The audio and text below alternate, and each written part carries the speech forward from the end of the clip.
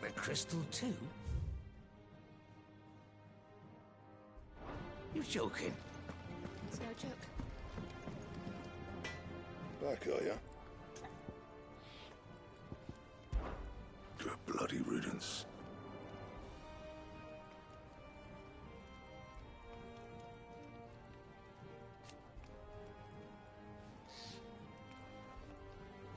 Mine included. Not saying for you, dear.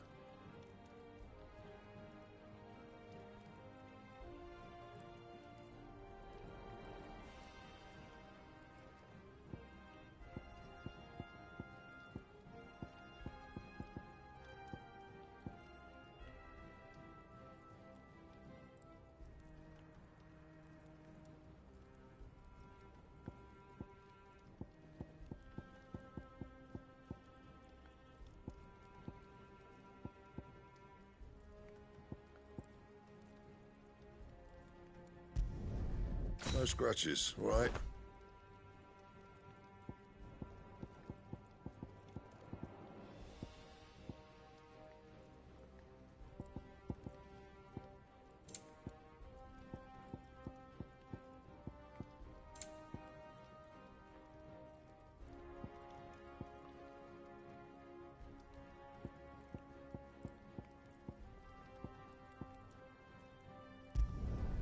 Not bad, if I do say so myself.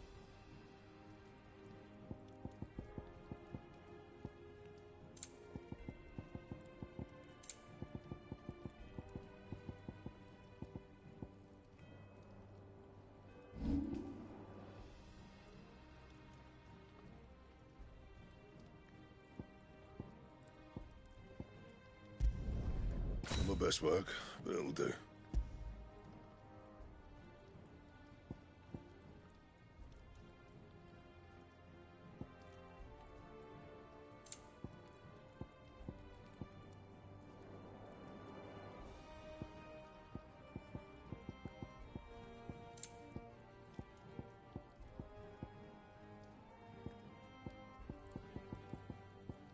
That it? Fine.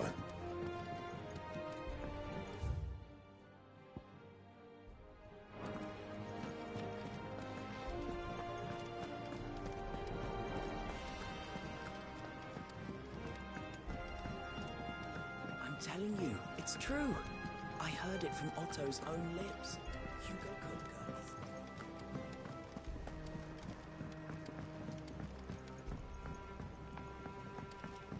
We're seeing troops amassing at every border crossing. Well, no surprises there. It was the same after... You barely sat down since you came home. Vivian got you running errands or something?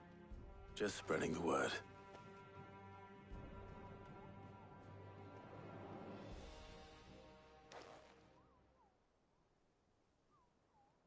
So, the Professor's got a soft side, has she?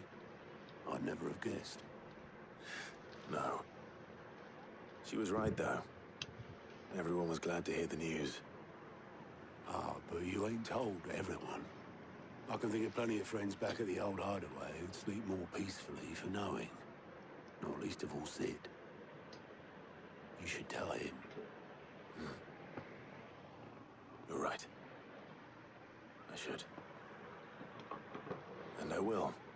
Well, when you do, be sure to take Mid with you. She's been going at it hammer and tongs down at that workshop of hers, trying to do her father proud. I can't remember the last time she visited the old sod's grave. Very well. I'll suggest it.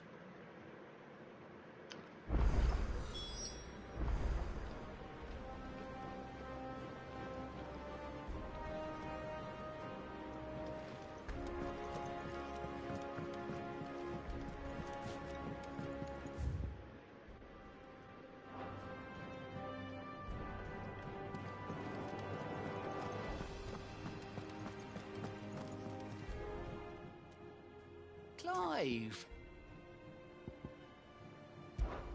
It was luck, and luck alone.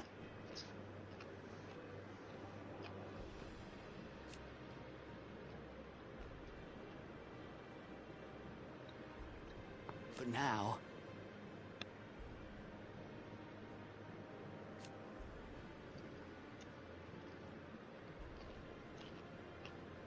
Thank you, Clive.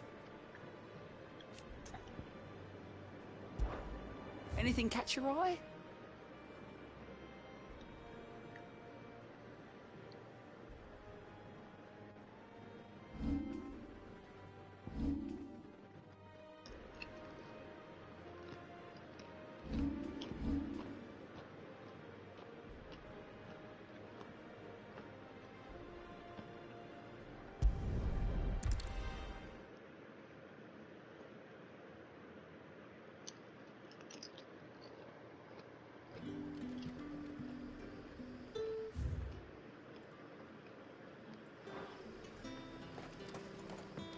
Good day to you.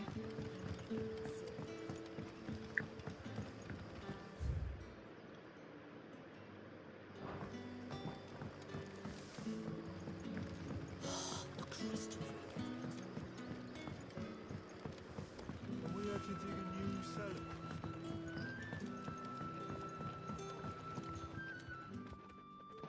Ah, Clive. Your timing is exquisite, as always. I have a concern which you may be able to assist me with. Go on. There are whisperings afoot of shadowy figures having been sighted outside the village. Rustlings in the undergrowth, suspicious noises. My people fear that they are being watched.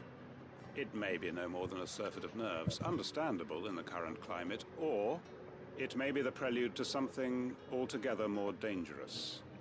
Given what I hope you'll forgive me calling your nose for trouble, I wondered if you might investigate. Of course. Excellent. You might begin by speaking with the good citizens of Lostwing. Listen to their tales, and make what you will of them. All right. I will.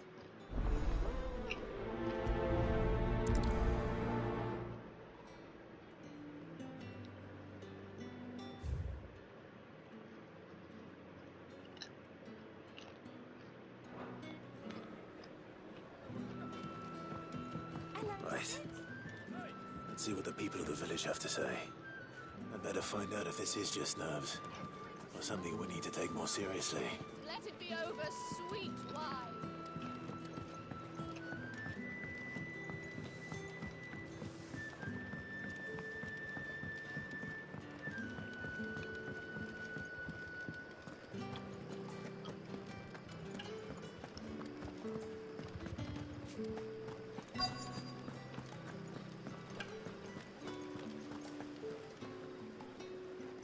Do you have a moment?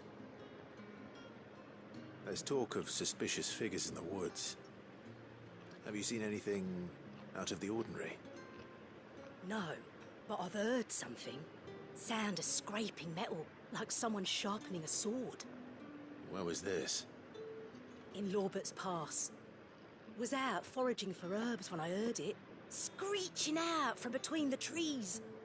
Ran back here as quick as my legs would carry me, and I ain't been back since. I see. I'll look into it. Thank you.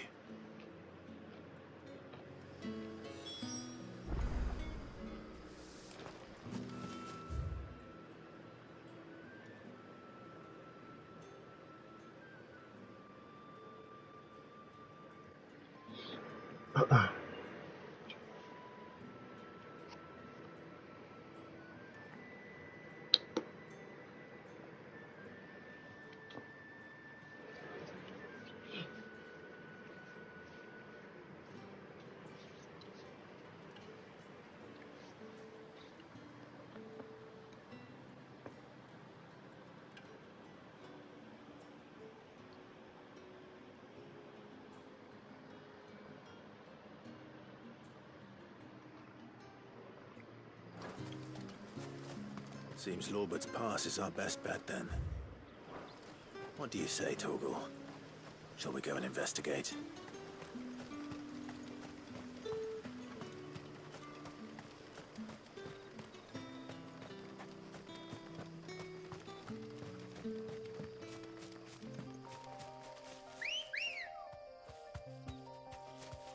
Ready, girl? Faster!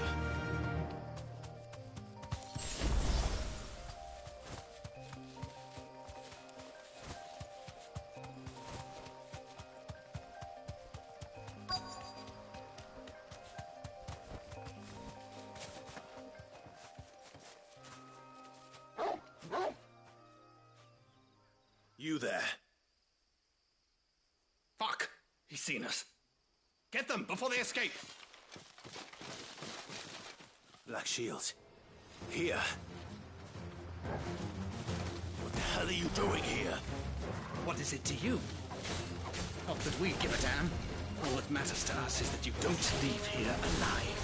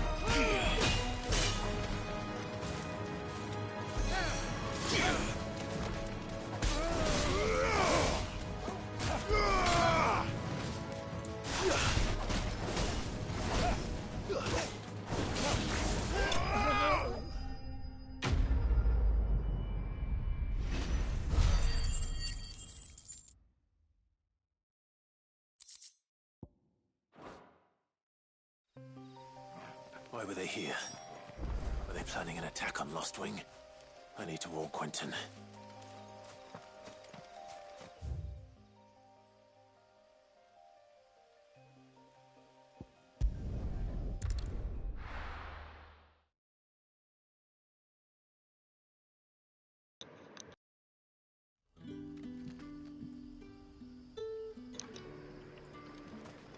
Good day to you.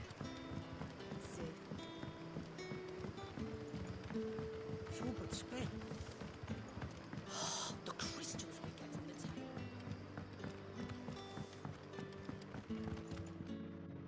Clive, how goes the hunt for our sinister figures?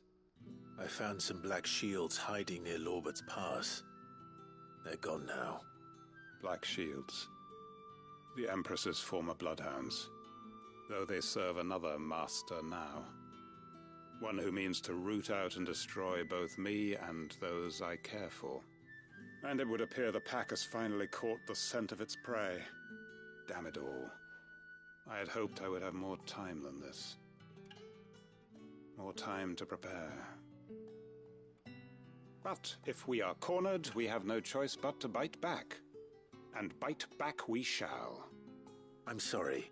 You're going to need to explain. Who did the Black Shield serve now? And why would that person want you dead? Because I want him dead. Who? The former Lord Chief Justice of Sanbreque. All that I have built here is for him. I don't understand. Why him? Why Lostwing? I suppose it is better that you know the truth. I was a member of the judiciary once.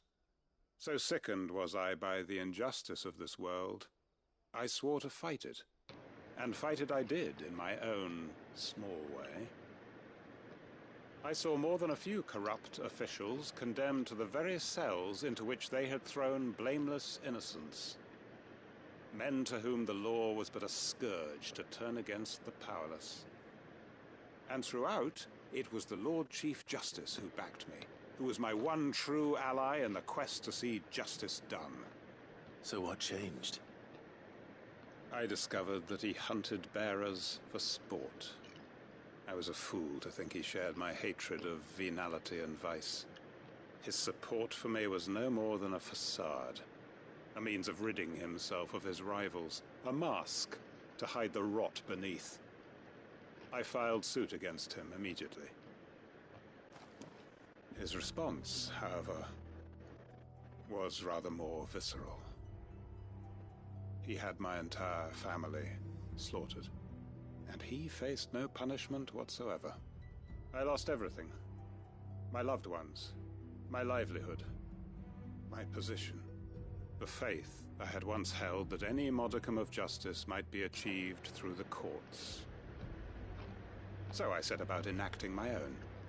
I tracked down every soul who served him, and slit their throats myself. But the man himself proved an altogether more difficult target. With money and power come protection. And so I saw that I would need an army of my own. I came here to Lostwing and began recruiting like-minded individuals. And everyone here knows this is why you do what you do. Of course. They too have lost loved ones to the bearer hunts. Seen faultless friends sent to the gallows to spare the guilty. All under the watchful eye of the Lord Chief Justice. Our wounds are the same. And our cause is the same. We are comrades. And our revenge is already in motion. We know where he hides, how numerous and well-trained his guard. What we did not know until now, however, was that his plans may already be in motion too. Quentin. Our time is short. He may move against us at any moment, unless we move against him first. My friends and comrades, it begins. Make ready for war.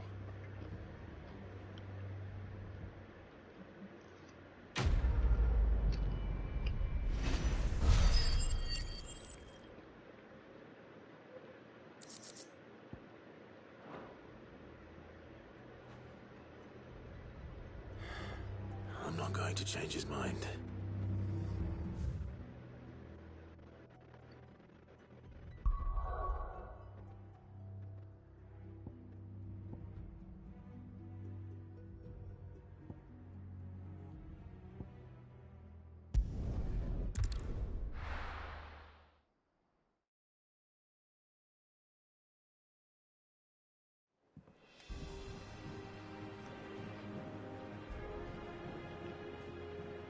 I'm telling you, it's true.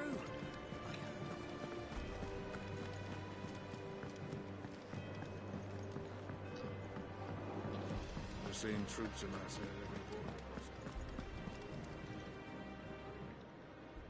How may I help you today, Clive? Kuka. But when I close my eyes,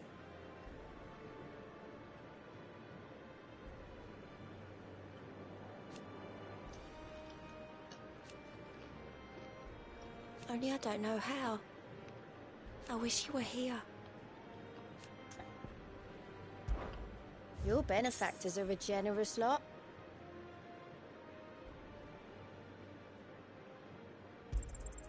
All yours.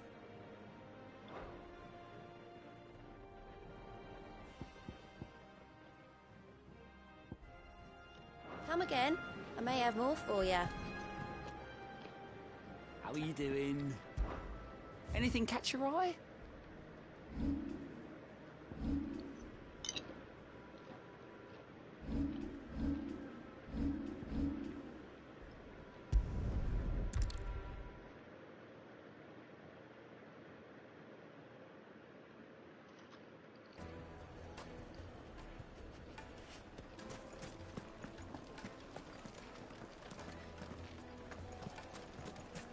Take a sniff, good sir. Leave now, there'll be no one to man the shop. Gone, just like that. And without so much as a by your leave. What's the matter? It's my apprentice. He up and vanished while my back was turned. I'd go and look for him myself, but I've got a bakery to run. A bakery that's now short one pair of hands. Loath though I am to rely on the kindness of strangers, I'm at a loss. Please, will you see if you can find him? I'll see what I can do. Do you know where he might have gone? I wouldn't be surprised if he was off somewhere mooning at Drake's Fang. He used to work there, you see. Poor fool left his heart in its hollow. All right. Then that's where I'll start.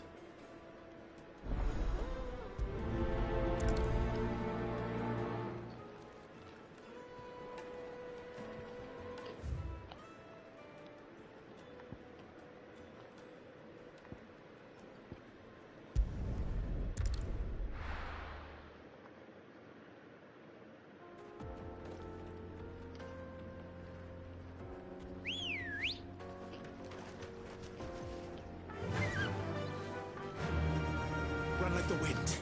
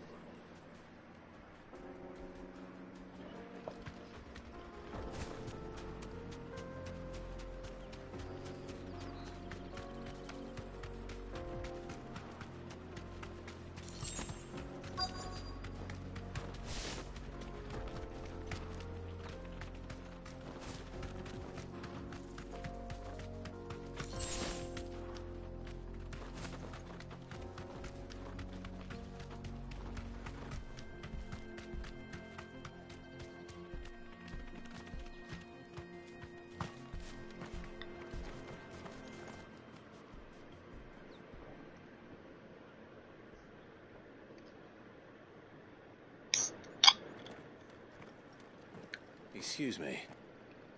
What do you want? The baker sent me to find you. I am a sorry, selfish sod, aren't I? Certainly not a baker. Master must rue the day he took me in. Time was the sight of the Fang used to calm my nerves. Now look at her. I take it you missed the Mother Crystal. I hated her, but she was all I knew. Worked her mines for years. And when she shattered, part of me shattered with her. I had to trade my pickaxe for a rolling pin, but I'm no good at baking. Every loaf I touch collapses. My bread's as hollow as I am. She was the only thing that could fill the hole inside me. Oh, I loved her, damn it. But now she's gone. She's never coming back. What am I supposed to do? I ask her. How does a shell of a man learn to live again?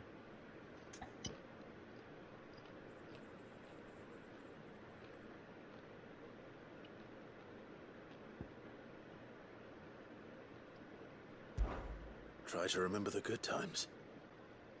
Do that, and the Mother Crystal will be with you no matter where you are. Even in the bakery. What a fool I've been. Thank you, my friend, thank you. You've opened my eyes. I have to get back there right away. Farewell! Wait.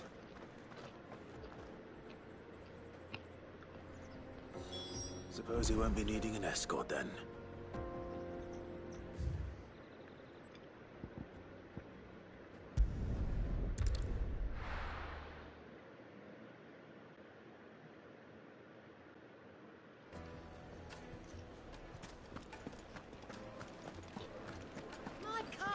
Take a sniff, good sir.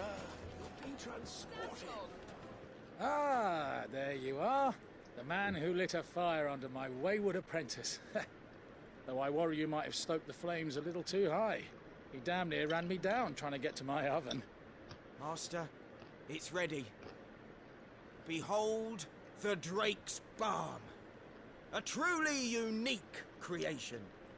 I dare say it is. Just look at it. A perfect likeness of the Fang herself. Her steepled peaks, her fulsome spurs, her inviting hollow. True, my loaves collapse more often than not, but what's the Fang without her crater? Why, no Fang at all. And look, inside. She's filled to bursting with a bounty of beautiful crystals. Salt crystals! Master, I have found my purpose. I must use my work here to preserve the memory of the Fang. Well, if it tastes half as unique as it looks, I'd certainly say you're onto something. Not only is my apprentice back, but he's finally pulling his weight. With any luck, I might even have a new delicacy on my hands. I don't know how you did it, but you have my thanks.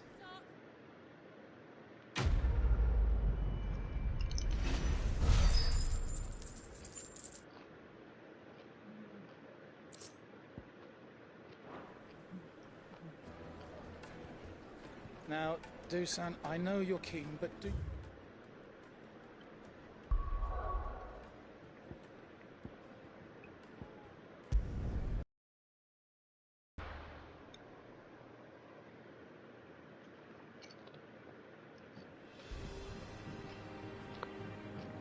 I'm telling you, it's true. I heard it from...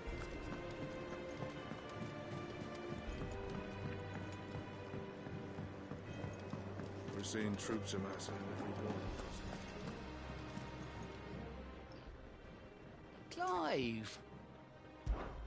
Anything catch your eye? Seen enough?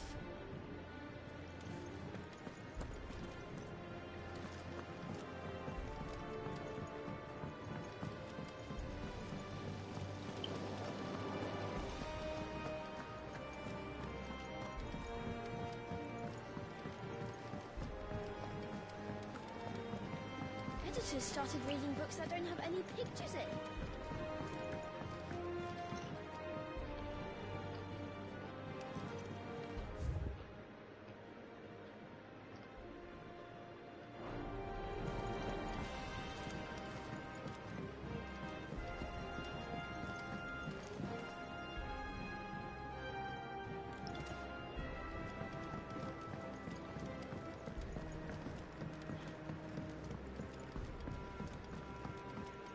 Don't come up with something soon.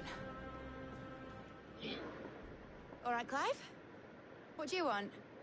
I'm going to visit Sid, and I thought you might like to come with me. Sorry, I'm too busy for all that right now. I've got to get this thermal displacement stack sorted. Thermal... Displacement stack. Here. And this is for... Only the fastest, finest ship the world has ever seen. The Enterprise. Me and my dad designed it together. Where other vessels rely on the fickle winds to drive them through the water, ours is fitted with mithril engines. And those things have got more push than a behemoth in a bad mood, and more heat than all the hells put together. Which is where the stack comes in. I may have already talked some tight-lipped shipwrights into putting the hull together for me in a little dockyard in Canva. But the stack's a bit more involved, so I'm building it here. Thing is, it's so involved that I'm running behind and it's starting to hold things up over at the shipyard. I'll come and see my dad, though, when I'm done. Whenever that is. Is there anything I can do to help? Good old Clive. I were hoping you'd say that. First things first, I need some parts meching. The stack will be made up of 3 major components. There's the plating, here, that channels hot vapors away from the engine. The helm over the top, that disperses all that heat into the air. And the shielding around the sides. That stops the rest of the ship from going up in flames. A full suit of armor, then. Probably best to take it one piece at a time. Then you'll need to start with the plating. Everything else fits onto it. I've got the designs and the list of materials here. Show these to Blackthorn. He'll know what to do. I can't make head nor tail of them. Luckily, you don't need to.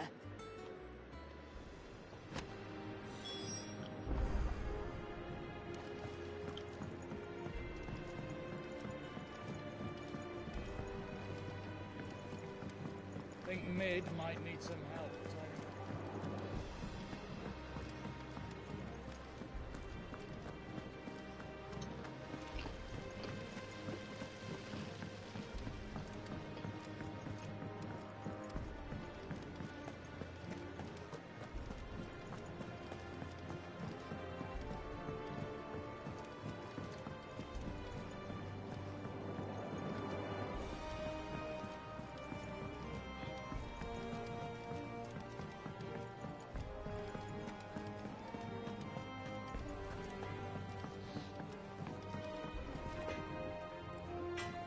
Blackthorn, can I ask a favor? Hell with it. It's for Mid. This my last chance to say I'm otherwise engaged. Spare myself the arseache. Go on then. What is it this time? She said you would know. Here.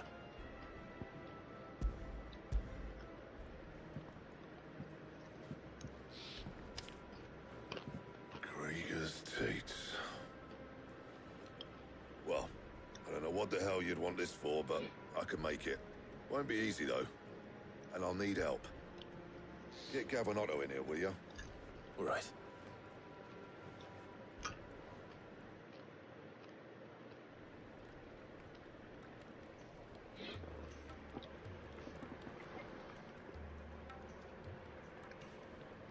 So Mid's roped us all in here again, has she? Typical.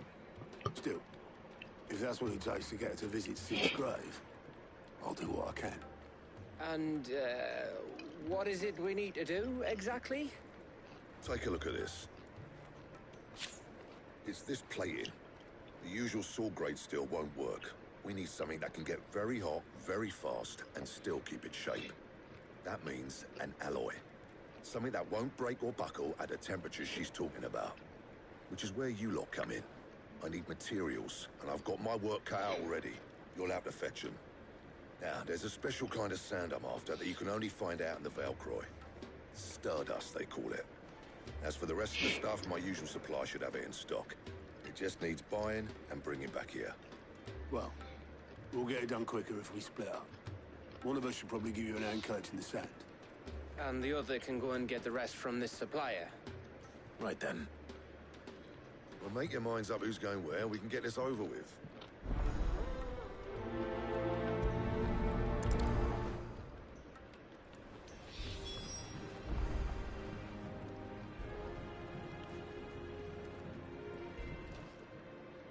You going after the Stardust then, are you? Which one of these two lucky souls is going with you?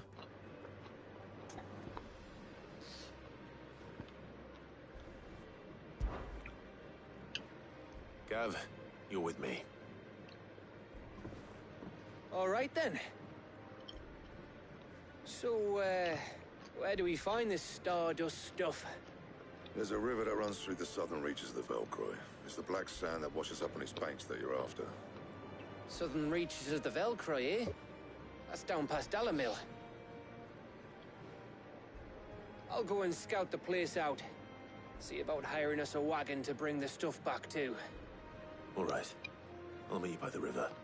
While you're off having a paddle, I'll pick up the rest of the stuff from Blackthorn's supply. Take care. You two, eh? Don't go letting them fleece ya. Fleece me? I'd like to see him try. In your own time.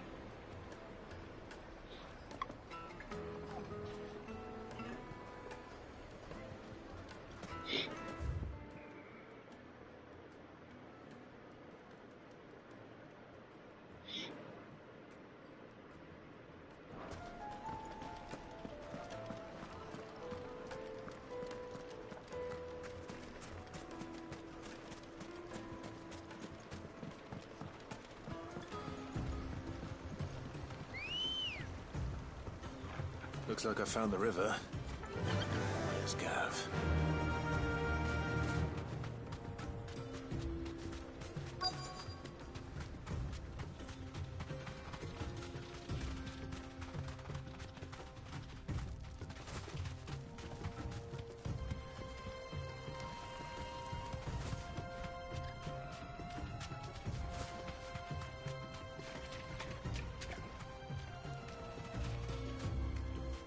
You deserve a rest.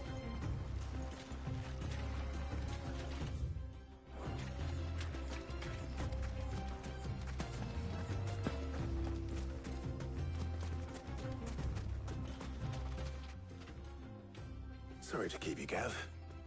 Better late than never. I've had a quick scout about, and I reckon round here's our best bet if we want to grab as much of this Stardust stuff as we can. Don't know what Blackthorn's planning to do with it, though. I asked over in Dalamil, and they seem to think it was worthless.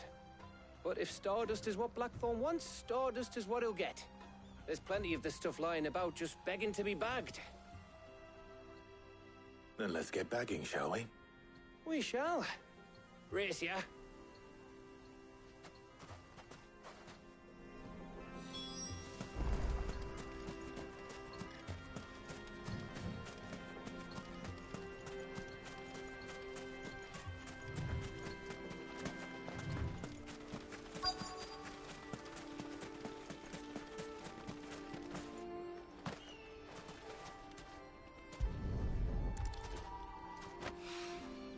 So this is Stardust. It just looked like black sand to me.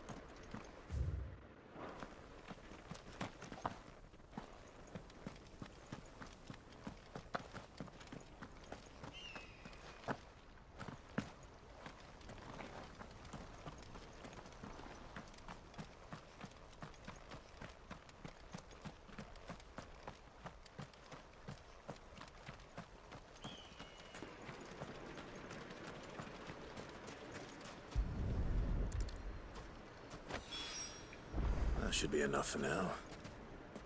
Let's see how Gav's getting on.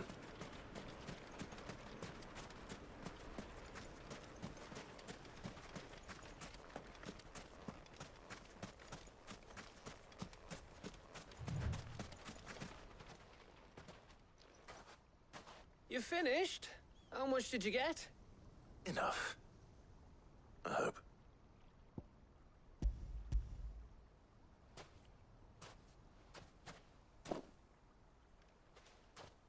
Oh, you win.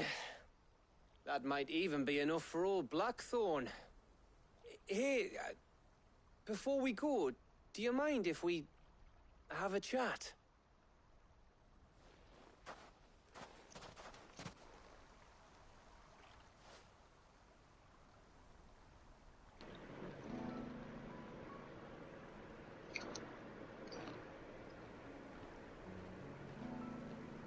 Feels like ages since we had the chance to talk. You know, man to man like. It does, doesn't it? Back when you first took Sid's name, we were talking all the time.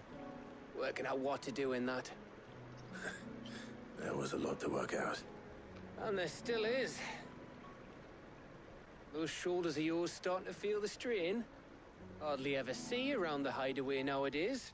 Always on some errand or other. You can take a day off, you know. Well, says the man who spends most of his time behind enemy lines. Only 'cause you keep sending me there. I know I can count on you, Gav. Likewise.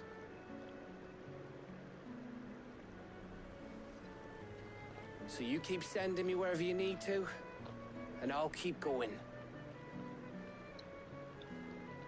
Safe in the knowledge that I have a home to come back to. Thanks to you.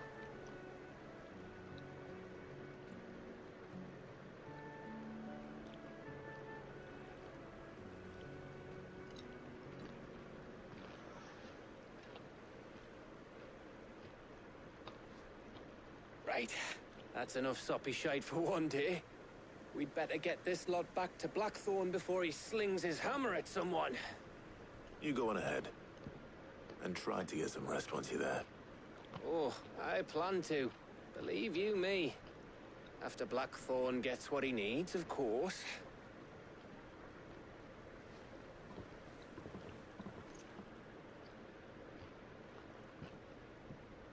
Right.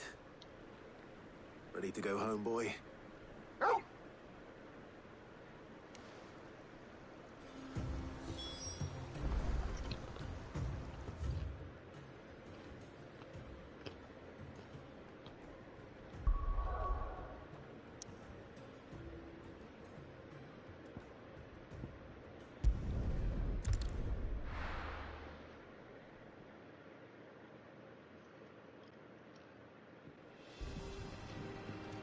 Let's hope this is all Blackthorn needs.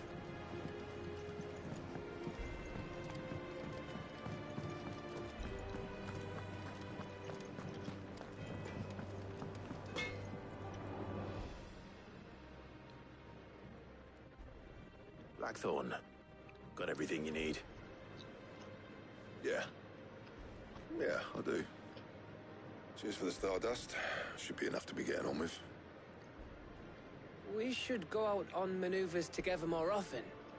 You're beat sneaking around on your tud all the time. I'll make a start on putting this thermal plating together then. It'll take some time, mind. So if you've got other things to be getting on with, I could do without you breathing down my neck. Thank you, Blackthorn. I'll let Mid know construction's underway.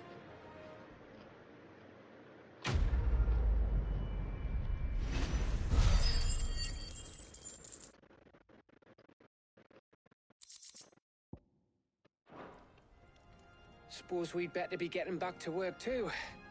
Give us a shout if you need anything.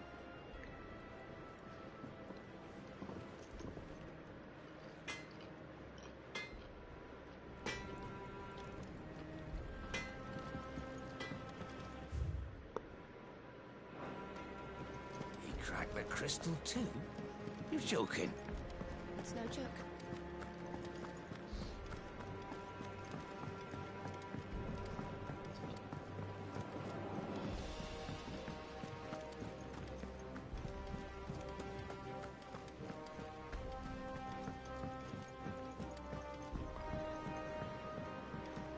We're seeing troops amassing.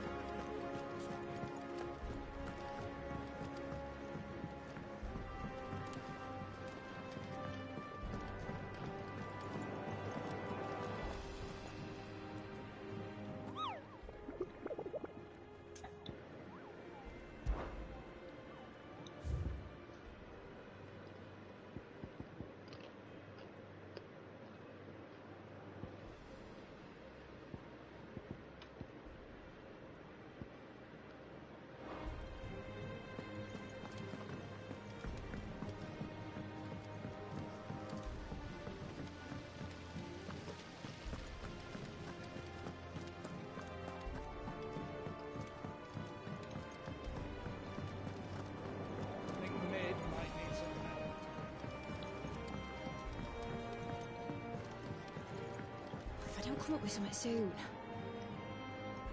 You'll be pleased to hear that Blackthorn started work on the plating. Excellent. 1 down, 2 to go. So, what's next? The helm, of course. For this, we'll be repurposing fallen scrap. Salvage from the ruins? I thought that material was all but impossible to work. Ah, but we don't have to. I'm sorry. Just so happens there's one particular ruin that's broken into exactly the right shape and size pieces for what we need. What's the name back there? I'll give you all the details. What's her name? Right.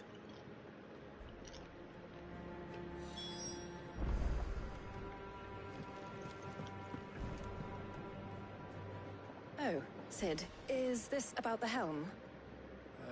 Yes. Mid said I should speak with you. I'll show you the plans then. Here you see the mithril engine, in which mithril is burned to generate heat. That heat is then harnessed to produce motive force. Excess heat is dealt with by means of the thermal displacement stack, which disperses it into the surrounding air. Now, were we to rely on thermal plating alone to achieve this effect, the rate of excess heat buildup would far exceed the displacement coefficient of the plating. In other words, the reactor would overheat and eventually explode. This is where the helm comes in. It connects to the plating, you see, and serves as a sort of thermal sink to absorb all that excess energy. Our experiments have shown that fallen ceramics are remarkably thermophilic. They can withstand and absorb levels of heat far above anything we are able to make today. And not only that, they're also waterproof and immune to rust, making them the perfect material for our protective hood. Why, if sea or rainwater were to enter the reactor proper, it would vaporize instantly. The forces produced would tear the ship from stern to... You can stop there. I understand. Mid said we might be able to use parts of a fallen ruin. Where would I find it? Ah, yes. It's in Lorbert's Pass, near Lostwing. The thing is, well, I probably should have arranged to have the pieces we need brought here sooner. You see, a certain unwanted visitor has taken up residence there. It's no longer a matter of just walking in and taking them. It's, going to be considerably more dangerous than that. I see. Then I suppose I'd better deal with this unwanted visitor for you. Would that help? Oh, very much. Thank you, Sid. I'll gather my team and head there right away. We'll meet you outside the ruins.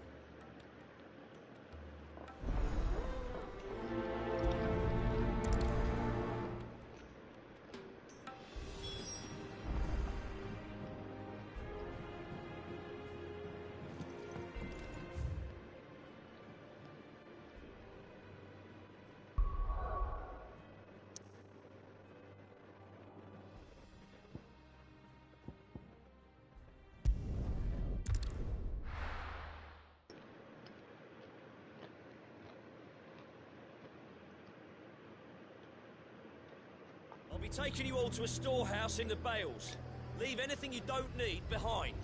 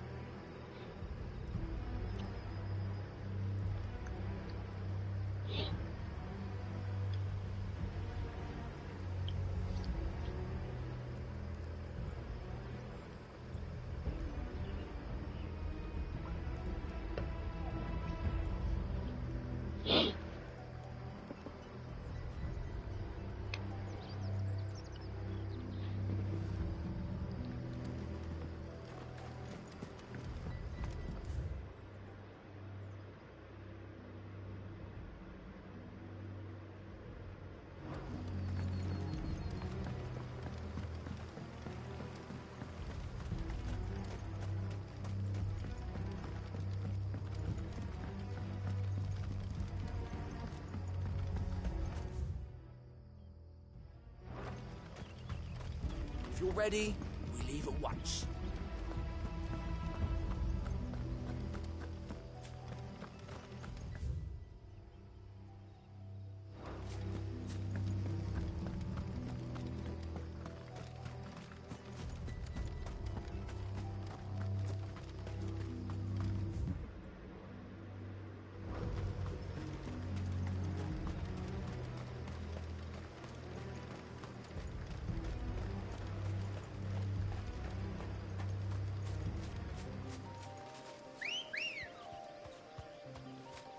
Ready, go? Run like the wind.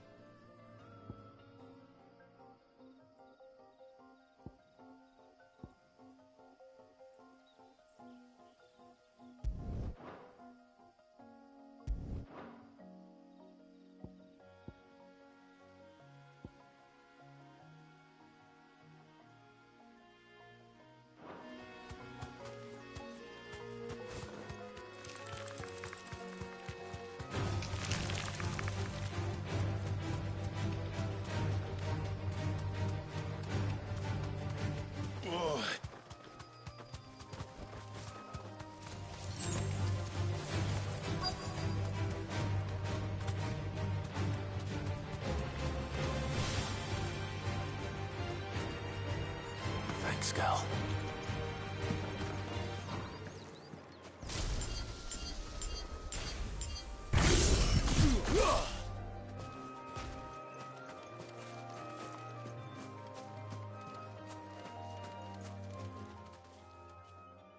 Oh, there you are, Sid. Thanks so much for coming. The, ruins are just over there, as is the creature I told you about, I'd imagine. Would you mind? Of course. I'll be right back.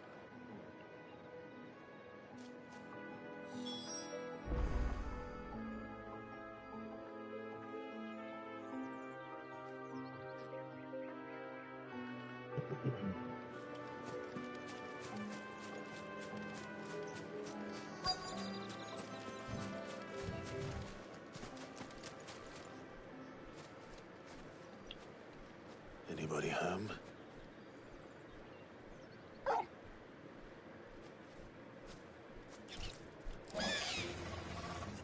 This must be our unwanted visitor. Time to go.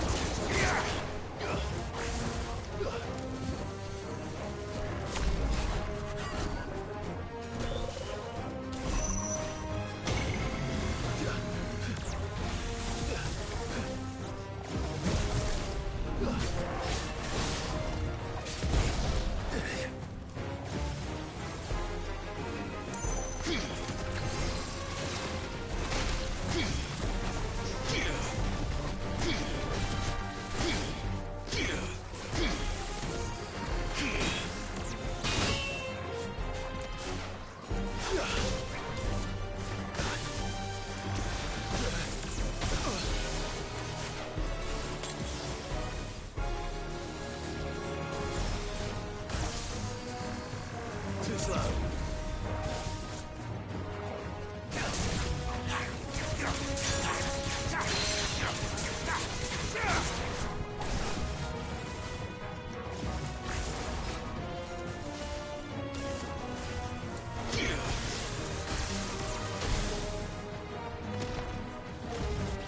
Guess we're all ready.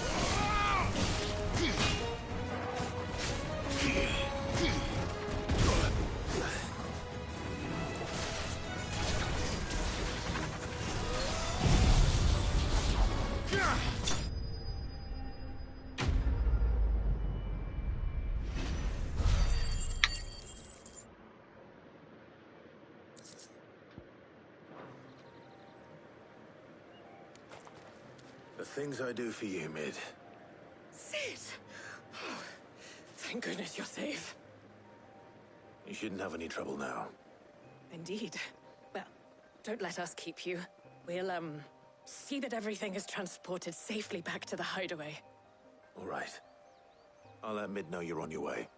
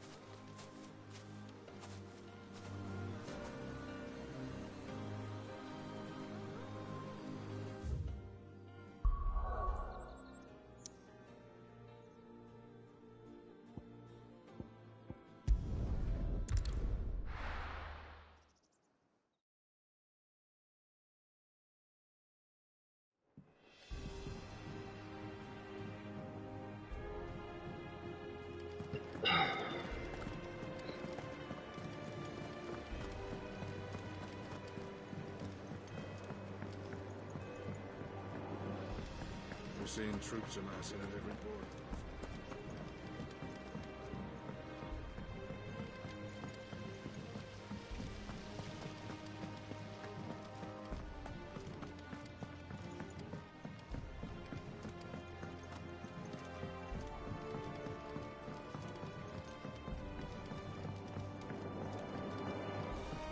If I don't come up with something soon. Mid. Helena has recovered the material for the helm. She'll be along shortly. Excellent. Another job well done. And just one remaining. Right. Right, the shielding. This one's a bit of a bugger. How so? The plating's enough to stop the engines going pop, but those things will still be spitting out enough fire to set the rest of the ship ablaze. Which is why you need proper shielding.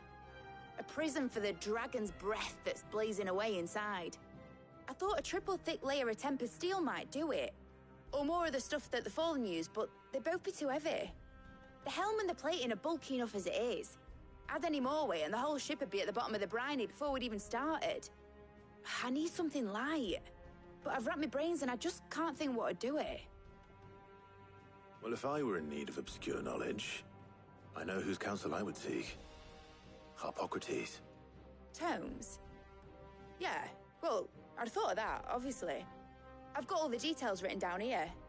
Can you take this to him, see what he makes of it? Right away.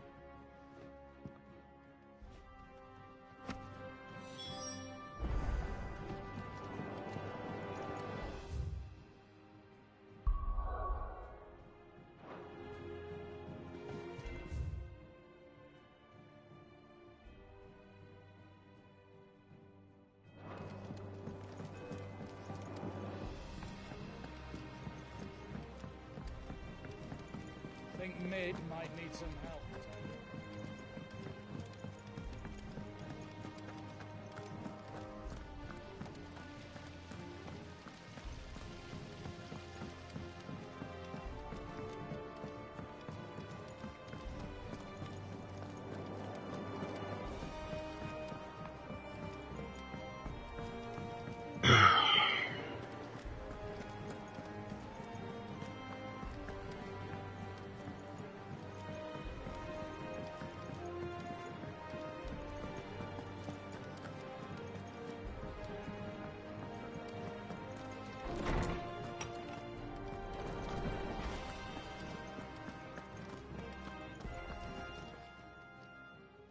Harpocrates, do you have a moment?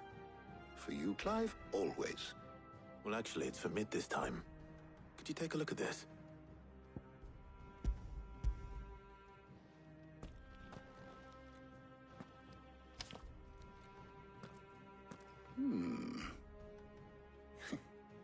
Shielding for a mithril engine?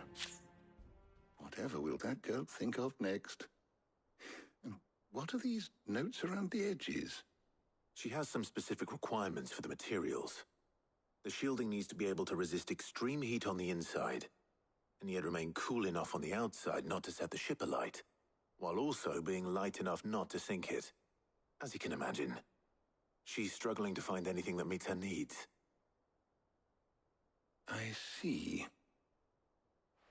I wondered if you might know of a solution, or if you might be able to search the records for one. Perhaps it is not a different material she requires, but a different approach. What do you mean? Consider the lake we have made our home. Its blighted waters eat away far more quickly than fresh water or even brine, at timber and steel alike. And yet, we have made a home here from those very materials nonetheless. We have. But Bardolph must varnish every board twice over to keep it from rotting. And Obelus complains that without a constant supply of pitch. I see. Early Gregorian histories speak of a preparation known as moondew. It is said to be able to resist even the most ferocious flames. Before the dragoons tamed the worms and wyverns of the realm, nobles would daub their castle walls with it in order to guard against dragonfire. So if we could recreate it... It might be applied to some material or other in order to provide the protection it requires. As to how best to apply it and to what material, perhaps Bardolph and Obelus might be of assistance. I shall speak to them and see what wisdom they might have to offer. If you would be so kind as to procure the necessary ingredients, I shall discuss the specifics of how it might be most effectively put to use with our two friends. The knowledge of the past may yet prove useful to we of the modern era. Thank you, Harpocrates. And since you're asking others to help you, perhaps I should too.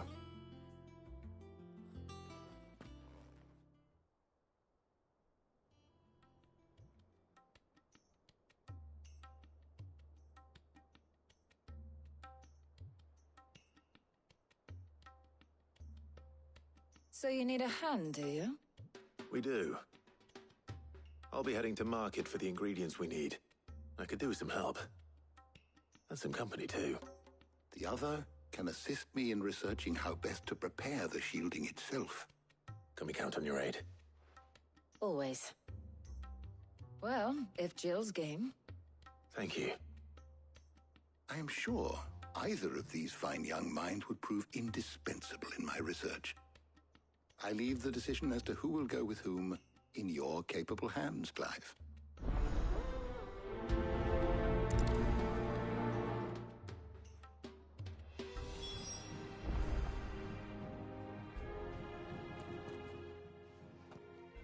So, Clive, have you made your decision? Who will accompany you on your little excursion?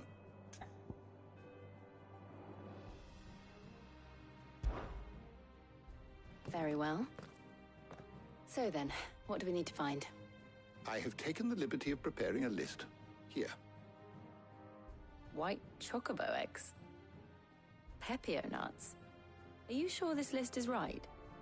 Everything on here seems very edible. I would have thought the ingredients would be a little more exotic.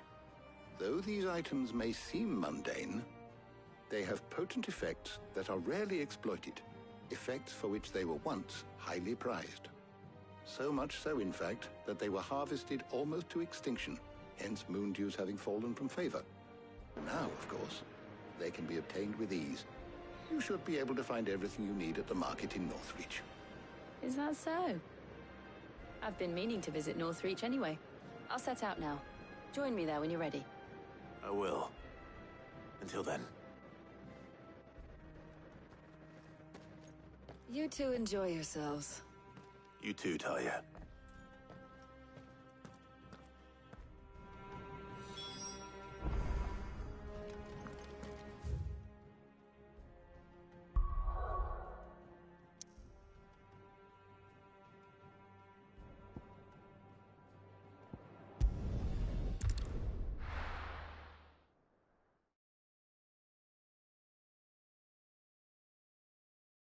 No. Where's Jill?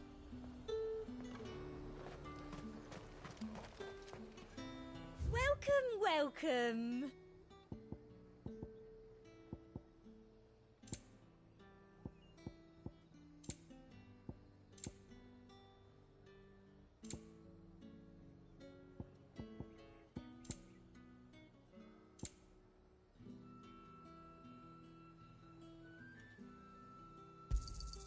I do like a customer who knows what he wants. Come back again. Leave them pills.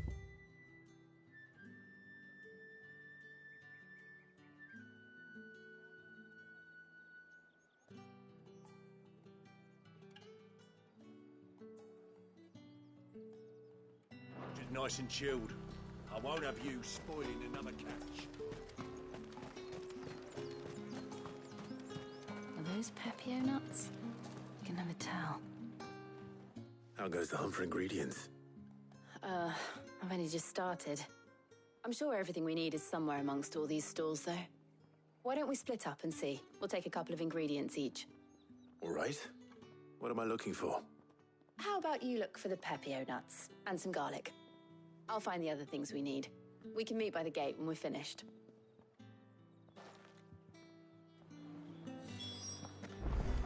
Up!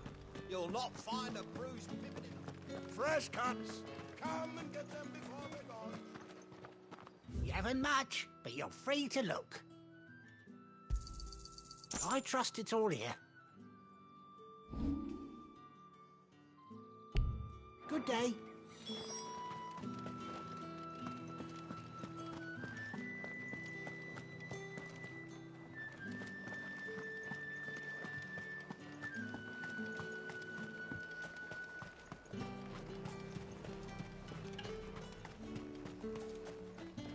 Buy, sell, or be gone.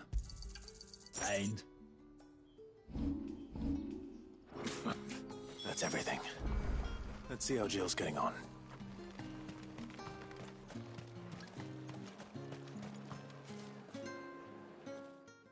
Did you find everything?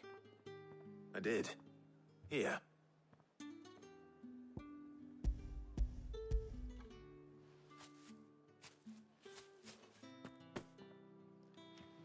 Garlic and Pepio nuts. Perfect. Now all that remains is for Harpocrates to somehow turn all this into what Mid needs to keep her engine cool.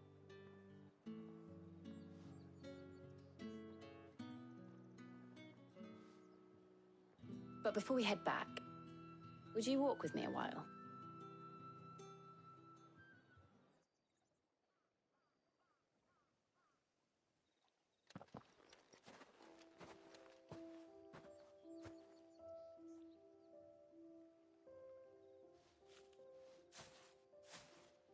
Thank you for asking me to help you today. It makes a nice change. It does. It's good to get away from all the battle and bloodshed for once. Just being here reminds me of when we were children. Do you remember? Walking down Market Street in Rosalith, taking in the sights and smells. How could I forget? What with Torgal's antics. Remember how his nose would prick up at the scent of sausages? He'd go racing away and we'd have to go running after him. We wouldn't catch you now, would we, boy? Was there anything you wanted to buy for yourself while we're here? There was, yes. Well, sort of. Molly in the kitchens told me about a place that sells particularly good pies. Thought you might like to share one with me. I would. Thank you. And I saw some bread.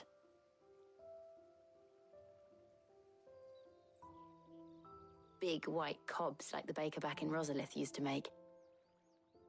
What do you think? I thought we might get some soup to dip it in. But then I tried a slice of the butcher's dry-cured ham and it was just... oh. You all right?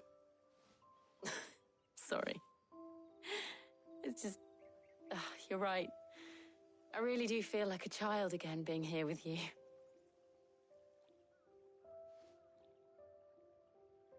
Clive. Is it wrong of me to enjoy this? No, Jill. This is how life should be. And it's how our lives will be when our work is finally done. When we can live on our own terms. I hope so. Thank you, Clive.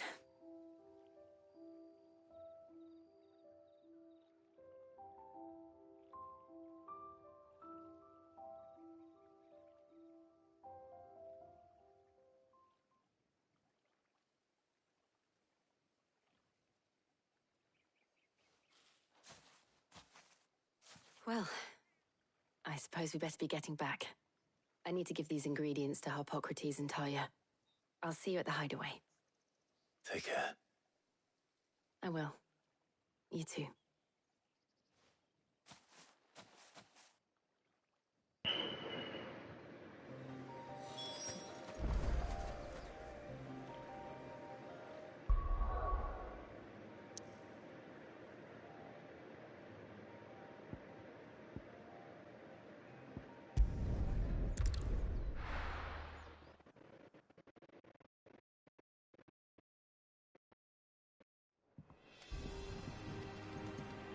I wonder how Harpocrates is getting on with the moon dew.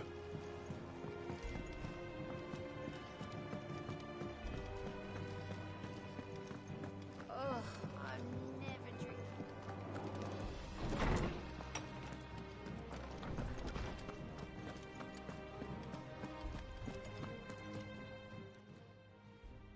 How's work on the shielding progressing, Harpocrates? Well, very well indeed. And thanks in no small part to your kind assistance. I was just explaining to Talia how we might best go about preparing the moon dew. And now that we have all the ingredients, we may begin. You can count on me. I've mixed more than a few mysterious concoctions in my time. I'm sure you have. What about the shielding itself? Work is underway, under the watchful eyes of Bardolph and Obolus. Apparently, it'll be ready soon. Thank you. All of you. Right then. Jill, would you join me in the infirmary? Many hands make light work and all that. Of course.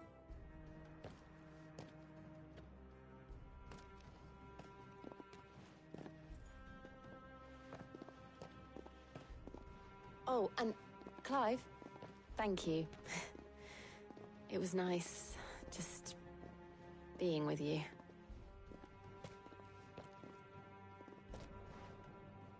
It appears our work here is almost at an end. A shame. I was enjoying playing the man of action for once. When both the shielding and the moon dew are ready, it will merely be a matter of applying the one to the other. Followed by a rigorous process of testing and retesting, of course. Perhaps someone ought to warn young Mid of that. Leave it to me. Thank you, Harpocrates.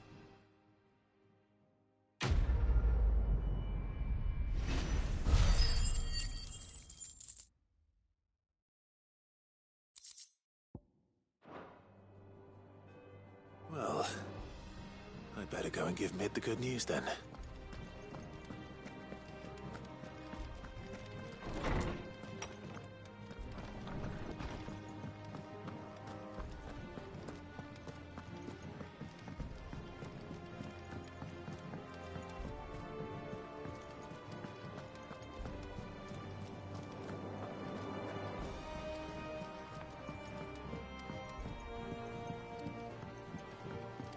We're seeing troops amassing at every border crossing.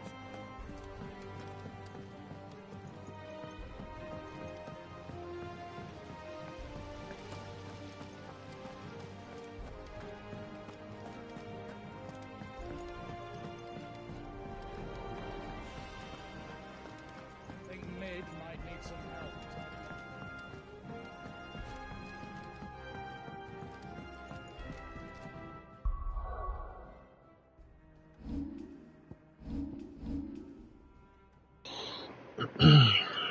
Yeah, back.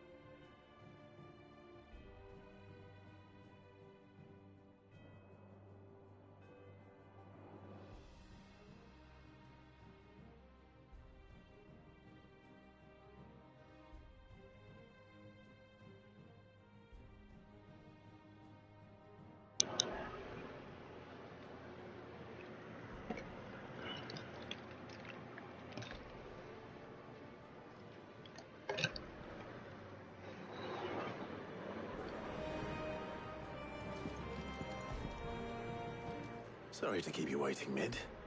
But you'll be pleased to know that work on the shielding is underway. You found something for it? In a manner of speaking, Hippocrates knew of a substance that's highly resistant to heat. A coating that should provide the protection you need. He's supervising the construction and testing of the shielding as we speak. Brilliant! I knew you wouldn't let me down. Don't thank me. I'm just the errand boy. Right then, better start working out how to bolt all these bits together. To the Black Hammer!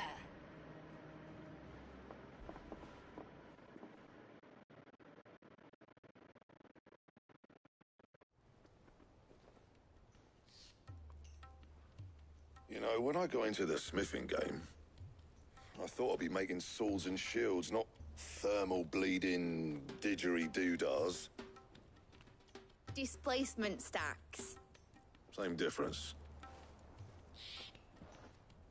Whatever you call it, I ain't putting it together in here. It's cramped enough as it is. Let's take this outside. Mid, you get all the parts lined up on the deck. I'll take care of the rest. On my way! Oh, and bring me the biggest hammer you can find. This is gonna require some precision walloping.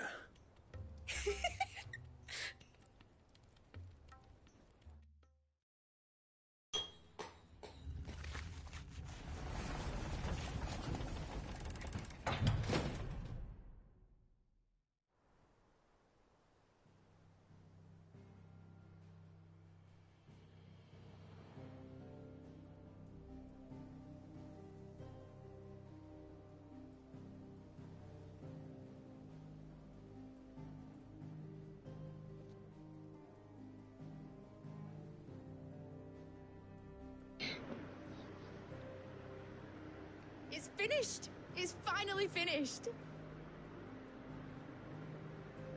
Fuck for that. I'll be feeling my hammer arm for weeks. Thank you, Clive, Blackthorn, everyone. That's one down and just 3 more to go. I'm sorry. Oh, didn't I tell you? The Enterprise has 4 mithril engines, and we'll be needing a displacement stack for each. You don't mean... Don't worry. Now they've got a finished one to work off. My gang in Canva can build the rest. Good luck to them, I say. Right, I'm off to get a sling for this elbow. Any other work comes in, keep it to yourselves, eh?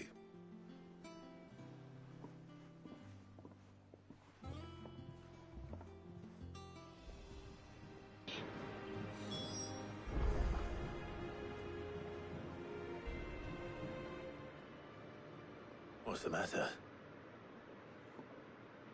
Nothing. Just daydreaming. Thinking about the Enterprise sailing off over the horizon to shores unknown. Searching for a land untouched by the Blight. Just like me and my dad planned. So if the worst came to the worst and every scrap of soil in the Twins turned black, we might still have a chance. That's what she was meant to be. You see, one last chance just in case we needed it. But now she's so close to being finished, I've realized I don't want her to be that. I don't want her to be just a lifeboat for us to cling to if things get desperate. I want people to sail aboard her by choice, not from the lack of it. In a world where we're not just trying to survive, but where we can actually live. I'm working on that. And I'll do everything I can to get you what you want. Don't you always? All right. My mind's made up. As soon as the Enterprise is fit to sail, I'm putting her under your command. Sod our plans, I'm trusting in yours. Are you sure about this? Something tells me it's what my dad would have wanted. He'd be proud of you. You were gonna visit his grave, weren't you? I was. And you can come too now that your little project is finished. Right. There's just one thing I need to finish up first. Won't be a mo. All right. I'll let Otto know you're coming. Meet us in the mess when you're ready. Aye, aye, Captain.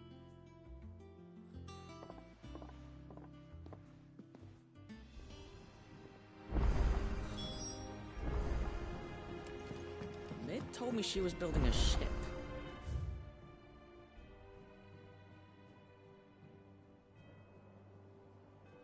Really? That's a ship. Is that the thing Tomes helped with?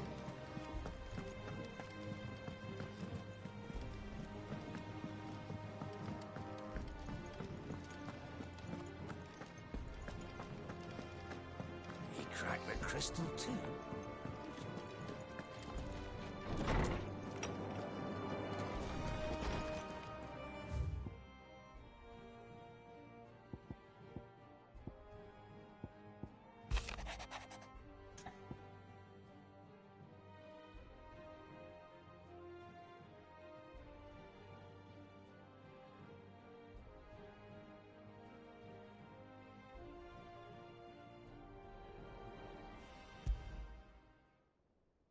Trouble with the ledgers.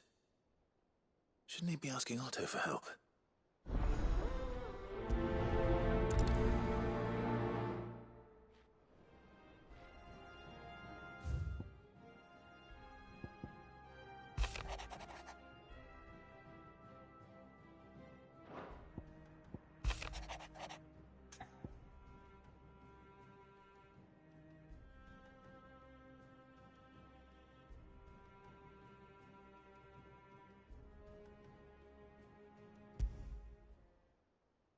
What could be wrong with Torgor? He seemed well enough when I last saw him.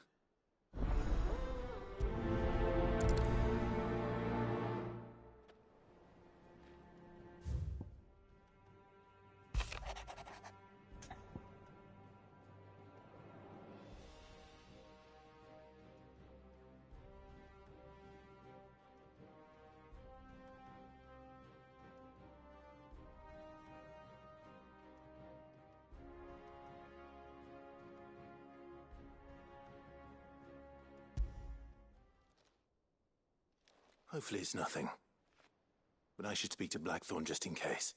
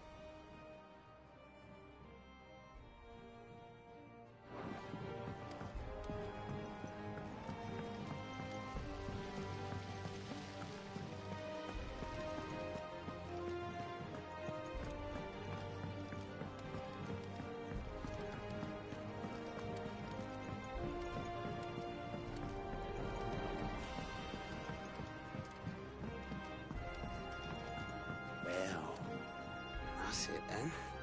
Here, Sid. Reckon you might be just the man to help me out of a bit of bother, if you've a mind to. Let's hear it. Well, it's about this alembic the chief's got me making. Lovely bit of kit it is. Bung in a solution you want splitting, and it will separate it out, just like that. Problem is, it won't always get rid of all the impurities.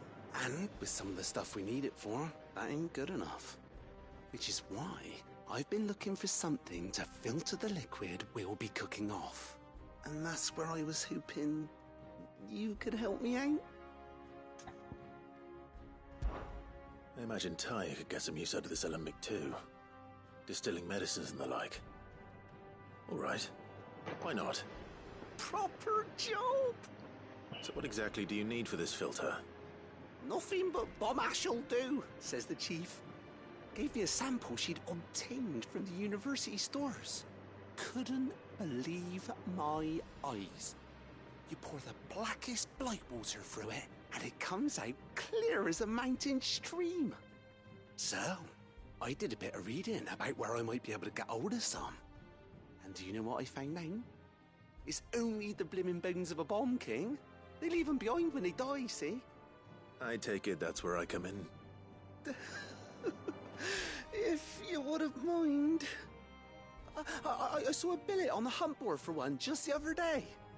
Would have gone myself, but, well, fighting dirty great balls of flame ain't exactly my forte. You, on the other hand...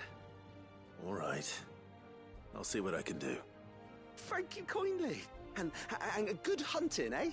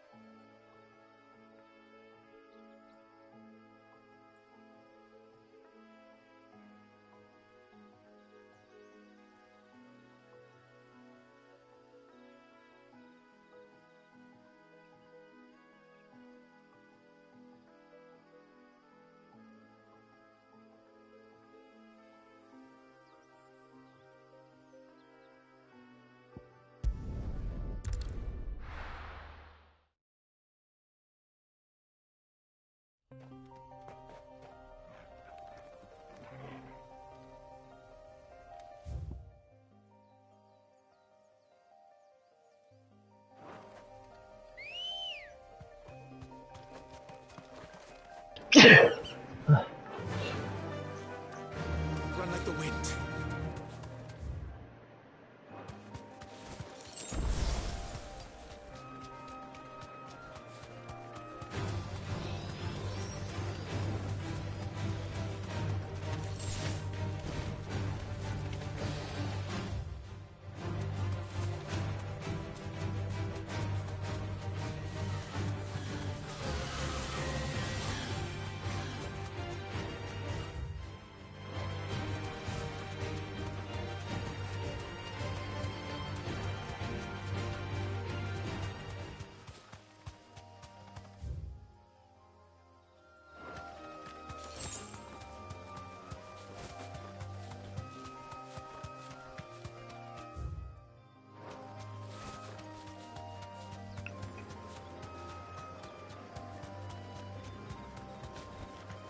Back to the stables, girl.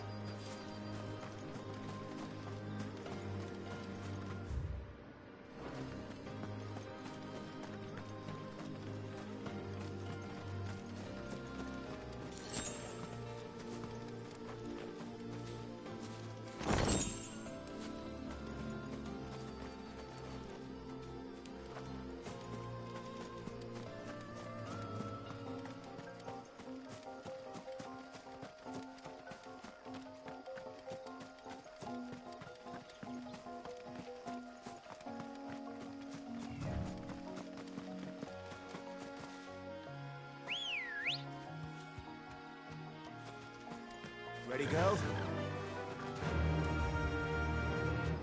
Fly, Ambrosia.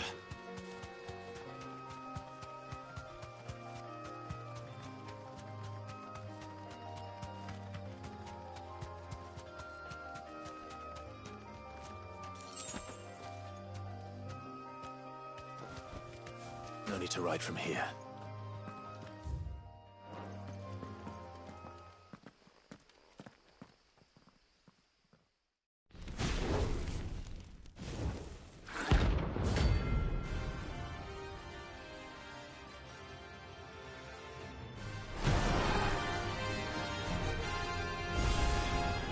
Look what we have here. Greetings, Your Majesty.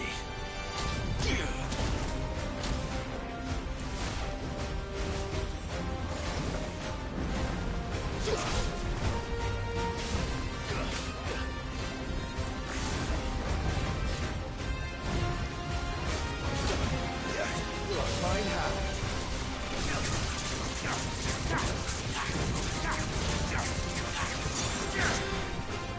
Give me thunder!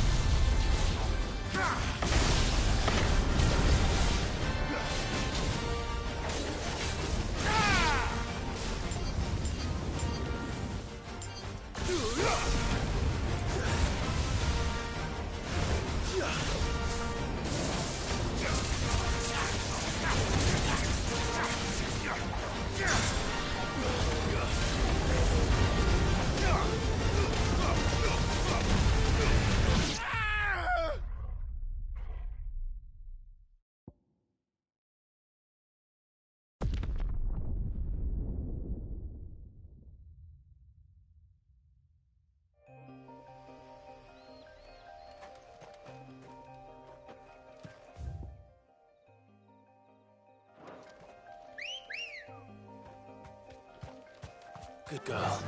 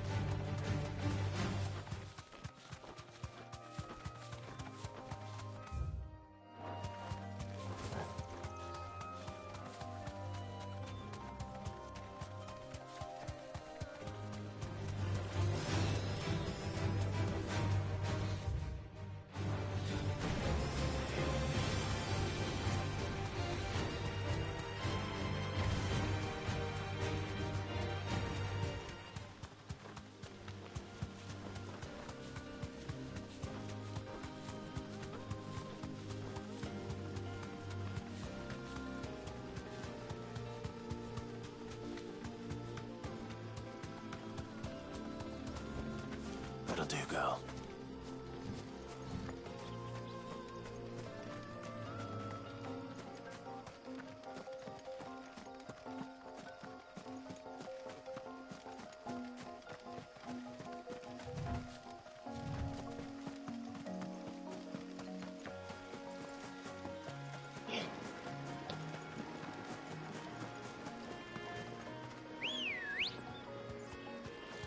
Come on.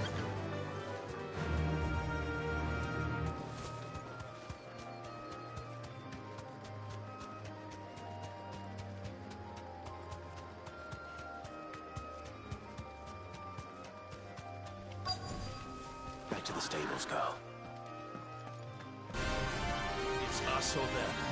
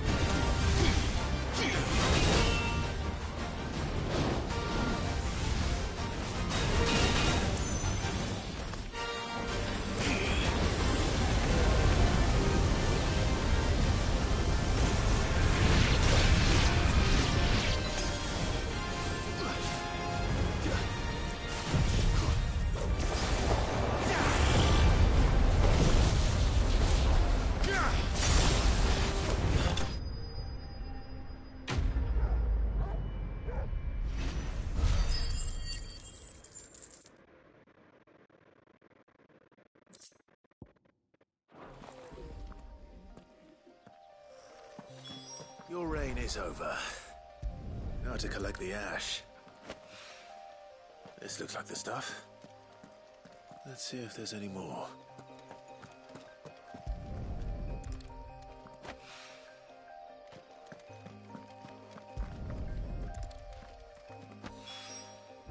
That should do it. If Hawaii needs more than this, he can fetch it himself.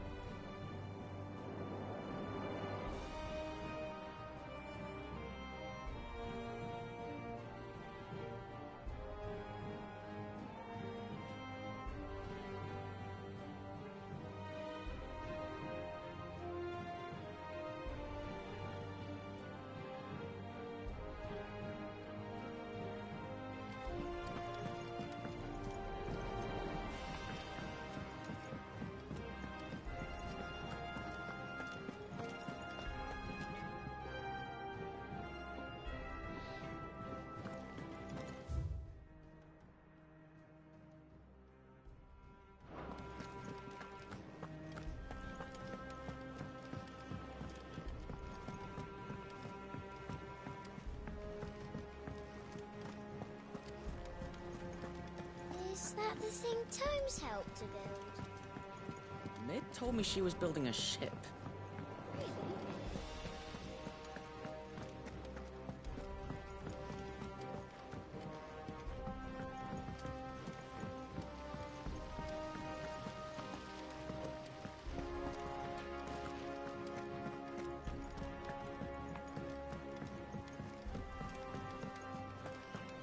Think Mid might need some help.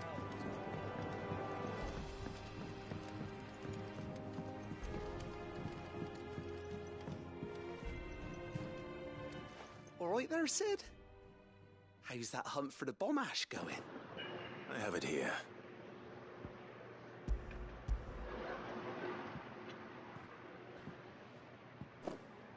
That's the stuff. And plenty of it, too. Enough to keep the Alembic bubbling away for a good old while. You're a gent, Sid. Let nothing say otherwise. Right then. Let's get this contraption up and running.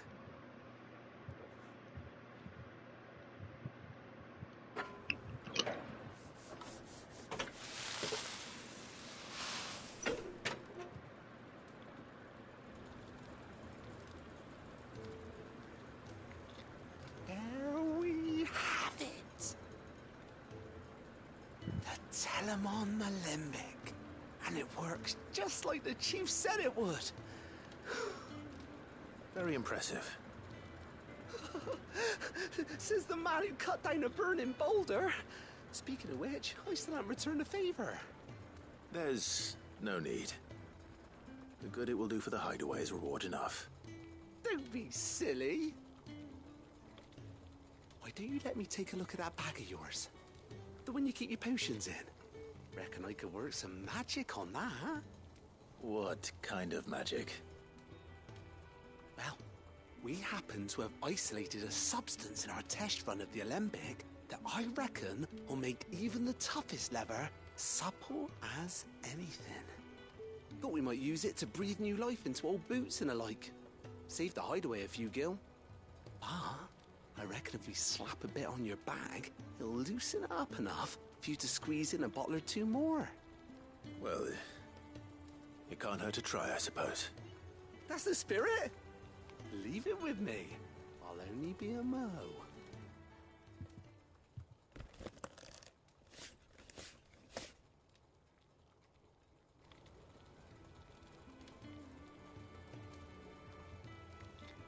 Well, what do you reckon? It certainly feels more flexible. Right? Told you. Thank you. I think. No. Thank you for supporting Mid and the rest of us in our endeavors. Without you, we'd never have been able to discover wonders like that stuff I rubbed on your bag. And I'm telling you, there's plenty more where that came from.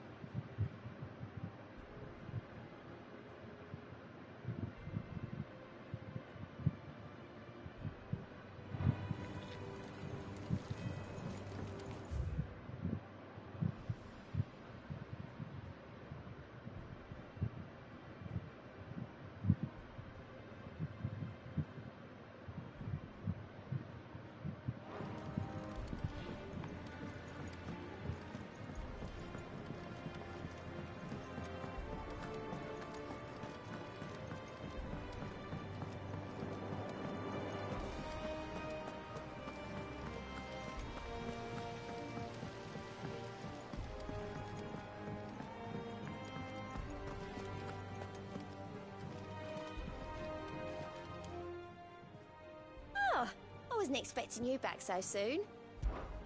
Your benefactors are a generous lot.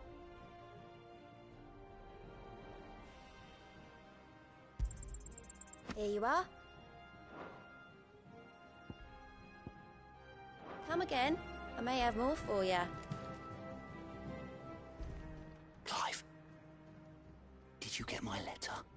That's why I'm here. Shh. Otto might be listening. Is this better? A little. Listen. I've some bad news. It turns out the hideaway may be slightly behind in its payment to certain lenders, and it may be my fault. But I swear to the goddess, I thought I had the numbers square. Sadly, that square turned out to be more of a circle. 0, you might say. I can straighten it out, I swear, but it's going to take some time, and I'm going to need help keeping it from Otto. Bit late for that, I'd say. There you are! What a surprise! So let me get this straight. You forget to pay our lenders what they're due, and instead of coming straight to me, you get Clive to come to you. And he'll dig you out of the hole you've dug for yourself. Clive, the man in charge of the place you've been cheerfully trying to bankrupt. And you thought this was a cunning plan. Why? Well, who needs paying? Oh, just Martha.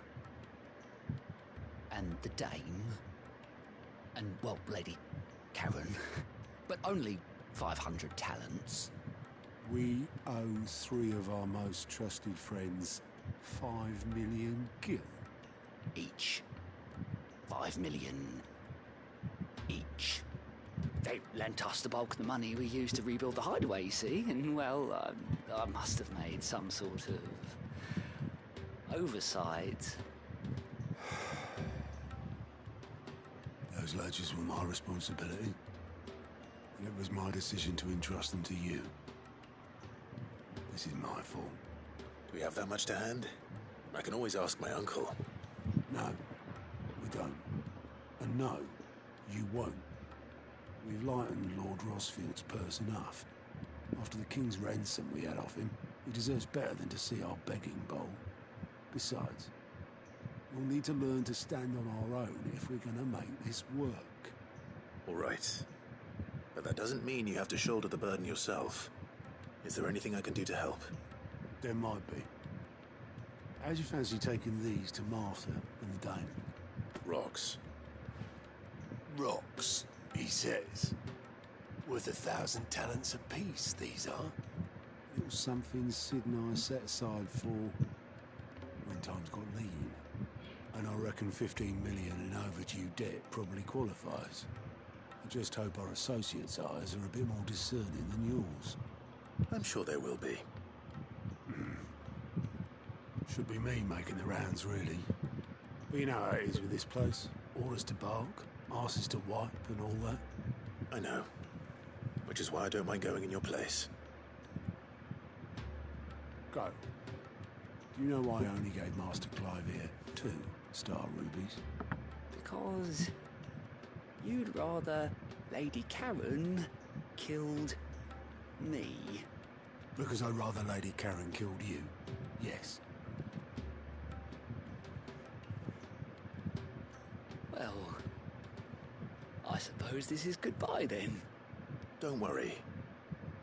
I'm sure Karen will understand. Really? Do you think so? No, I don't.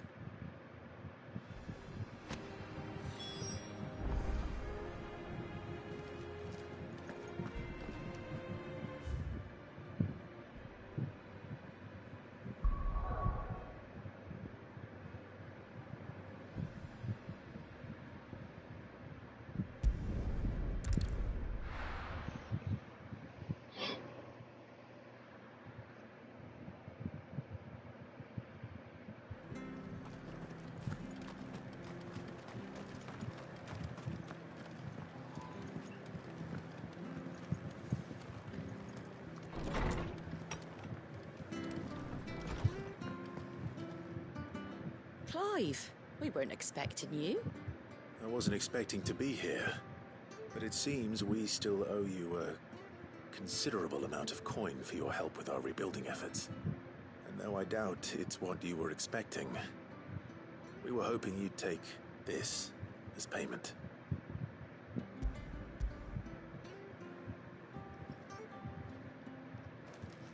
A star ruby? I can't accept this. It's worth at least twice what you owe me. More if you can find yourself the right buyer. Think of the difference as interest. Interest? If word got out I charged that much, no one would ever borrow from me again. Anyway, why are you the one here asking me about this? I'd have expected Otto. Bit much sending the Lord Marquis out to settle your debts, isn't it? The old goat working himself to death again? Something like that. Most days I think he's the only reason the hideaway's still standing. Same as always, eh? Back when the place was nothing but a twinkle in the eye of a recently retired Lord Commander, word is he was the first one Sid reached out to. Probably knew that without his strong arm and level head, the idea would never get off the ground. Sid may have been the face of the hideaway, but Otto's always been the backbone. And when Sid passed away, we were all worried that would be the end of it. That Otto would just give up. His death was hard on everyone. But it must have hit Otto hardest of all. But he didn't give up, did he?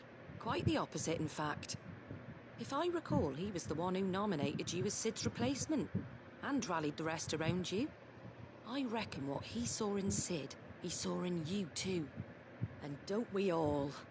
Doesn't hurt that you're half as stubborn and twice as handsome, neither. That, and you keep good company. I suppose I do.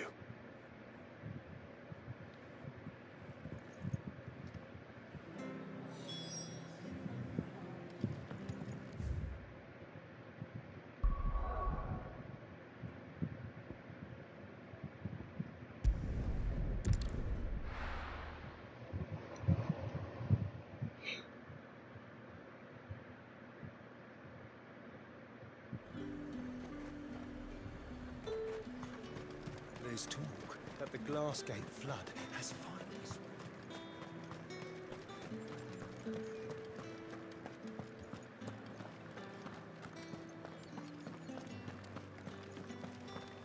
Did you hear? The gates to heaven. I want to see you again.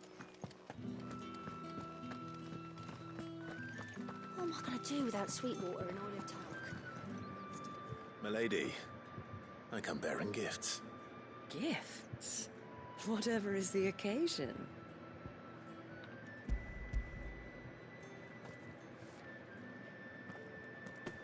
Oh my. Clive, you really have outdone yourself. Otto asked me to give it to you.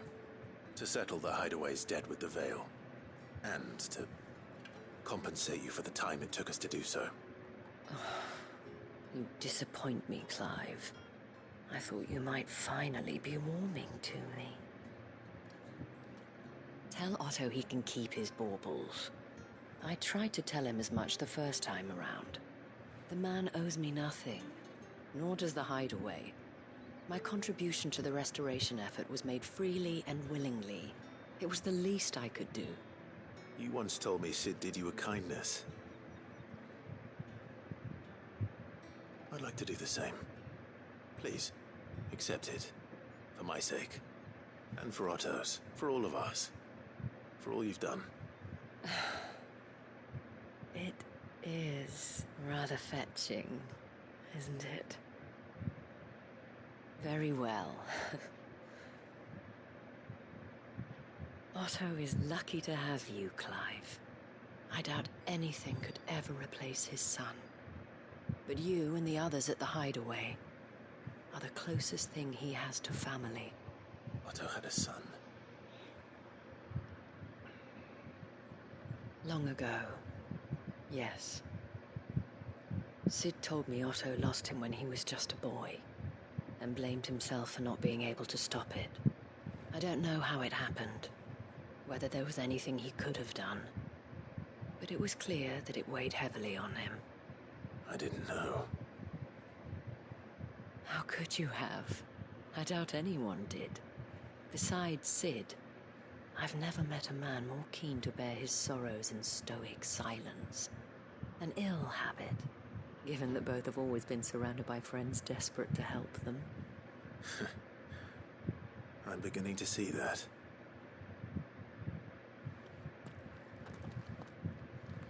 Go will want to know the stones were delivered. If he's still with us.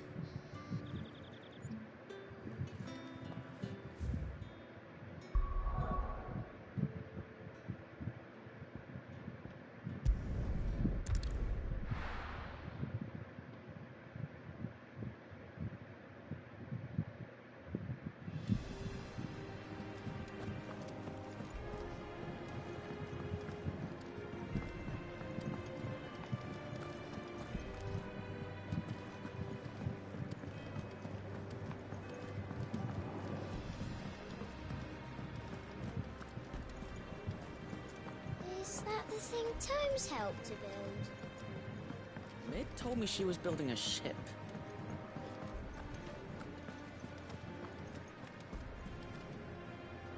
Goat.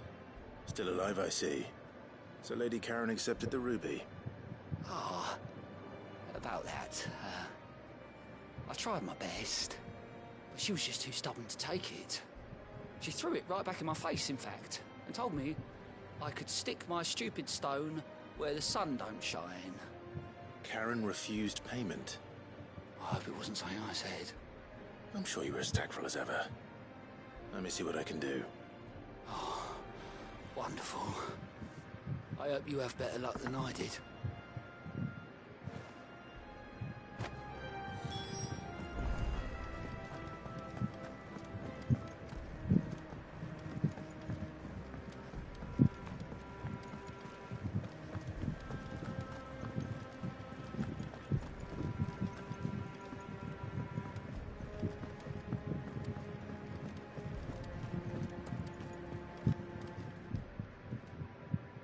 Lady Karen, Goad tells me you weren't happy with our offer. Would you prefer the debt was repaid in coin? What debt? I don't recall lending any of you lot me hard-earned gil.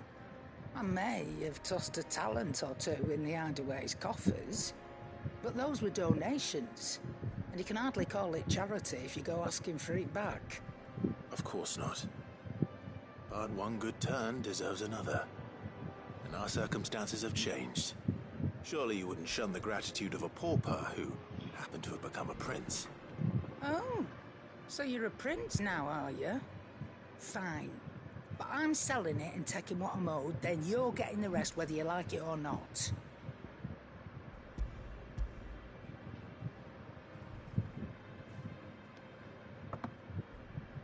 Where'd you even get this? A decent trader might nab 1,000 talents for us.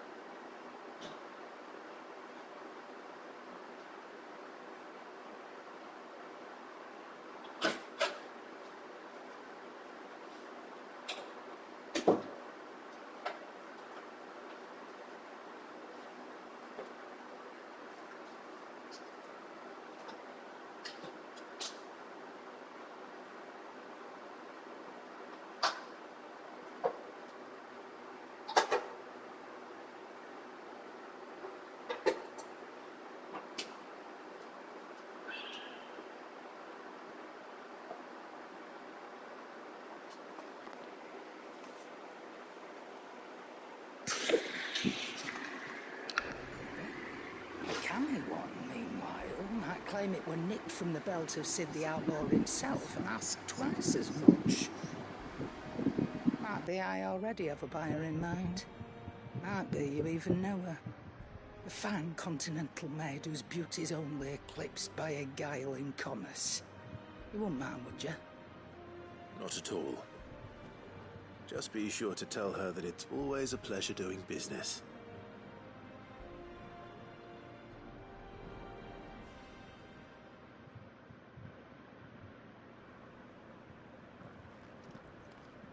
I hear you ended up delivering all 3 stones.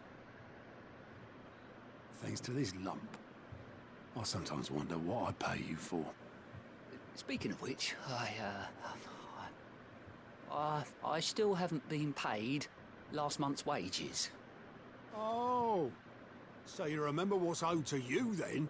Get your ass behind that disc of yours and don't get up before those ledgers are square. Right away.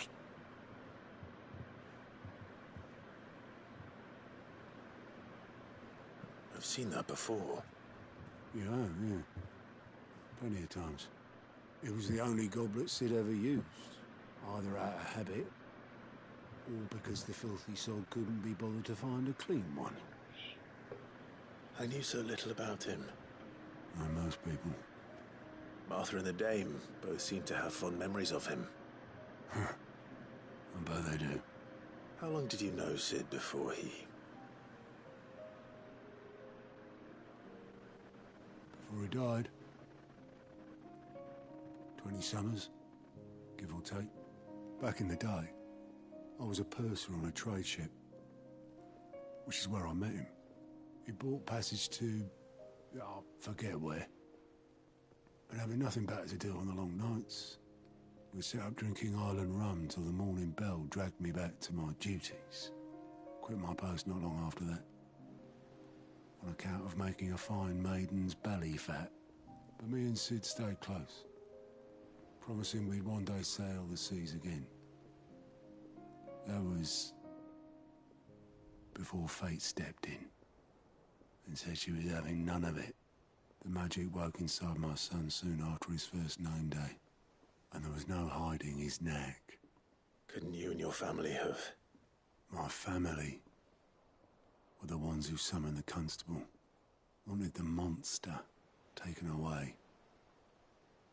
I couldn't turn my back on him, forget what I felt, and I couldn't for the life of me understand how they could. Luckily, Sid was of the same mind as me. It was him who stood beside me when all I wanted was to tear the whole world down. Him who cried for me when I had no tears left of my own. Him who swore he'd do everything he could to stop it from happening again. And he was true to his word, too. Left the Royal Army once and for all. His ranks, his ribbons, gone. Just like that. Threw away everything he had. All to right a wrong that no one else had the courage to face. I knew then I'd follow that man to the ends of the earth.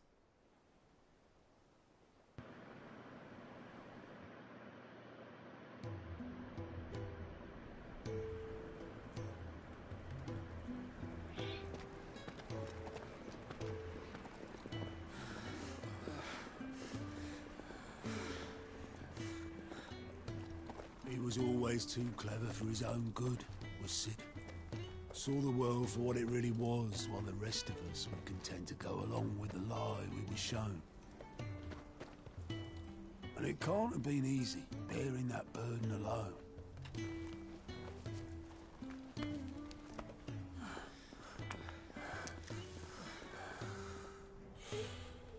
But he didn't let it stop him. He never lost faith in what he believed was right. And that gave us faith in him. Faith he'd steer us true. So I swore to myself that I'd always be right behind him, ready to catch the stubborn sod, if ever he should fall.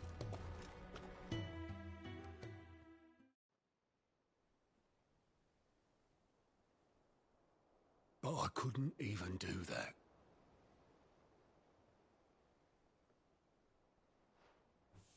Ignore me. Just the ramblings of a tired old man.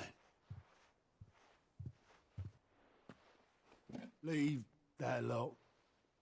I'll tidy it up in a bit.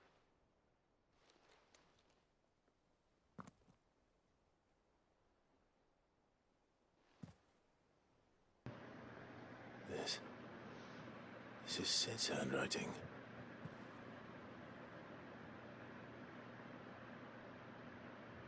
Dear Otto. I may be drunk, but I wanted you to know this place would be fucked without you. Love you, you grumpy old sod.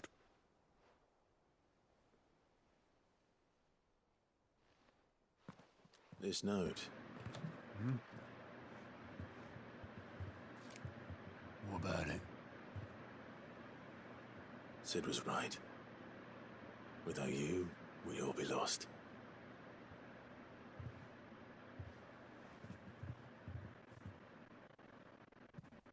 He should have bloody well said so then. Just once. Before he went. But then, why would he? Him, or anyone? I'd only have told him to piss off.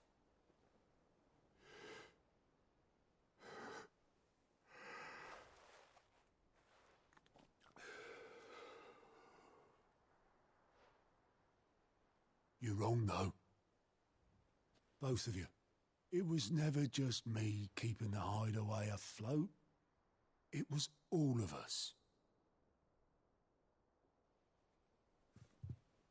I just shoved people in the right direction. I barely seem to be able to do that anymore.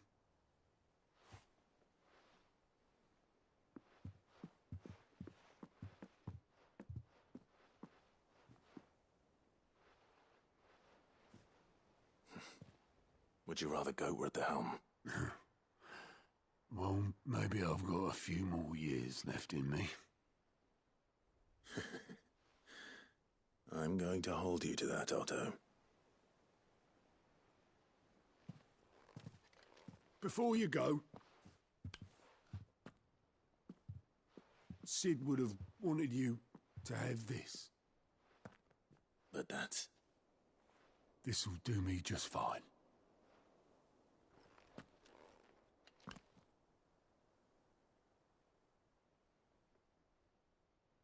Thanks for the ray of sunshine. I'll see if I can't pay you back. Already have.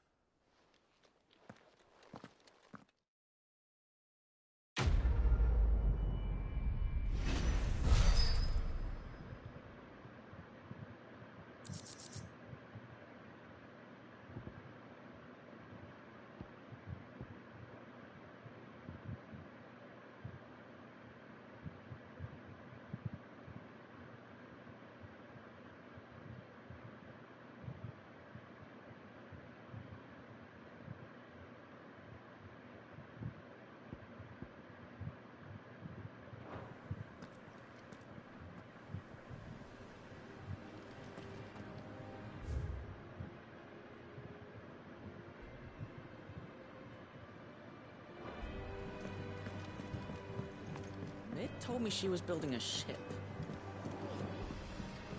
Is that the thing Tomes helped with?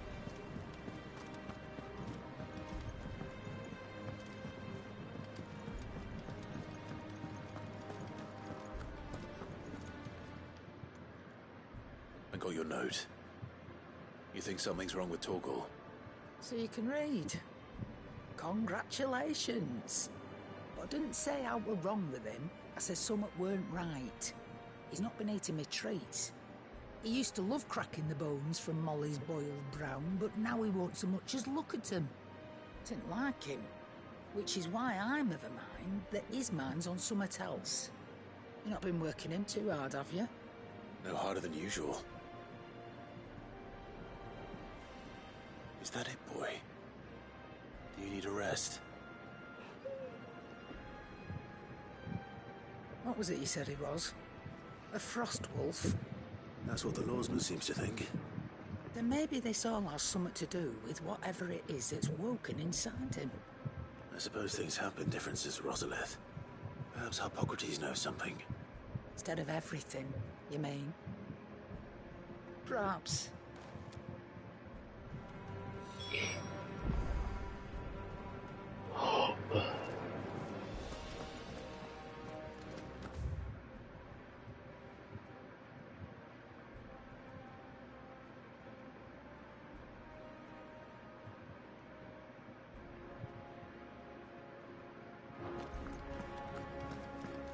He cracked the crystal too?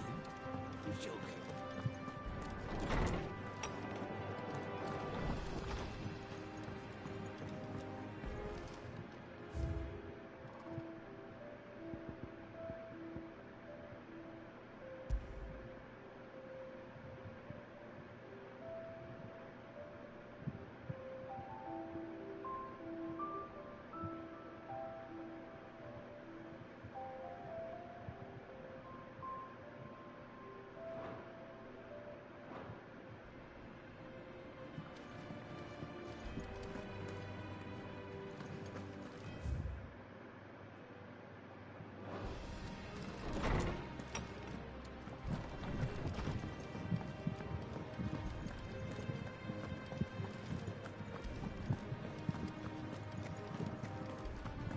Oh, I'm never drinking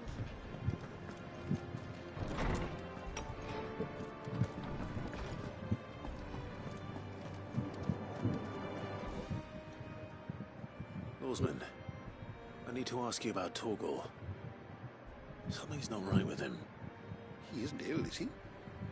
I don't think so. But according to Lady Karen, he seems to have lost his appetite, which is certainly a new development. She says he's hardly been touching his bones of late, and she believes it may have something to do with what happened at Rosalith Castle. I rather think she might be right, though not about his appetite. All canids are instinctively inclined to crack open bones for the rich marrow that resides within, and I see no reason why a frost wolf should be any different. Accordingly, I suspect it is not a lack of appetite that afflicts Torgal, but a surfeit of it. If we assume that his newfound magics require additional nourishment to sustain, it may well be that the bones Lady Karen is accustomed to providing are no longer sufficient. Frost wolves, after all, habitually prey upon far larger animals, whose bones may yield altogether different nutrients. As to where one might find a suitable substitute, some antelopes that graze the meadows of eastern Rosaria have been known to grow to a size more than double that of their lesser cousins. I don't recall ever seeing any that large. And little wonder. The oldest and largest such creatures rarely leave the safety of the highlands for fear of predators. The last elder antelope sighting I recall hearing about took place near Cressida, and that was long before the village was abandoned. Even so, it seems like a good place to start. Good hunting, Clive.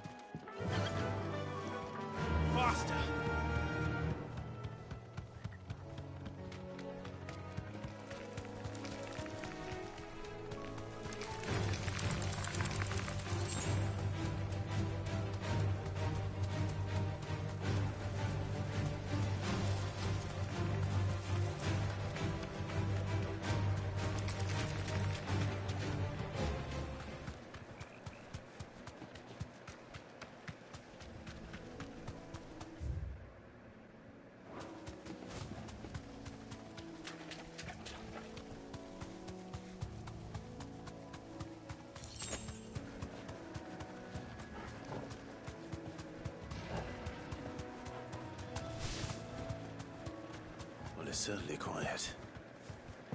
If I were a giant antelope, it would seem like just the place.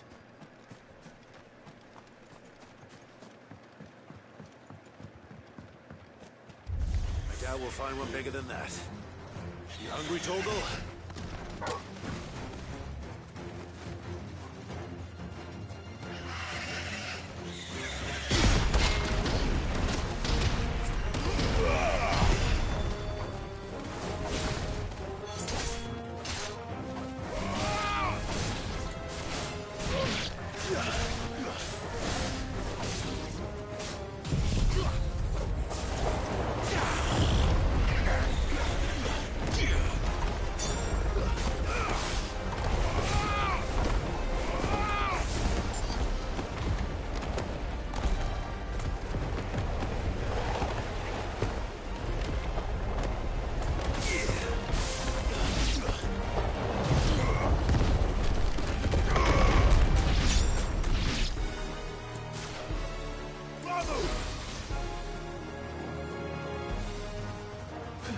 Enough.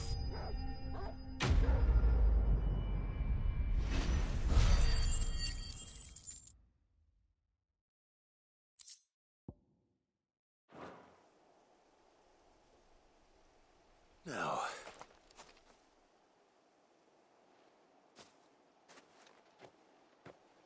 Will it be enough, I wonder?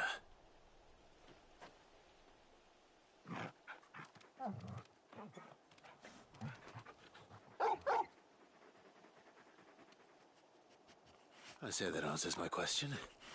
Which means we owe the lawsmen our thanks. You're just a big puppy, aren't you? A very big puppy.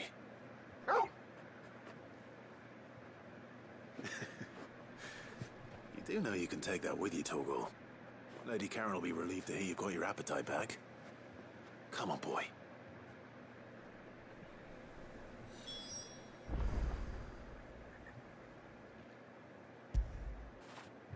After it.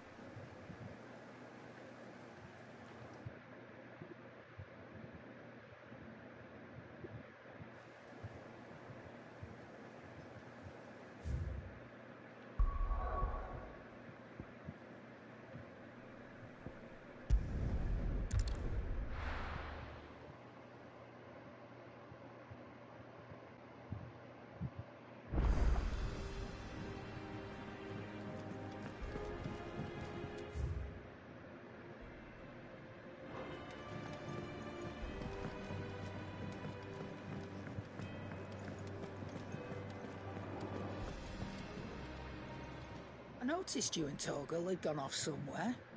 Take him for a walk, did you? You could say that.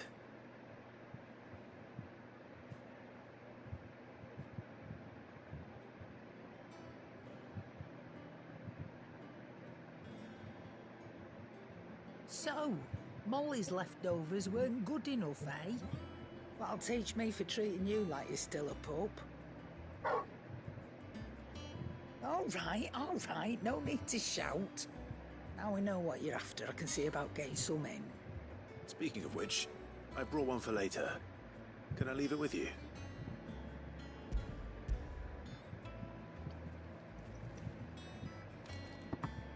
You can, aye. I'm nice like that. In return, you can thank Tones for me. The bloody know-it-all. I was just on my way to see him.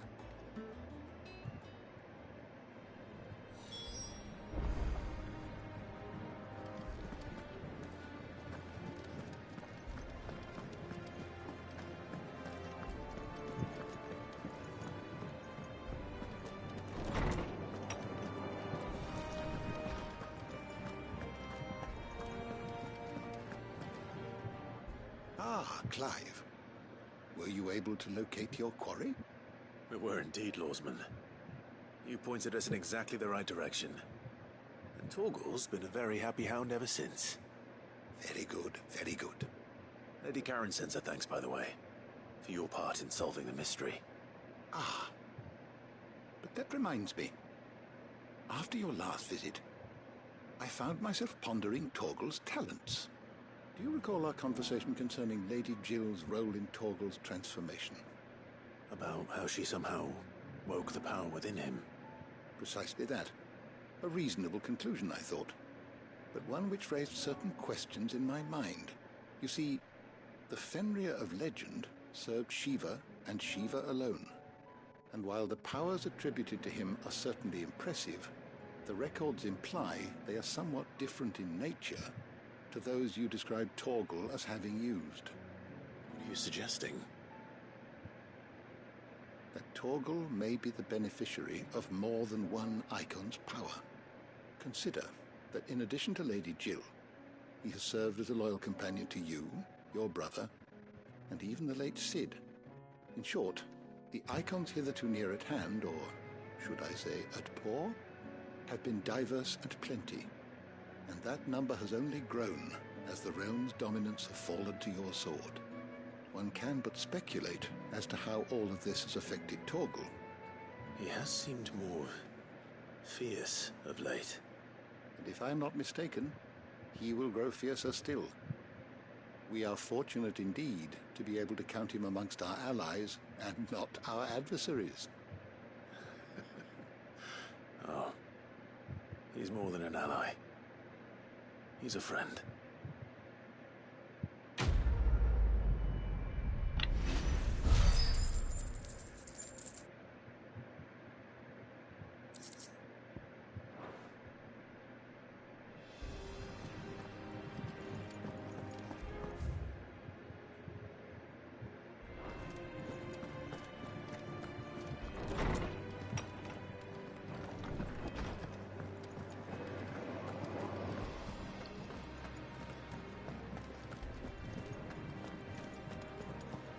Crack the crystal too?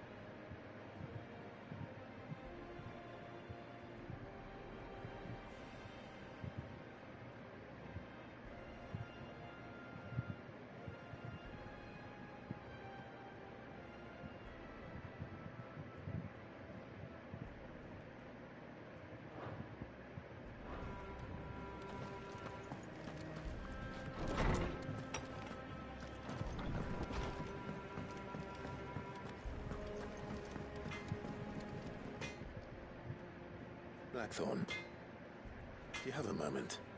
Not really, no. This won't take long. I just wanted to ask how you're getting on. August was worried about you, and you might still be doubting your craft, even after learning the trick of that cuirass. Is there something else weighing on your mind? Perhaps sharing your thoughts might help. That bastard's like a dog with a bone. Still, he's got a keen eye, I'll give him that. He's just, well, Karen showed me something I've never seen before. And that was? A sword. An odd-looking thing with a single-edged blade. The metal itself wasn't anything to write home about, but fuck me, the edge on it. You could slice a man clean in two with a weapon like that, and he'd be halfway home before he even realised he'd been cut. So that's what's troubling you? No. Not troubling me exactly. More distracting. Can't stop thinking, how do you get an edge that sharp? It's driving me mad. And if you knew how to do it, we could arm the curse breakers with even better blades. That's about the size of it, yeah. I'll see what I can find out. Sharper swords are always welcome. And we can't have our master blacksmith being distracted. Sure a soft touch, you know that. But I can't say I'm not grateful for it. Good luck, eh? Thank you. Let's see what Karen knows about this sword.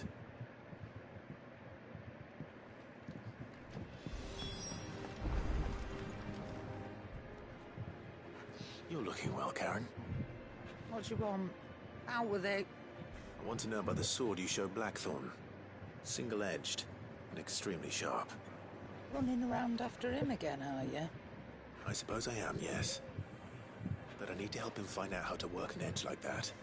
It's driving him to distraction. Little wonder, I suppose. There's not many like that make it as far as the twins, and those that do go straight into private collections. Which made it nice and easy finding a buyer. Can you tell me who bought it? Where is it now? You think I tell people who my clients are? Suppose you're not likely to go nicking him off me, are you now? Fine. If you stop mooning at me like that. Lord Ignac's the man you want. Dalmekian bloke. Collects weapons and the like. And he's got more money than sense, which is why he's one of my favourite clients. Reckon he'll still be at the inn in Dalamil, where I left him. Thank you, Karen. Oh. And he's a touch eccentric. If you take me meaning. I appreciate the warning.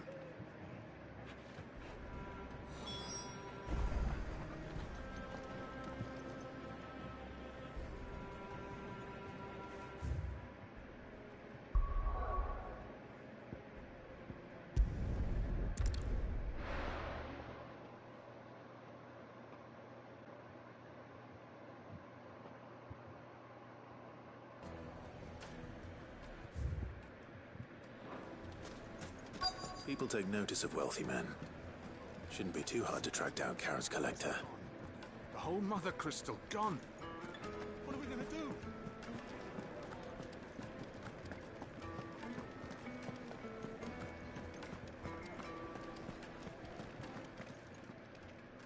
My reputation will be ruined! Ruined! Calm yourself, Lord Ignac, I beg of you, before you do yourself a mischief. Pardon the intrusion, but... Out! Get out! I paid for these rooms so I wouldn't be disturbed. Leave me be! Please, allow me to apologize. His lordship is going through a difficult time, and he's never been fond of guests arriving unannounced. Radim! Get rid of the filthy oaf this instant! Very good, Lord Ignac. Would you mind stepping outside for a moment?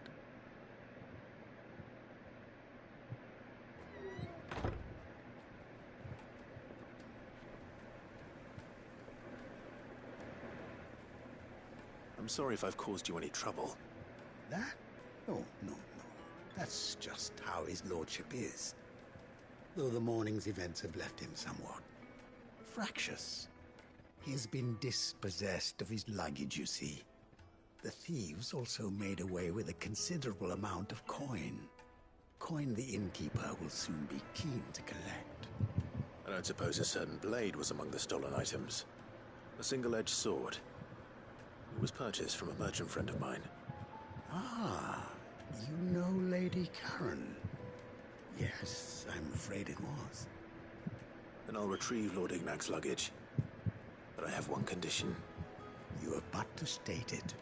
You are welcome to anything that is within my power to grant. I want an audience with Lord Ignac. A few minutes should be enough. Then I'll be on my way. A condition I would be a fool to refuse. Of course, you shall have your audience. I don't suppose you saw where the thieves went. I did not, no. Though some discreet inquiries made on his lordship's behalf mean that I know where you might find them. The bandit's bed. Every ill-gotten coin in Dalamil is said to pass through that disreputable corner of the Valcroy. And that's where I'm heading. I shall speak to Lord Ignac in your absence, and arrange for an audience upon your triumphant return. That will be very kind of you. Farewell, and best of luck.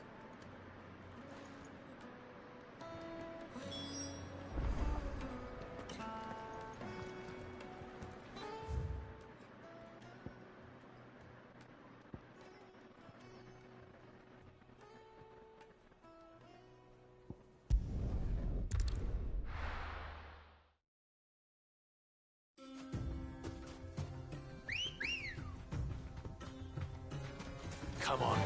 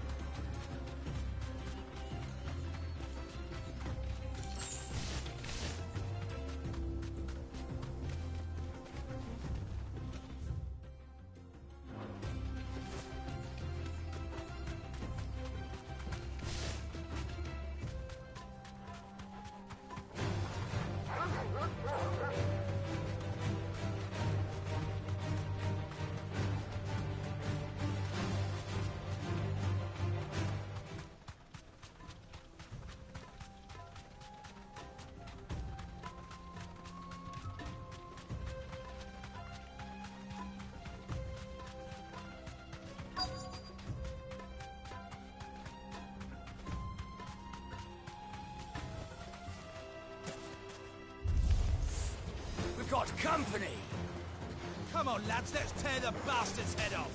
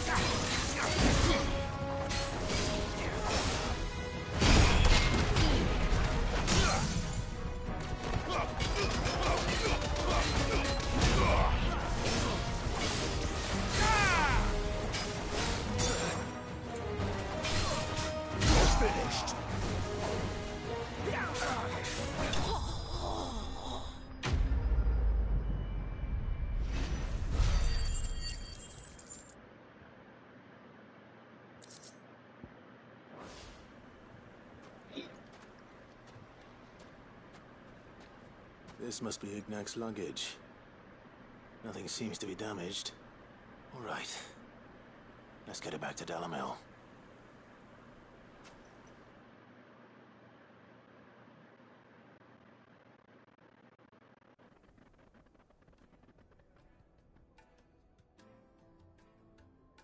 I hear I have you to thank for the return of my effects. What shall I call you, my good man? Wyvern. Glad to make your acquaintance. A formidable name indeed. Well, Wyvern, I appear to be in your debt. Redeem here tells me you wished for an audience. Is that all? A few moments of your time should suffice, yes. You're a peculiar fellow, Wyvern. All right, speak.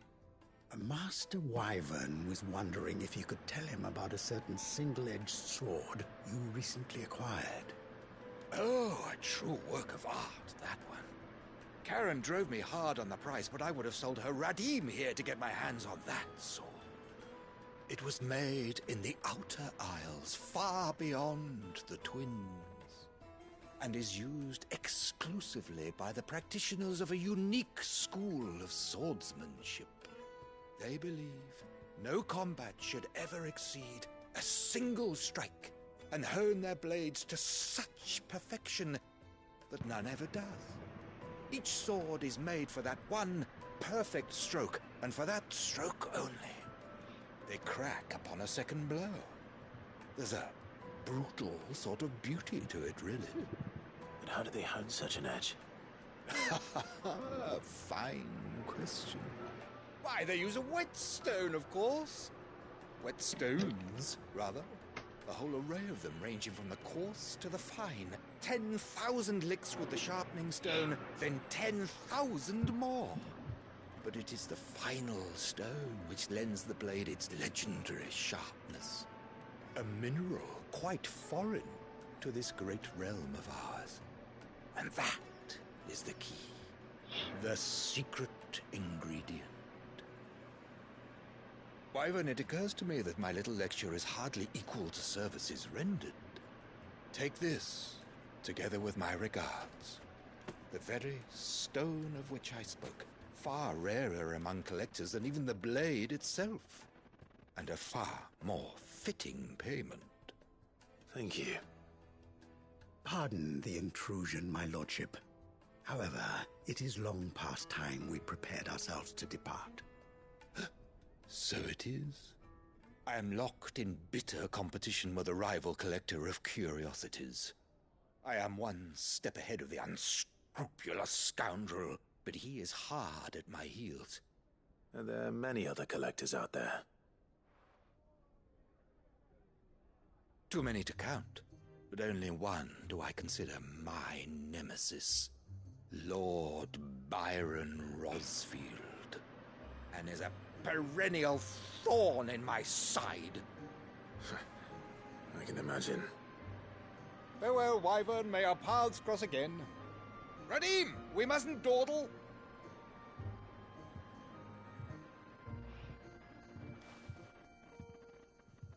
I think his lordship is rather taken with you, Master Wyvern. Thank you again for your assistance. Coming, my lordship. I'll be right there.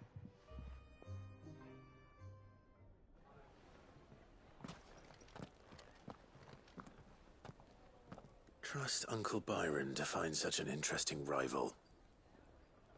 Now, let's see what Blackthorn makes of this whetstone, shall we?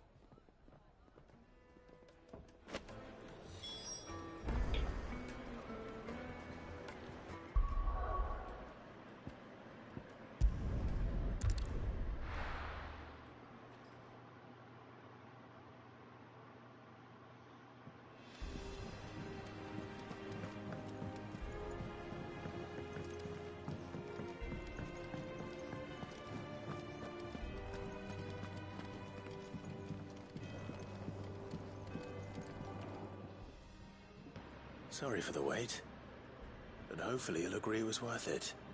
You learned something about that sword, then? I did better than that.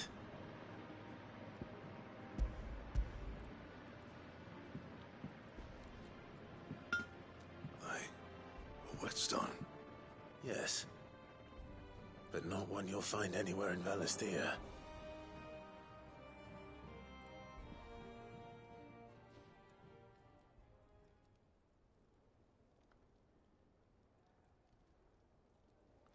No wonder I couldn't get the same finish on the grinding wheel.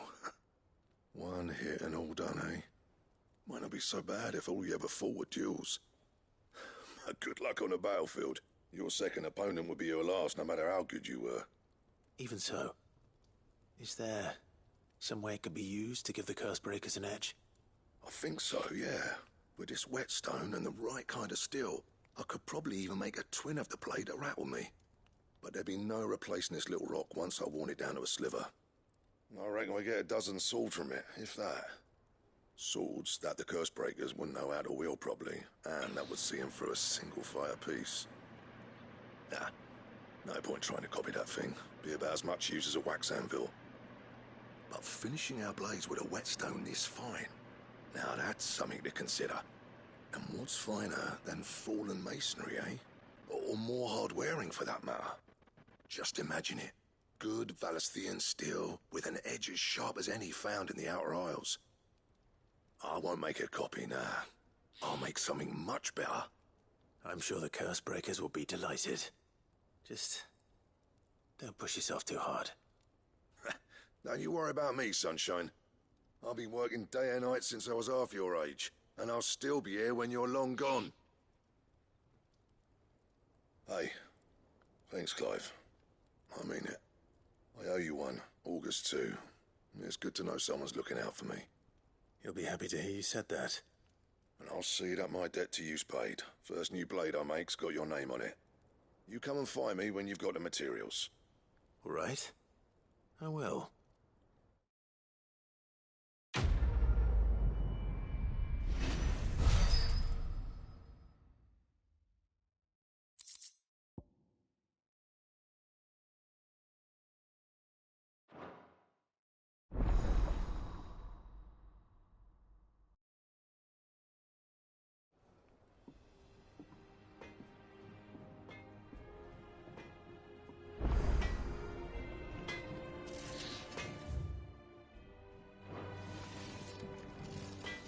Clive? So, will it be?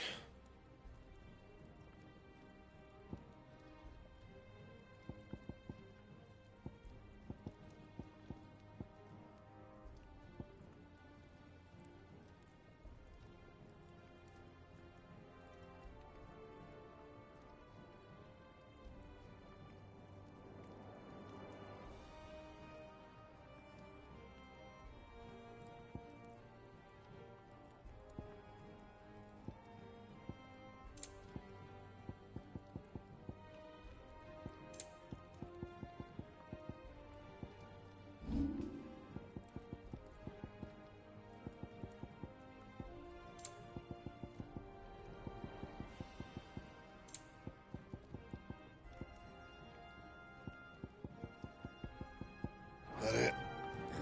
Fine.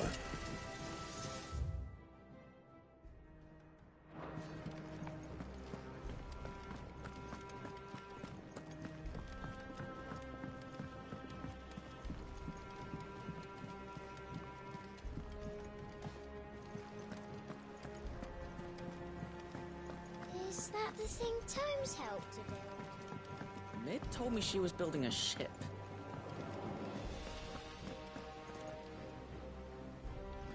All right, Clive. Asterix. Mid finished sending half the hideaway traipsing across the twins, has she? I swear, that girl'd do anything to put off visiting her old dad's grave. No excuses now, though, eh? Not quite. She said there was one final thing she had to take care of. I'm sure she'll be finished soon enough. She said that? In those words? She did, yes. Clive? Were you born yesterday or something? There is no thing. She'll probably be halfway to Canva by now. Mid. I might still be able to catch her.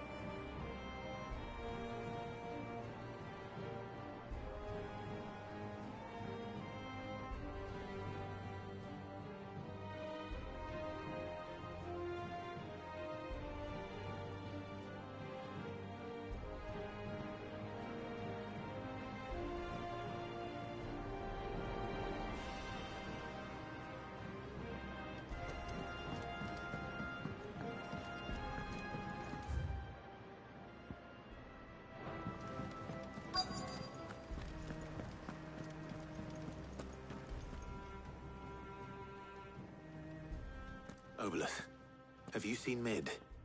Yep. In a boat, going that way.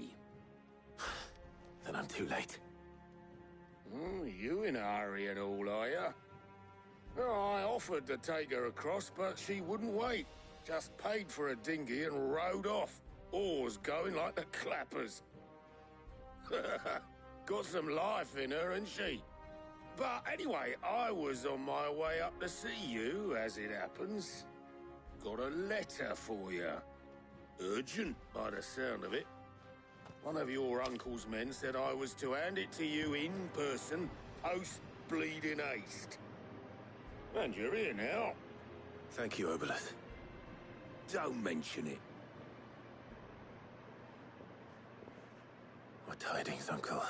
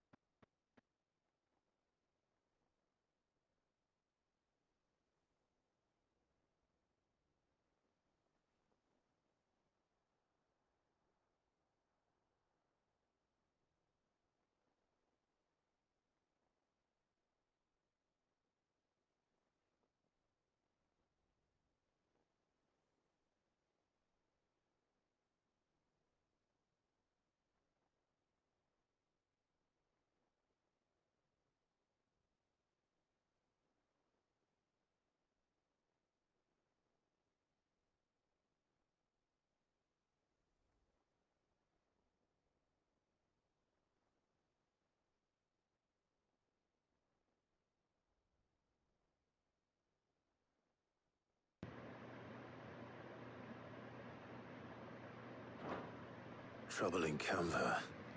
Well, I'll need someone to keep an eye on Mid.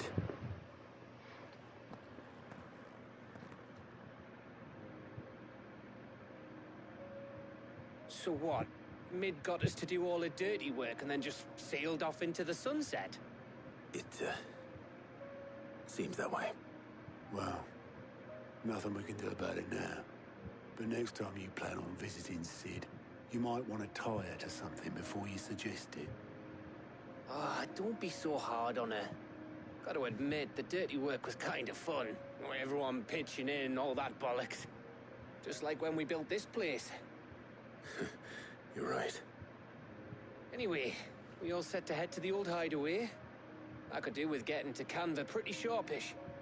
Wouldn't do to keep Lord Rosfield of the Seven High Houses waiting now, would it? Not after he asked for me personally. Gav will be leaving with me.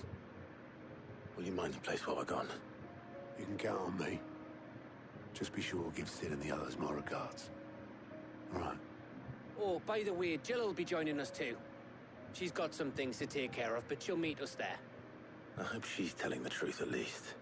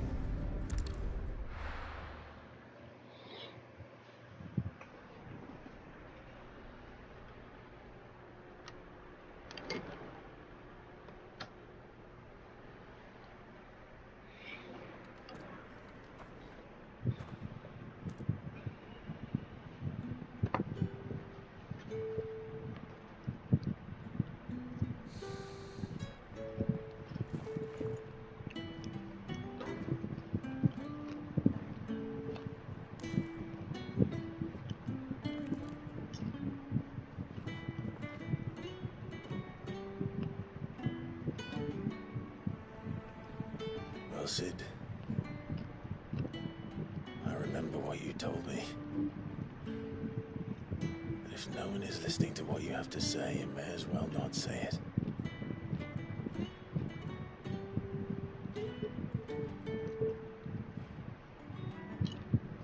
But I will say this, old friend. Hugo Kuka is gone.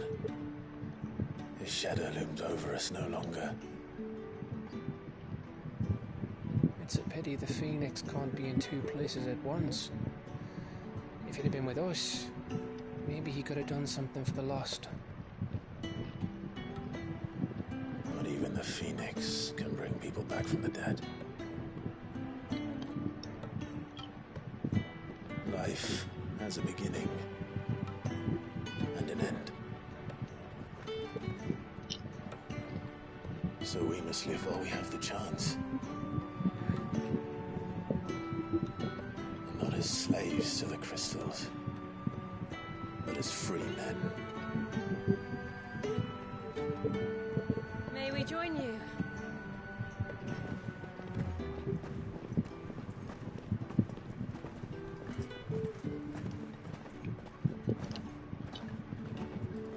Lady Karen, what a pleasant surprise.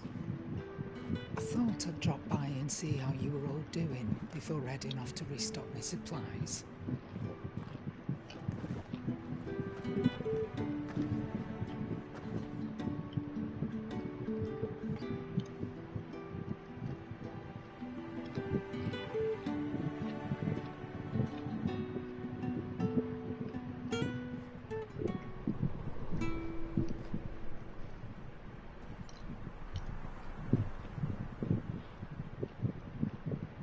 Wasn't the most scenic view back then, but it were never as bad as this. I know.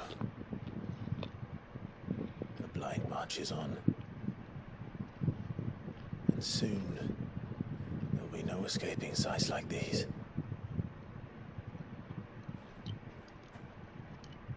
So our mission remains unchanged. We cannot stop until every Mother Crystal is gone, and their thirst for ether with them. The only one that remains in Storm is Drake's tail in the Crystalline Dominion. Our next target. We're going to Twinside. It's the capital of the Empire these days. I wouldn't like to think how tightly guarded they've got the place. Not that that'll stop you, but we do well to scout it out before you go charging in. We would indeed. If you're off to the Dominion, you can take this great lump with you. Goods. Oh, I am sorry. Have you forgotten you're the most wanted man in the Twins? I thought you might like to disguise yourselves as the attendants of a travelling trader, assuming you've no better ideas. You wanted to buy yourself some tools, didn't you? Well, now's your chance. You're letting me go with them? Oh, thanks, Nan. Stop that! You break me bones, you great galoot.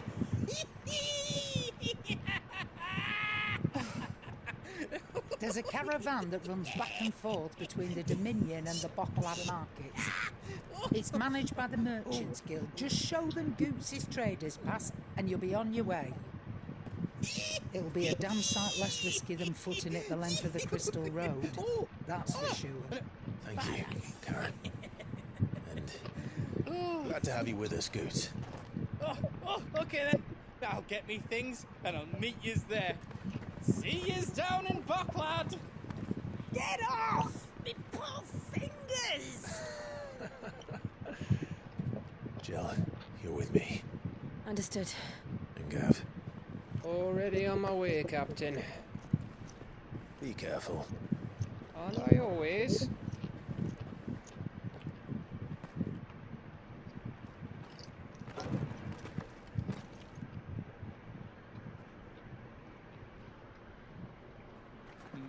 Do you see that, Sid?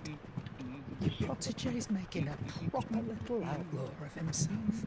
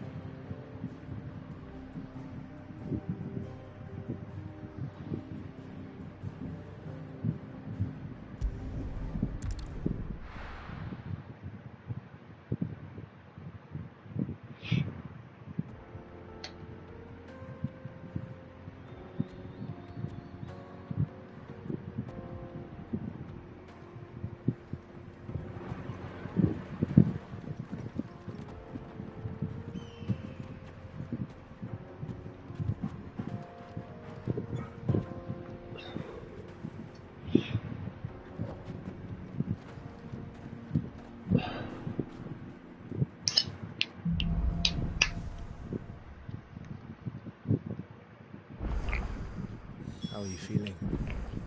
Better. Thanks to Taya. I'm glad to hear it. And Torgal helped too. The new boy.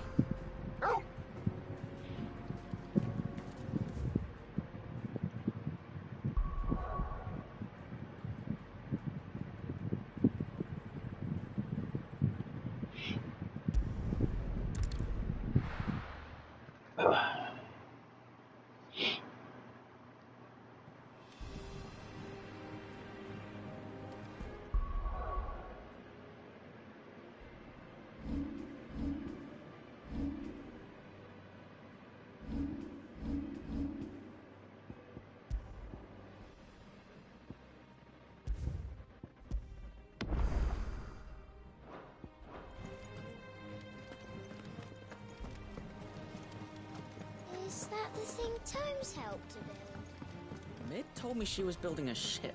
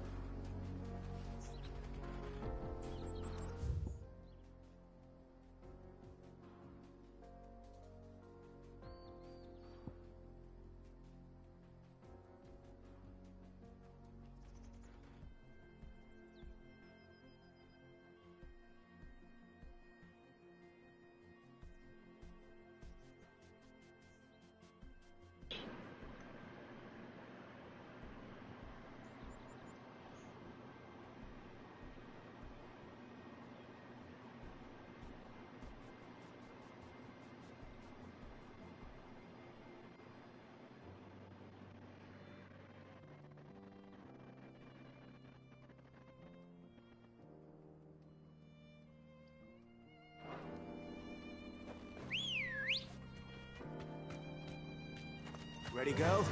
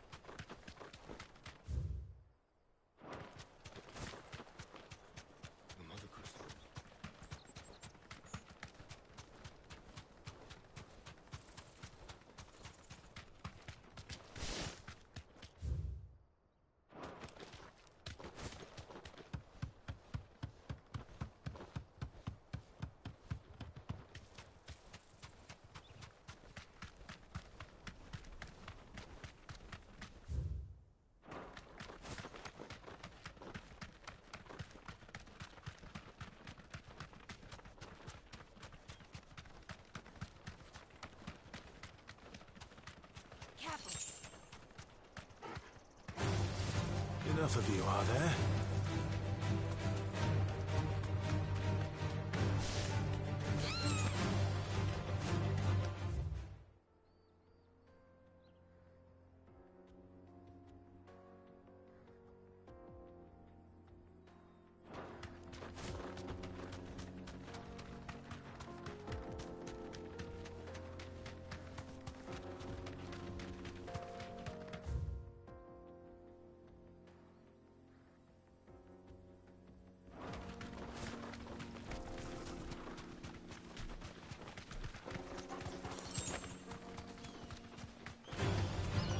Mistakes.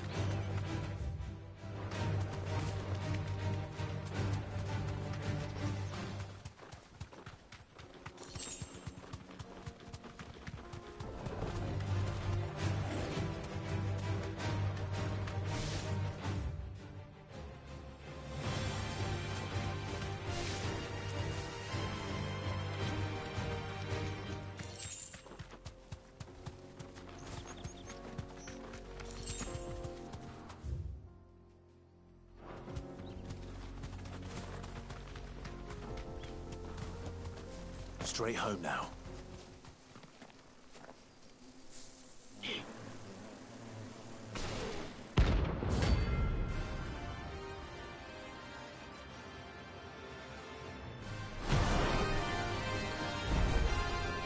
They don't look happy.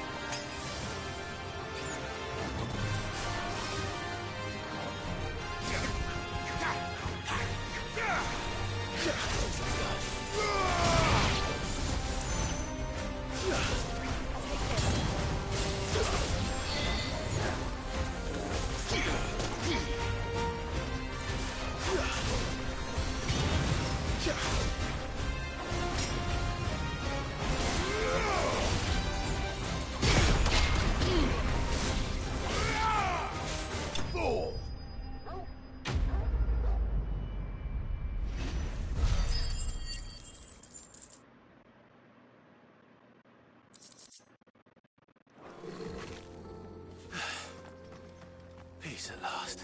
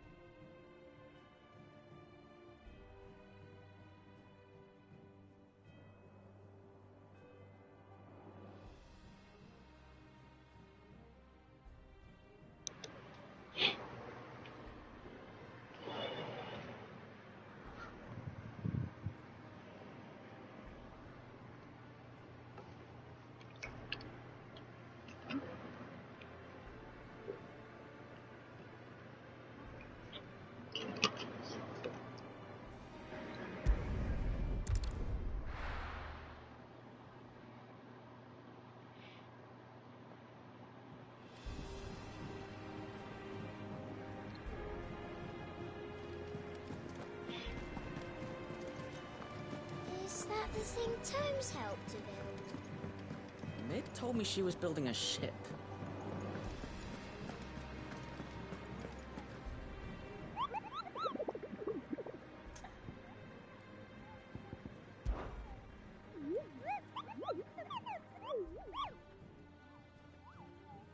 You mean the Iron Kingdom?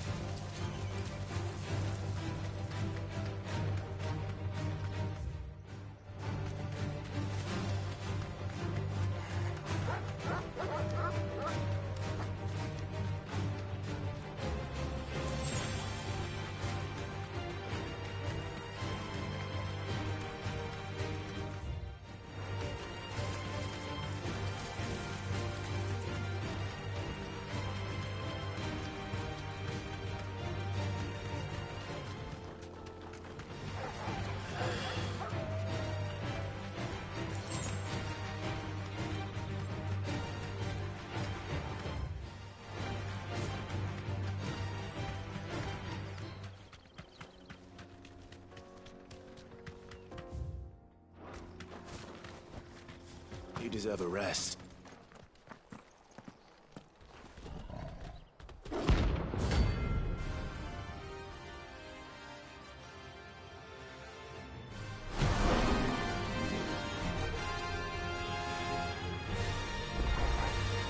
Playtime for the pack, is it?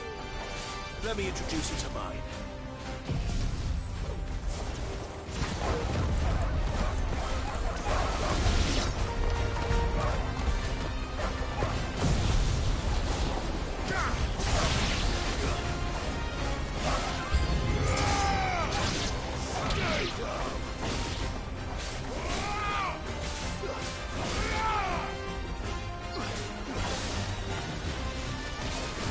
Yeah!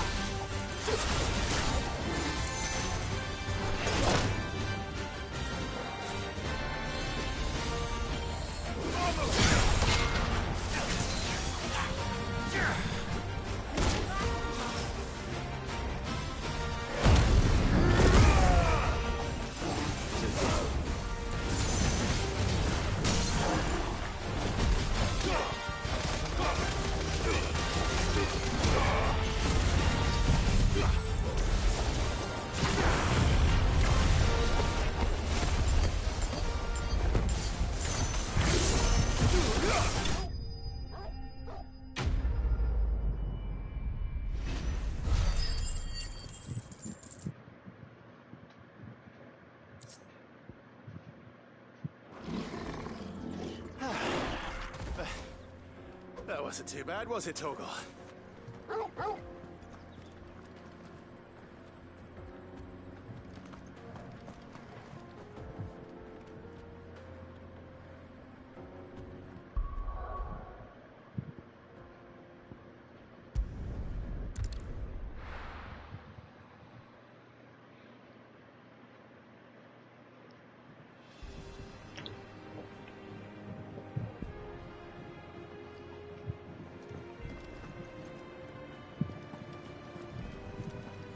Is that the thing Tomes helped to build? Mid told me she was building a ship.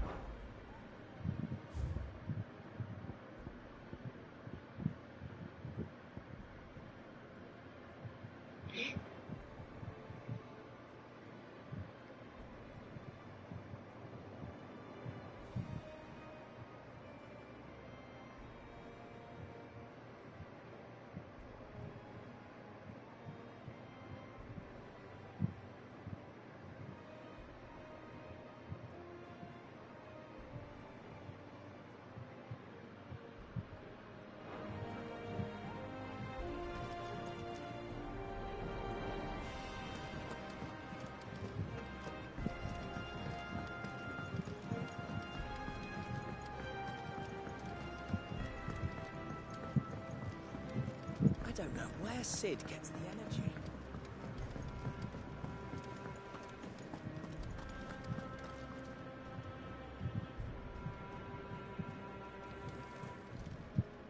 Is it business or pleasure? Going purse weighing you down?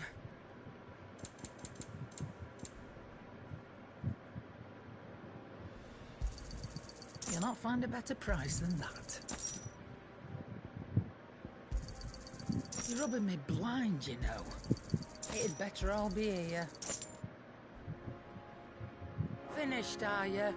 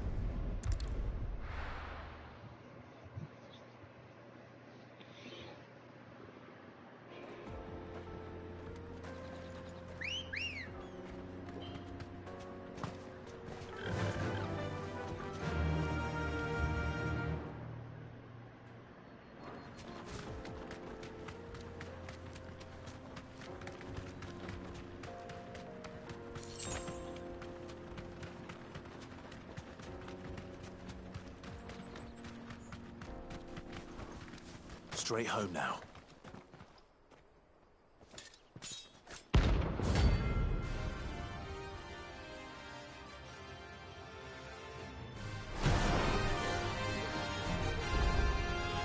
My blade yet hungers, and so do I. Come, let us feast on your flesh. Your feasting days are over.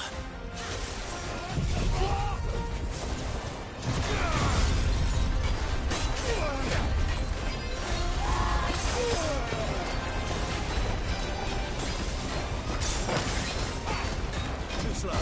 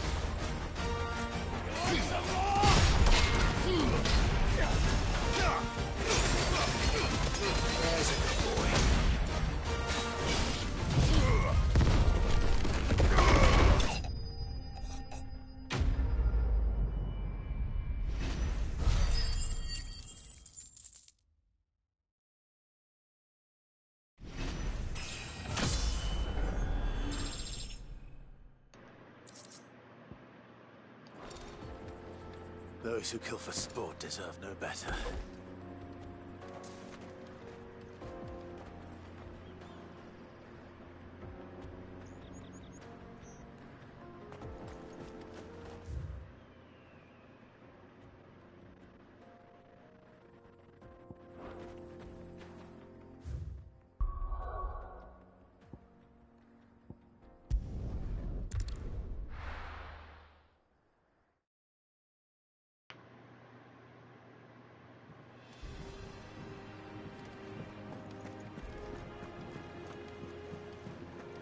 Is that the thing Tomes helped to build? Mid told me she was building a ship.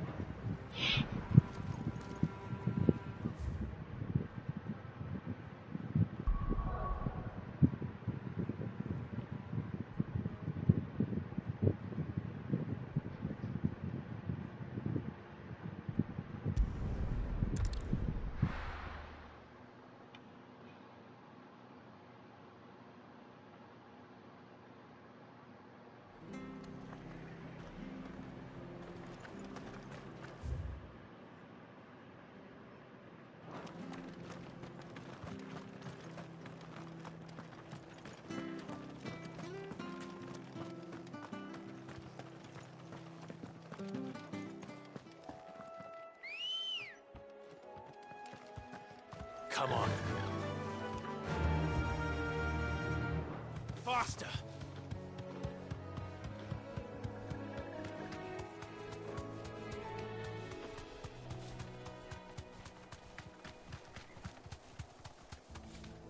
We're not alone.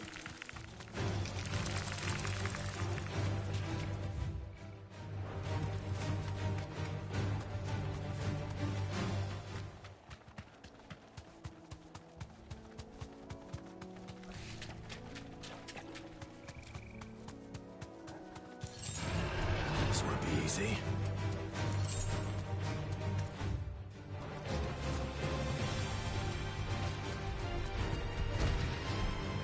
Back to the stables go.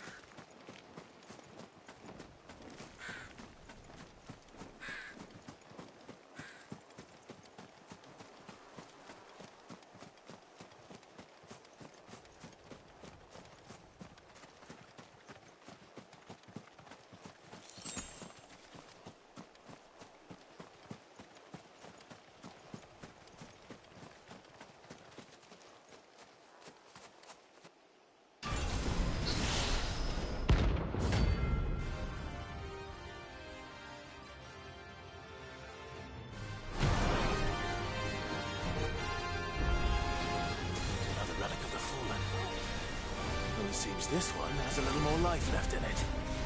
All right then. Too slow.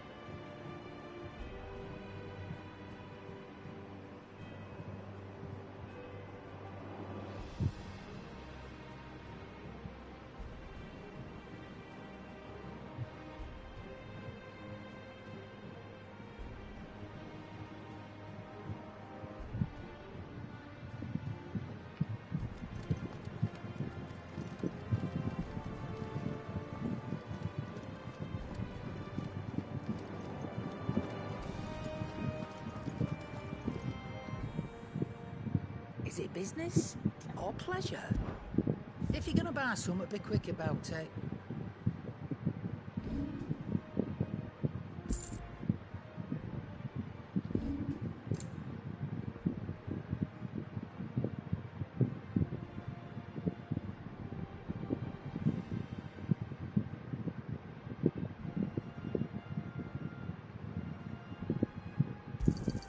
It's rubbing me blind, you know.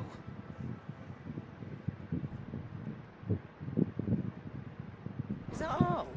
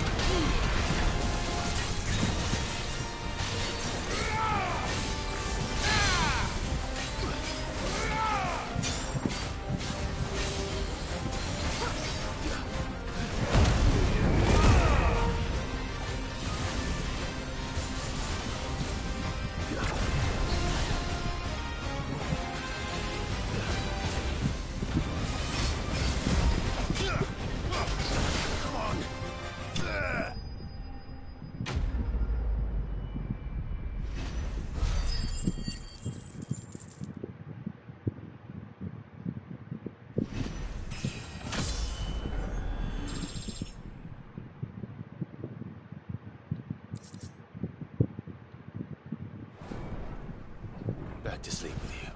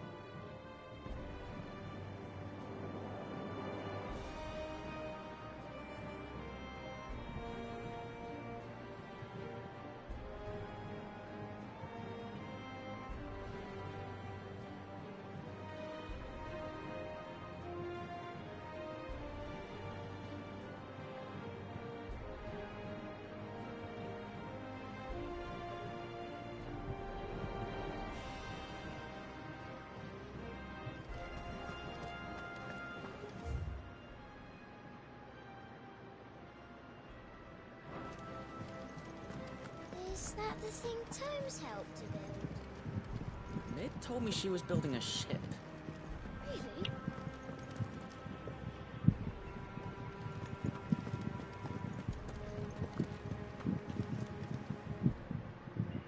Welcome to the Patron's Whisper. Is everything we've received and everything promised?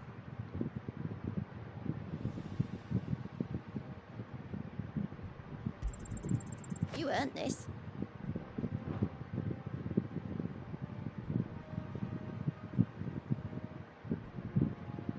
Come again. I may have more for you. How are you doing? Here you go.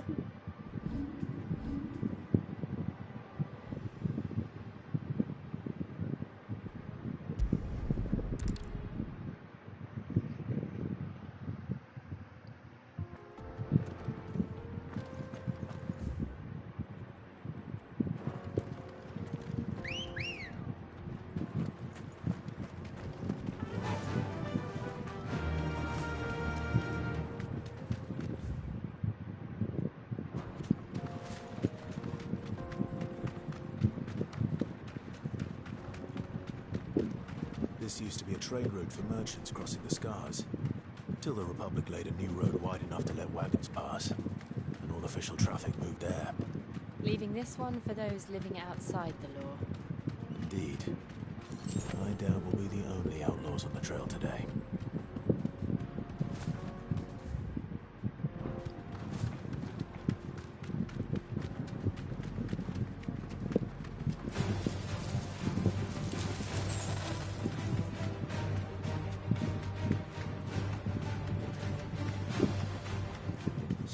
Think? We'd be lucky to make it out alive. Really? It's as bad as that? Oh, aye. There's trouble up ahead. And too much of it for us to handle. I take it there's danger on the road. What about this fearsome-looking fellow? You think he'd be equal to the task? Oh, no doubt. Assuming he's willing to hear us out. Well met, friend. My brother and I have been tasked with finding a merchant's missing cart. You seen it by any chance? How does a merchant misplace his cart? Oh, the man's a coward. When he thought goblins might come a-snarling, he ran, leaving his livelihood abandoned in the pass. He sent the two of us to fetch it, but it's gone. Now, I'm not much of a thinker. I know the work of thieves when I see it. My brother's right on all accounts. And by my estimation, the bastards are lying in wait just down the road. We may have seen our share of action, true, but we've not got the skill in arms to boldly brave an ambush.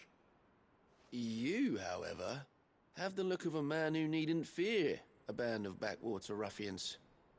What do you say? Will you help us out? Chances are they'll come for you either way. But if you promise to lend us a hand, at least you'll pocket a reward for your troubles. Well, if I'm going to have to deal with them anyway. You've clearly got a fine head on those broad shoulders. We're lucky you came along. Now, hoping to make a heavy purse in Bocklad, our merchant friend loaded his cart with as much as it would carry. Reckon he won't be forking over the rest of our fee if we don't find those goods. So, while you're seeing to those bandits, you keep your eyes open.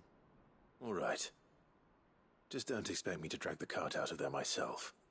No. You can leave the cart to us. You just put an end to those bandits and point us in the right direction. You do that, we'll take care of the rest.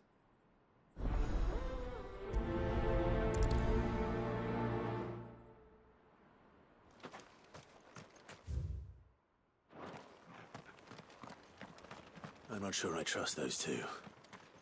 But if there are bandits lying in wait, I should probably take care of them. Look lively, you lot. We've got guests.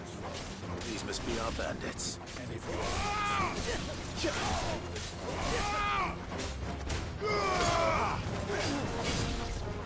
Brighton!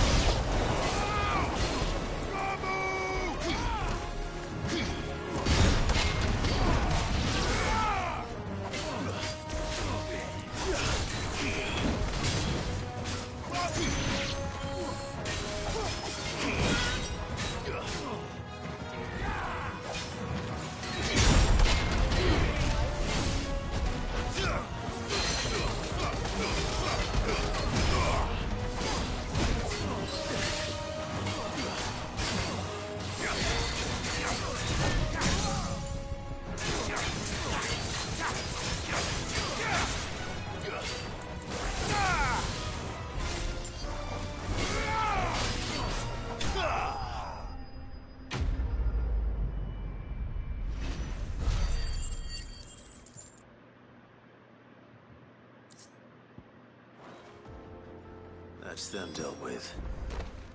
Now, where's that cart?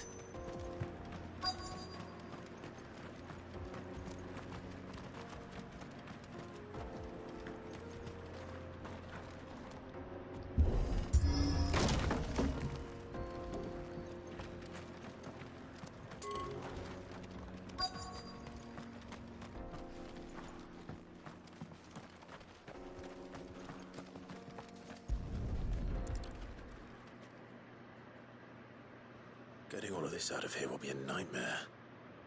Seems we've found ourselves the right man for the job, wouldn't you say? Found the cart and didn't leave a single bastard breathing. Our merchant friend will be delighted. And how exactly will he be getting his goods out of here? You leave that to us. After all, it'd be wrong to make such a fine warrior haul cabbages to market. You've done your part. And that's all you need to worry about. Here.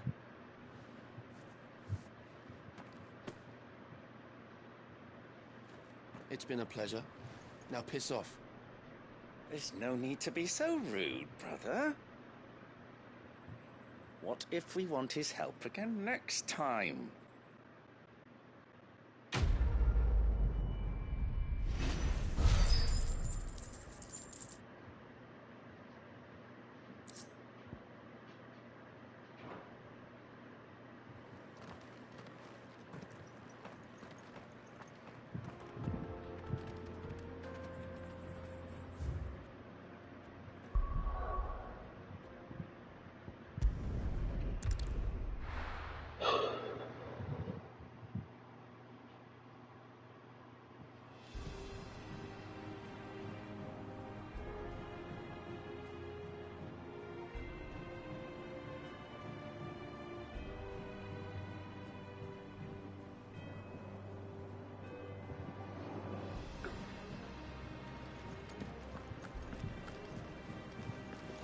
Is that thing Tomes helped to build? Mid told me she was building a ship.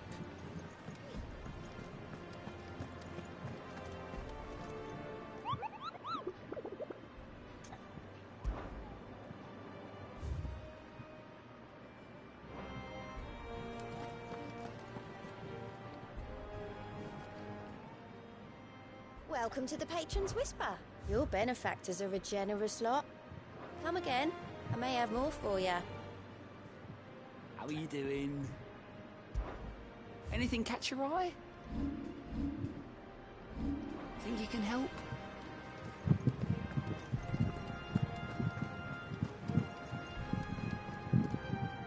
Here for another of my lectures. What is it that you wish to learn? One must understand one's place in the world. Very good.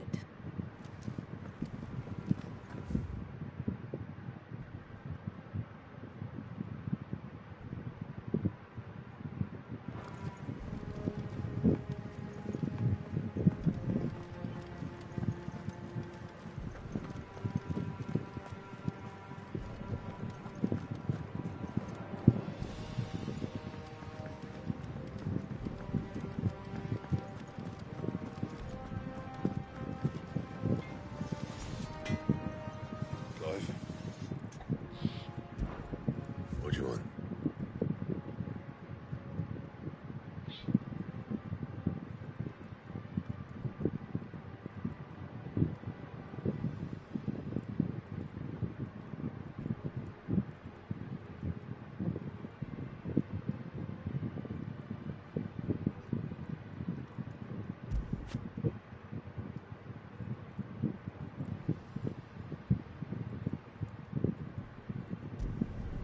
Not bad, if I do say so myself.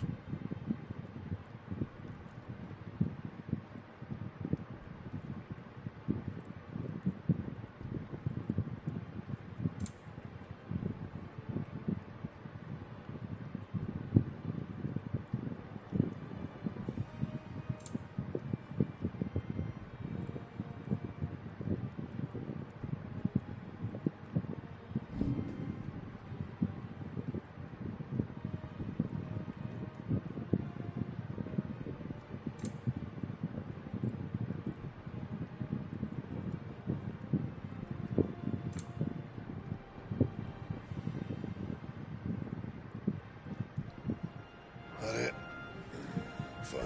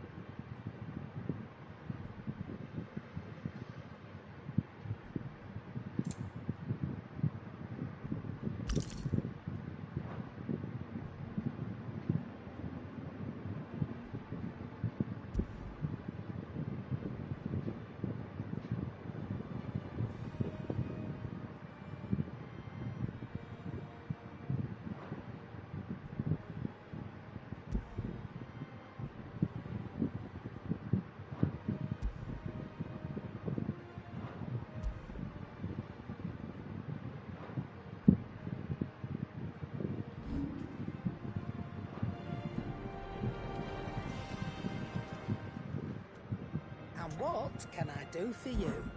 If you're gonna buy something, be quick about it.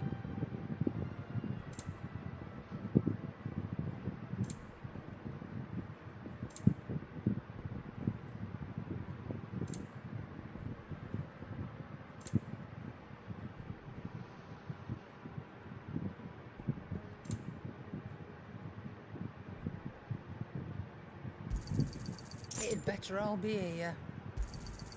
You'll not find a better price than that. It'd better all be here. Is that all?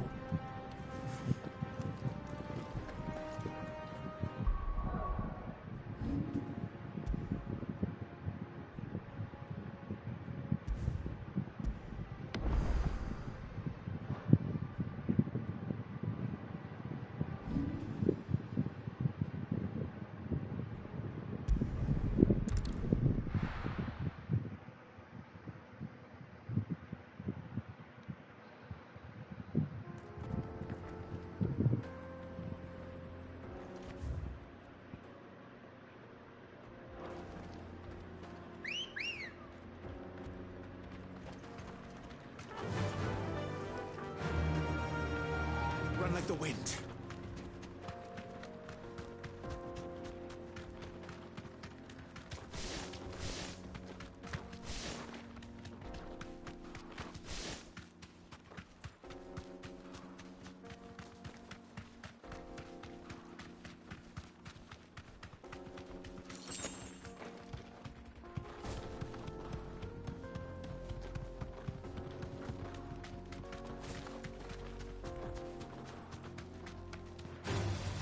Time to fight.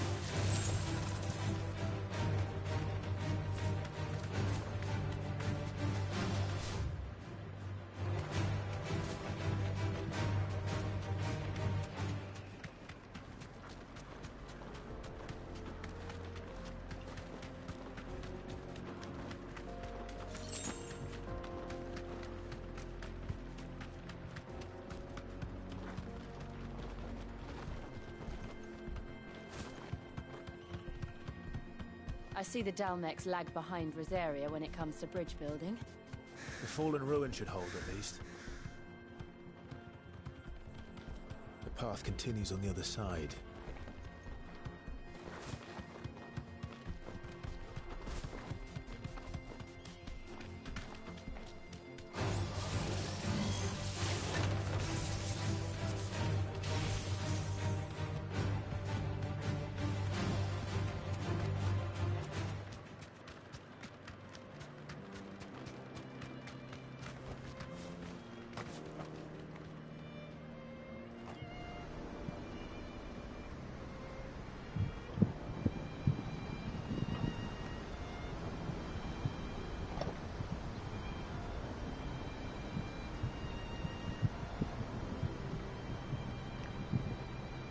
So this is Zemeckis. The land of the gods. It's even more impressive than I imagined. I remember being captivated by the story as a child.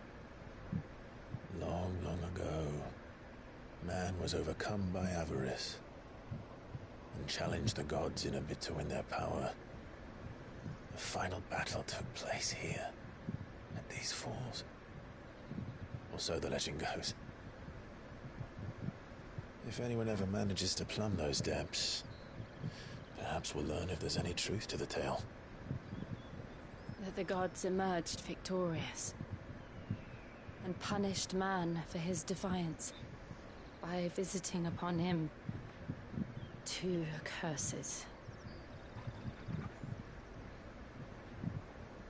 Dominance and bearers.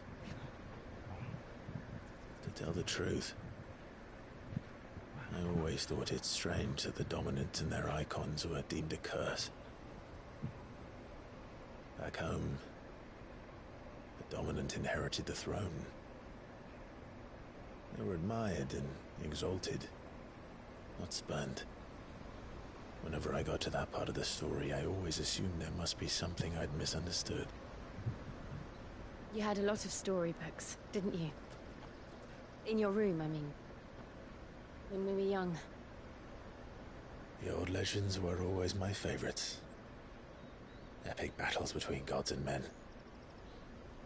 Father encouraged me to read as much as I could. He thought it good for my education. You really were a boy like any other, weren't you?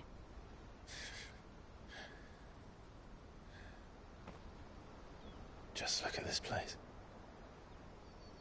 It's enough to make you believe the legends are true.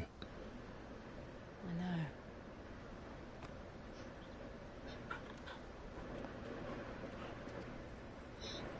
We're not far from Boklad. The road will be busier up ahead. And we'll have to keep our wits about us.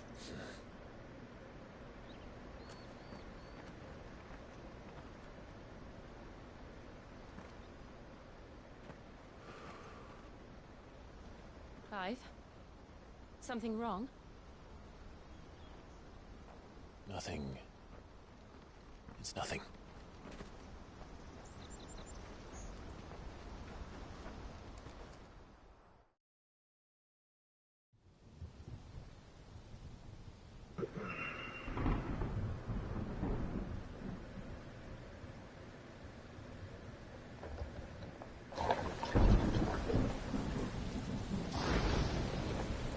I see the reports are true, Father. You have surrendered the throne to Olivier. I have. Emperor Olivier shall rebuild the Holy Empire of Sambre.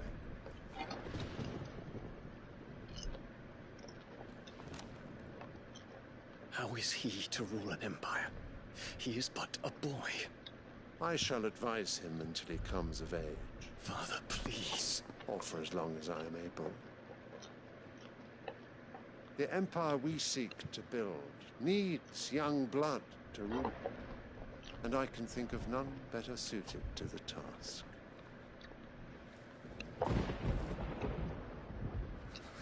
There is other news, Dion. Hugo Kupka is dead, and Drake's Fang destroyed. The pillars of the Republic have fallen. Ere long, the Imperial banner shall fly over every city in Storm. And then, Valisthea. All shall bow before their Emperor. Father, these are the words of a tyrant. They are the words of a god. The Emperor whom I gladly serve. Great Grieger, made flesh.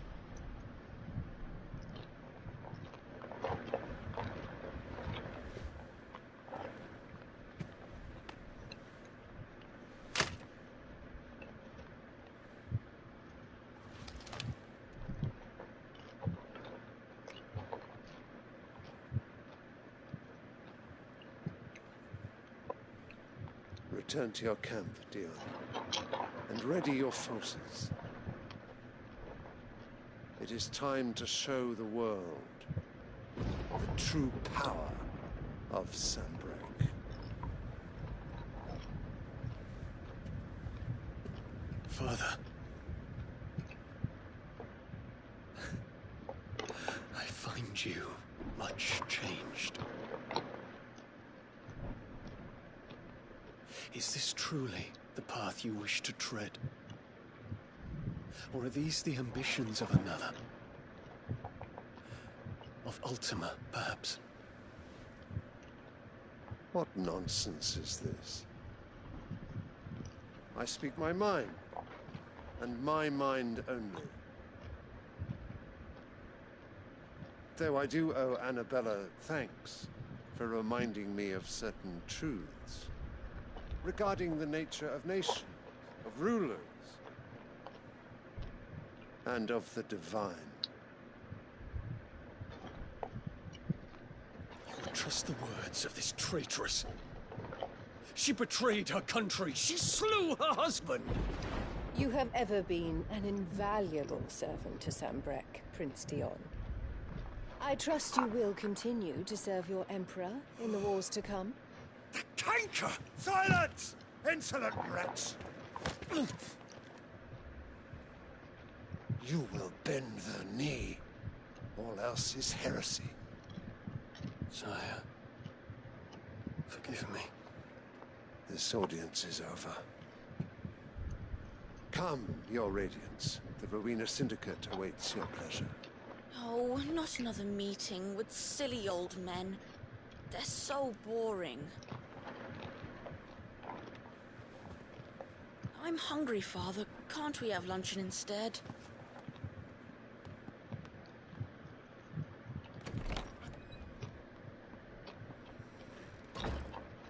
Does it pain you that you will not inherit your father's throne? I have suffered worse.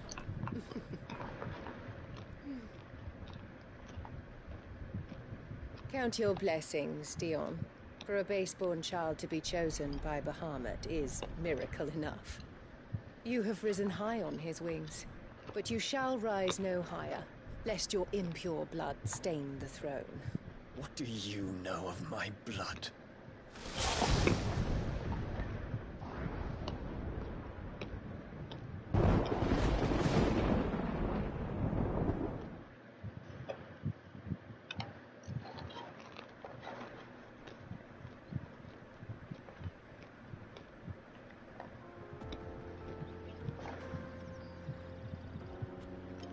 The Boklat markets are to the north. We just need to hug the coast.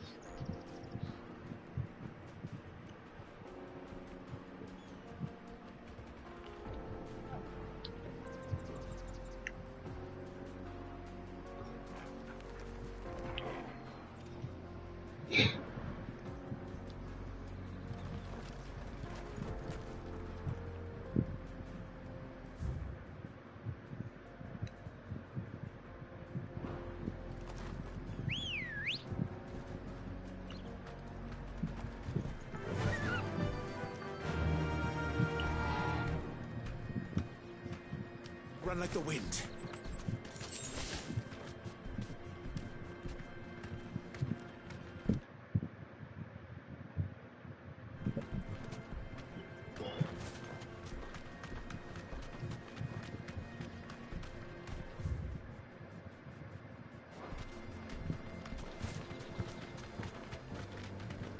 Infiltrating the Dominion won't be easy with the Imperials on high alert. No. His Radiance has lost one capital already. We can be sure Sylvester will do everything in his power to hold on to Twinside. His troops are well-trained and increasingly battle-hardened. But it's not as if we can wait for the siege to end.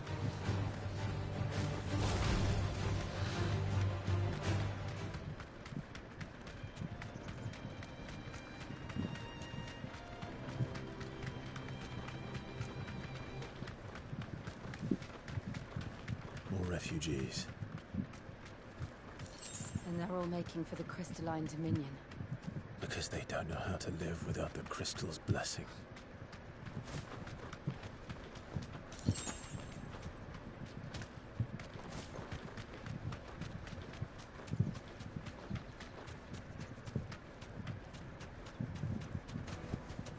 No need to ride from here. There are no crystals here. This is where we're supposed to meet Goots, isn't it? That's right. He said he'd wait for us here after replenishing his supplies. I dare say he'll have finished by now.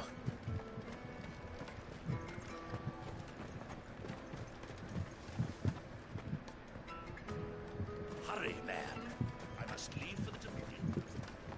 Easy cruising caravan, scooping up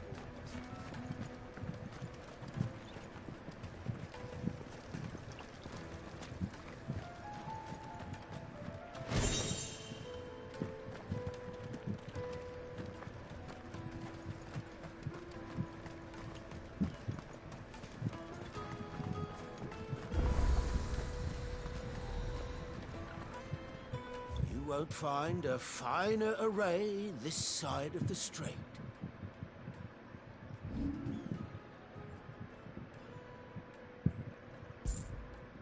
Farewell. Out of my sight, wretch. Peaches and pears.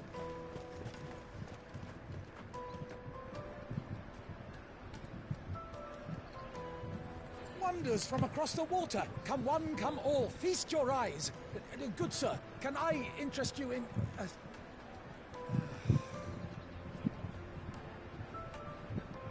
How much? For a measly crust of bread? You won't find any cheaper. Not nowadays.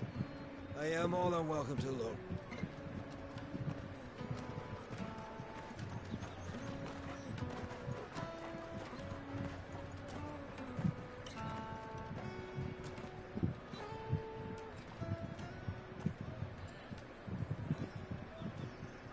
The Empire's unlawful and illegitimate occupation of the crystalline dominion is still in effect.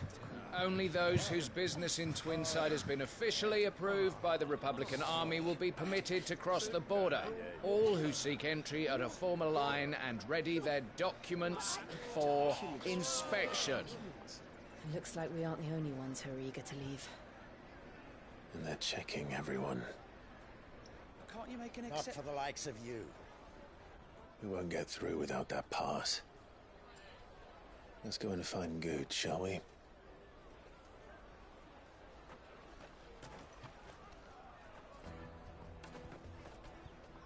He must be around here somewhere.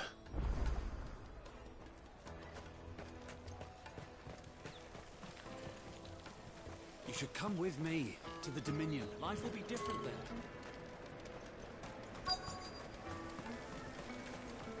You won't find anything of this quality in Twinside. Come, taste my peaches. They're sweet as nectar. I'll take the large one. Ah, Good. There you are. Clive, I'm so sorry. Don't tell Nan, will you? Slow down, Good. Just tell us what happened. It's me trader's pass. It's gone. We cannot ride the caravan without it. We won't even be able to get through the flipping checkpoint. Do you remember when you last saw it? It was in my pocket a minute ago. Then a bairn bumped into me and... Yeah. You don't think that they might have nicked it, do you? It wouldn't surprise me. A busy market like this is prime territory for pickpockets. So, to get the pass back, we need to find this child. Where would we even start? I know where! I've got a pal in Bocklad who might be able to help us. No one knows more about what goes on round here than she does. Where do we find her? She's the owner of the Crimson Caravans, up that way. Sign's got a red chocobo on it. No time like the present. You two go on ahead. I'm gonna check the rest of my stuff, make sure no one else is missing.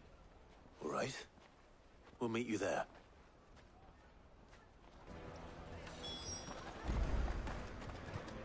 Let's keep an eye out for this red chocobo, then. and the other on our purses. Next to the checkpoint.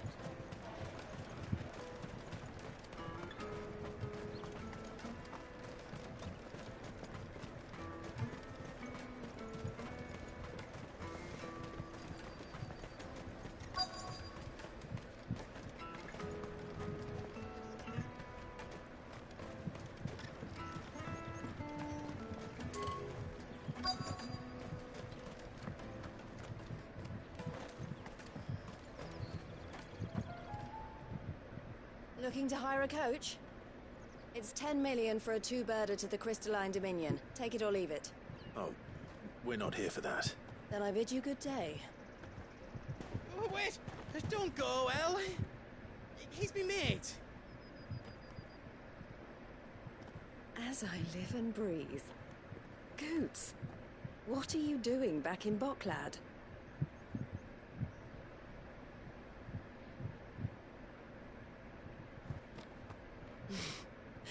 I gather Lady Karen didn't send you.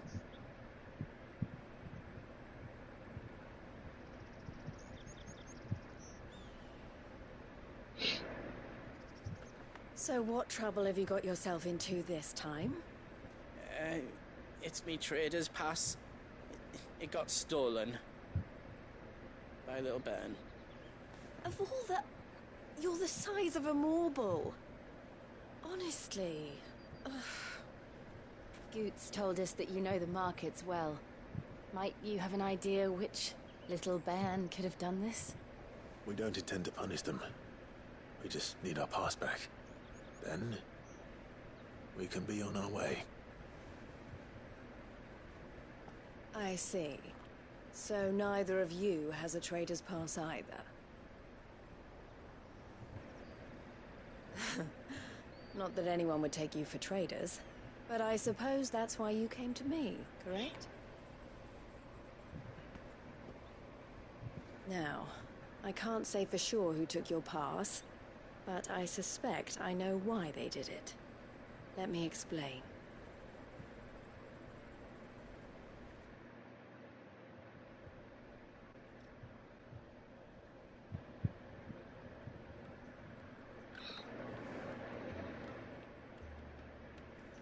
Ever since the Fist marched on the Dominion, the Republic has been clamping down on any commerce that might aid the Empire more than it does us. Which means traders' passes have gone from being merely a way of easing one's progress to being essential if one wishes to cross the border at all. And with demand outstripping supply, they've become a precious commodity, leading some to seek to acquire them by less than legitimate means. So the children are stealing passes to sell on the black market? Yes and no. Passes are inscribed with the names of their owners, and yet none of the victims' names have appeared on the register of those passing through the checkpoint. Which means? That someone is doctoring the stolen passes. The same someone who is encouraging the children to steal them. And the same someone who has Goots' pass, no doubt. Whoever they are, they're ruining the livelihoods of honest merchants, which is why we've decided to take a stand. Will you stand with us? You want to get your pass back, and we want to ensure that no more are stolen. Catch whoever's behind it all, and two birds shall be slain with a single stone. Is there any other way of getting to the Crystalline Dominion, Goots? They won't let you in if you're not with the caravan. It's that, I don't know, try swimming across the strait. But the guards will definitely spot you if you try and do that. Like, we don't want to get spotted, right? So either we find the people who took the pass, or give up all hope of entering the Dominion. All right. We'll help. Thank you kindly. But I don't know your name. Eloise at your service. Clive. A pleasure doing business with you, Clive.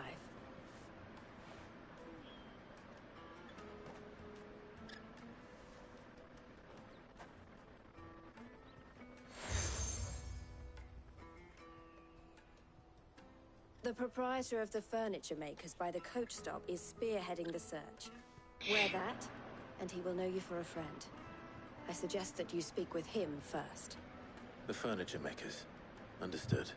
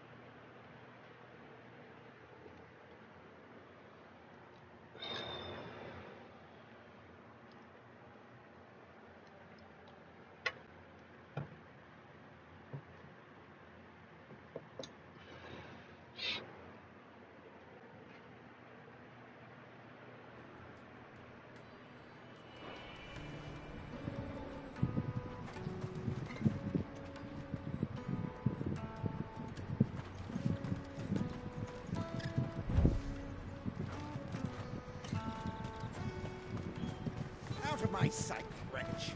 I've no use for a brand. Peaches and pears.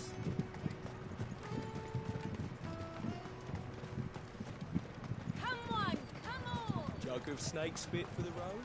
The caravan stops next to the check. Juicy pears! Slake your thirst without a... Are you the furniture maker? Looking for something in particular? Ah, Eloise collared you too, eh? Then I expect you want to know more. She told me you were leading the hunt for the pickpockets. What have you learned? For one, that they're targeting the traders carrying the biggest packs. Harder to watch your back, see? And less chance of the mark giving chase if they're spotted. Not that they'd be likely to catch them. Those imps know every inch of this warren like the backs of their hands. Their eyes must have lit up when they saw Goots. The fishmonger round by the gate's been trying to track down the children involved. You should go and have a word with her. Thank you. We will.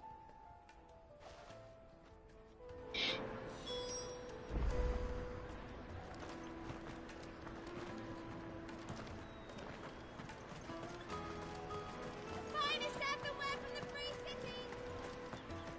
Come, taste my peaches! They're sweet as nectar! You should come with me to the Dominion. Life will be different there. Fish for sale! Fresh sorted and smoked! Can I interest you? Ah, sorry.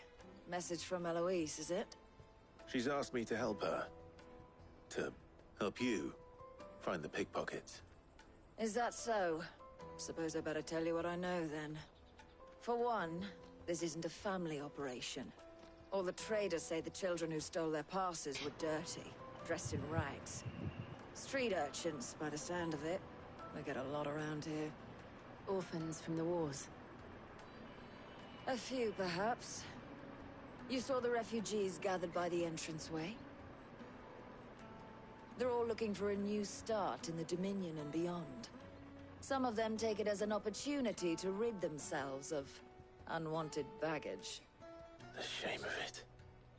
Whoever's behind this would have to have made themselves known to the children at some point. And so should we. You should start with the children around here, then. I doubt they're the ones involved, but they might have heard something. It's worth a try. All right, then. Questioning children. How hard can that be? You should come with me to the Dominion. Life will be different there. You won't find anything of this quality in Twinside.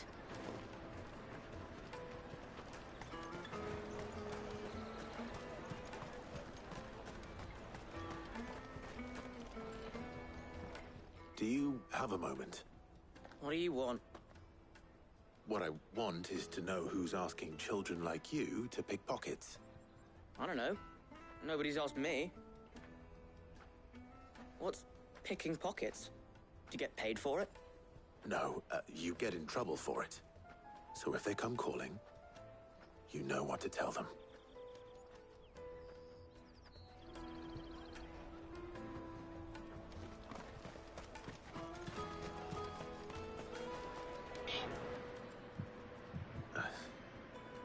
Excuse me? What do you want? I don't have any money. It's all right. We're not going to hurt you. We just want to talk. What about? We've heard that some very bad people are making children like you steal from travelers. We need to know who's behind it so we can stop them. I don't know much about it, really. But my friend, Honza, he said he got a job. Doing something dangerous. Sounds promising. We need to find him and ask. Do you know where your friend might be? He's usually by the tents outside town. Thank you.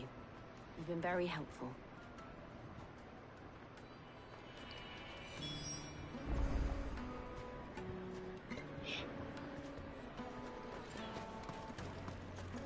Come on, come on!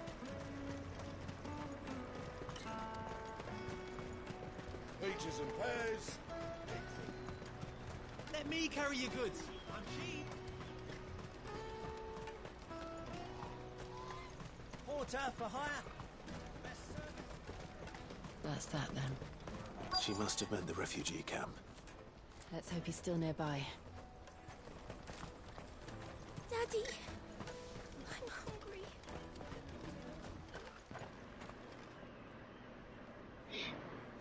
That big fat donkey was easy pickings. He wouldn't have noticed if we'd robbed his boots off him. Yeah. Wish we hadn't handed over the pass, though. Could use one of those things to get out of this dump. Chance would be a fine thing. The moment they found out, they'd string us up by our guts. Would they now?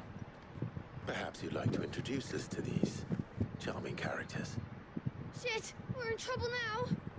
What do we do? You two get caught if you want. I'm off. Hunter, where are you going? So that was Hunter, eh? Jill, you watch these two. I'm going after him. All right. He can't have gone far. I need to find him before his employers do.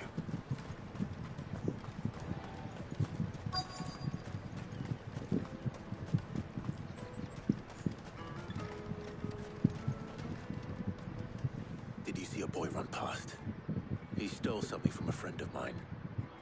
There was a boy ran back there towards the chocobo pen, but... Thank you.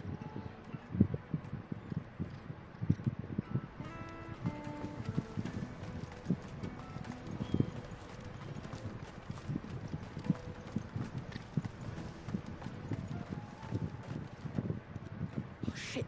Cornered. It's all right, Hunter. I'm not going to hurt you. I just want to ask you some questions. Fine. Not like I've got a choice. I'm looking for the people who are making you steal for them. Who are they? Called themselves the Carstones. They said they'd give me a good gill if I did what they told me.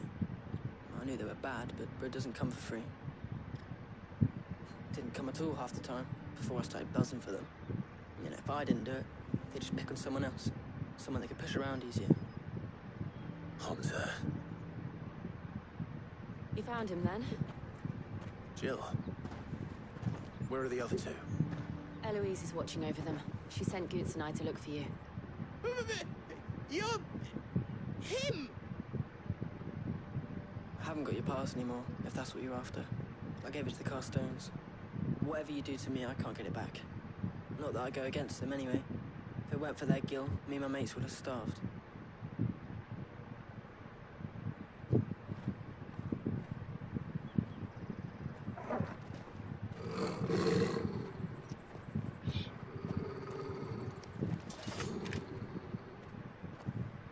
Cowards. You will not force another child to do your bidding. Wait, we're not... Don't hurt him.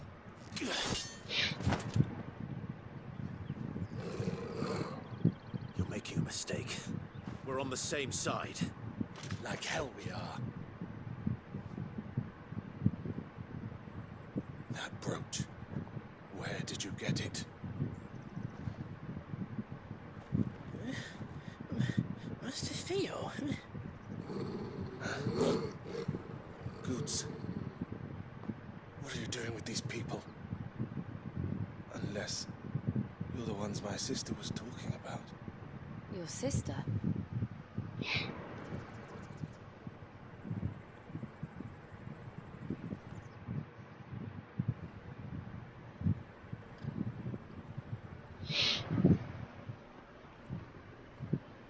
Eloise didn't tell us she had a brother. And why would she? I'm just her back and a blade. Theodore, at your service. Sorry about before. Theodore, what do you know of the Cast Stones? Vultures who have made Boklad their hunting ground. They prey on the desperate, stealing from those with gil and bullying those without it into joining their flock. I'd been looking into their activities in hope of sparing the refugees any further hardship. But it seems they've already stooped even lower than I'd feared. Hans is a good lad. Don't blame him for what they've made him do. If he and his friends hadn't agreed to work for the Stones, some other poor souls would have. On pain of death, most likely. Clive, was it? And my sisters asked you to help put an end to the pickpocketing. Then we all want the same thing.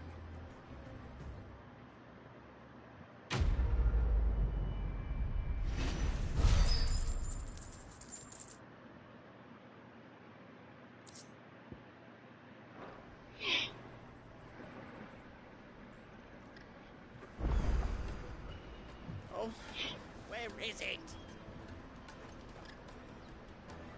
So, what's the plan? What else? We find the cast stones, and we crush them. You get your trader's pass back, and I make Boklad a safe place again. All right then. All right then. Honza, where are they camped? Don't worry. They'll never know you told us. Couldn't if I wanted to. They always come to town to collect the passes. Meet us outside the gate. I tried following them once, but they spotted me halfway down the trail. Said they'd string me up. We'll try it this time. Which way were they going? Back down the road towards Leighton's Cleft. To Leighton's Cleft, then?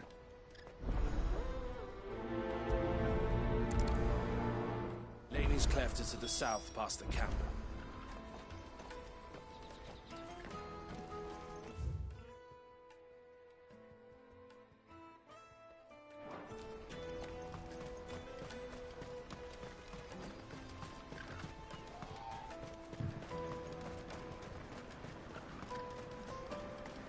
That's that then.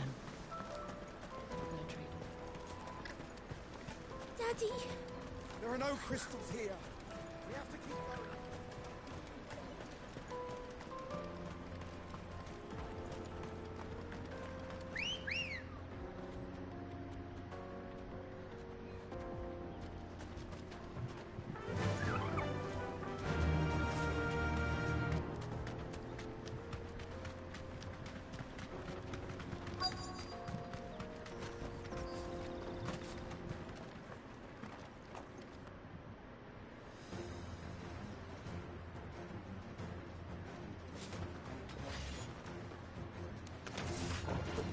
That's the one who's been sticking his nose in our business.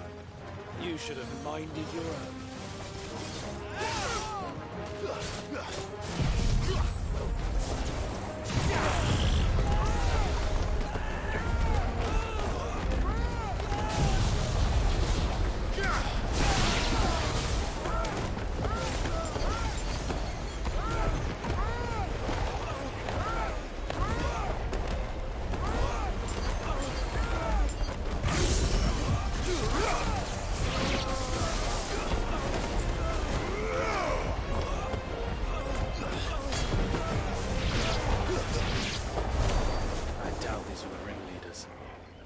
We know we're on the right track.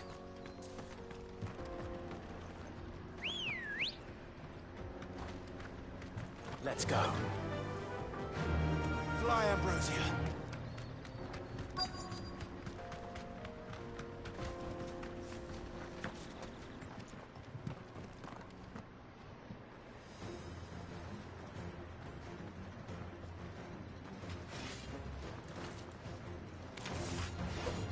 We got company!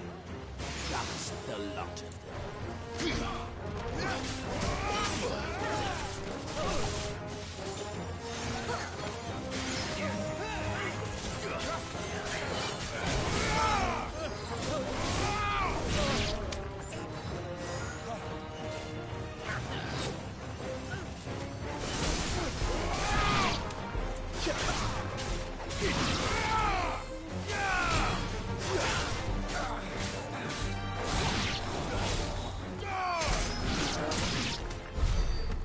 Soldiers.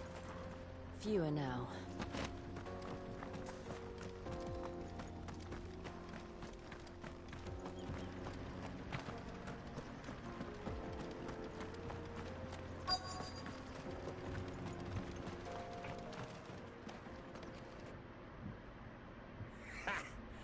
Not a bad haul today, eh? Aye. Some of our new recruits are natural-born ne'er-do-wells. Especially the little ones. That Hans has got nimble fingers, all right. It will be a shame when they chop them off. But till then, let's make the most of it. Scum. The leaders of the cast stones, I take it. They don't deserve any mercy, Clive. I wasn't planning on showing them any. We're ready when you are, Theodore. Oh, I'm ready.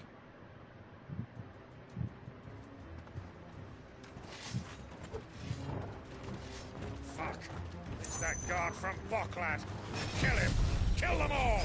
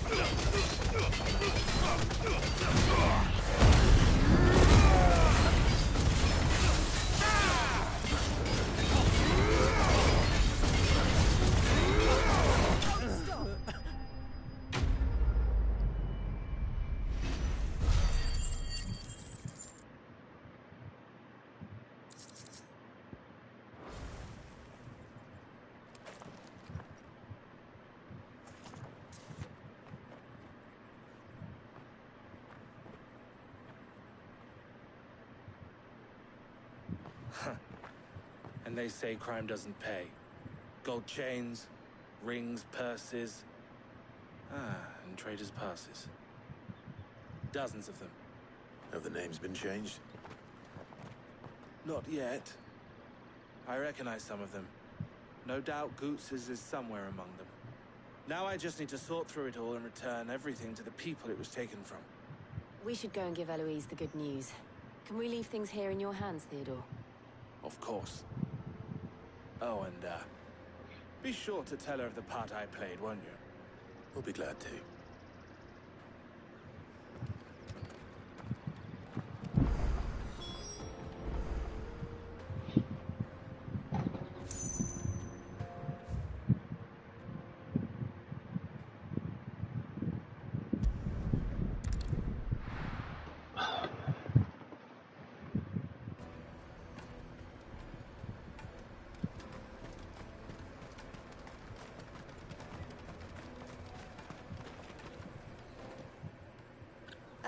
Clive, how goes the hunt? My brother isn't getting in your way, I trust? Quite the opposite.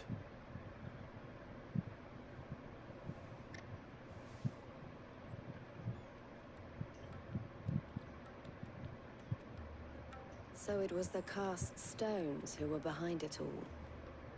Theo told me he'd been on their trail. And their demise solves 3 problems at a stroke. That of the pickpockets, the bandits pulling their strings, and the passes they were stealing. I only hope yours is among the items you recovered. Only time and Theo's return will tell. Speaking of whom, welcome home, dear brother. You are too kind, Eloise. Here, Clive. Goods' pass. Ask him to keep a closer eye on it from now on, would you? I will. Thank you. El, I've asked our boys to carry the rest of the goods back. Can I count on your help in sorting through it all? Of course. I'll make some space in the storeroom. I expect you'll soon be on your way then. But it wouldn't do to leave without introducing yourself properly. Would it now? Sid. Don't look so shocked. We're on the same side. I don't understand. As you now know all too well, we at the Crimson Caravans are always happy to help those in need. For a small fee, we will move anything that needs moving.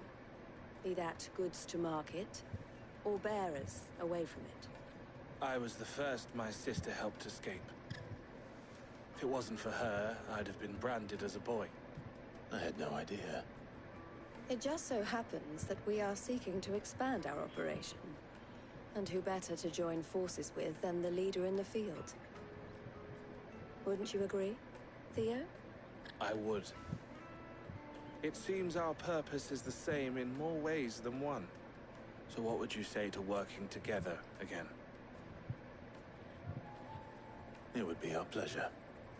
And our honor. The honor is ours. Here, Clive. This is for you.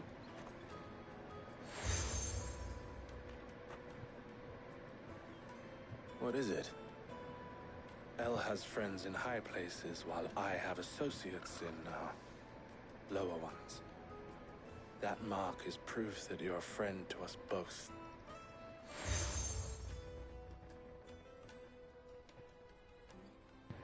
I shall bear it with pride.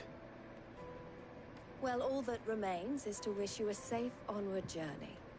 Goots's pass should secure you a place on the caravan, but if you encounter any difficulties, we would be delighted to provide you with a coach of our own. For a discounted price, of course. Say, 9 million? We'll try the caravan.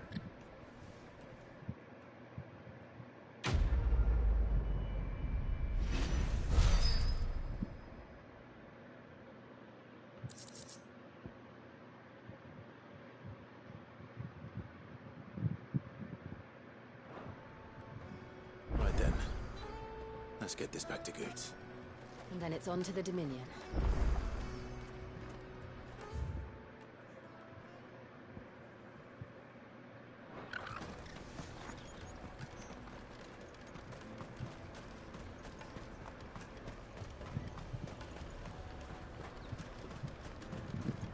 Pardon me, but would you happen to be a fighting man, perchance? That well-notched steel and impressive physique. I have need of a sword for hire, and yours looks to be a weapon well worth the coin. Might you be convinced to offer me the use of those formidable arms? How exactly do you intend to use them? Well, being something of a scholar of Zemeckis history, I wish to investigate the ruins near the city. And I require a rugged companion, lest I find myself waylaid by ne'er-do-wells or the beasts said to roam the area. Should you accept, you will not only earn yourself material wealth, but partake of the true treasure that awaits us there. The rich and storied history of Zemeckis. Well, were you ever party to a finer proposition? My arms are yours. Wonderful! Then come. We must away. But where are we going? Along the old Zemeckis Road, and from there, onward to discovery. Quickly! There is not a moment to lose. Wait. Good luck with your ne'er-do-wells.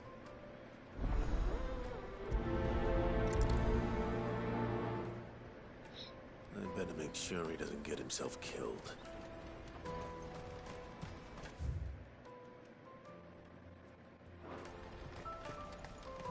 Porter for hire. Best service at the best price. I see you've been of some assistance to Eloise. Perhaps you can extend me the same kindness? Perhaps. What would I be doing? Finding someone. You see, I've been having trouble with thieves, and despite the many pains I've taken, I can't stop them from rummaging through my packs. I was griping about my lot to a friend of mine a few days back, and he offered to track the culprits down. Now, Joseph's a sellsword, and a good one at that. But he's been gone days, and I'm beginning to fear the worst. Any idea where his search for the thieves might have taken him? The old Zemeckis Road, perhaps? He doubted they would be fool enough to linger here in Boklad. Joseph's lived a hard life. Made him grey long before his time. I just pray he hasn't been killed over a few sacks of grain. Can't imagine there are too many grey-haired sellswords around. Hopefully someone will have seen him.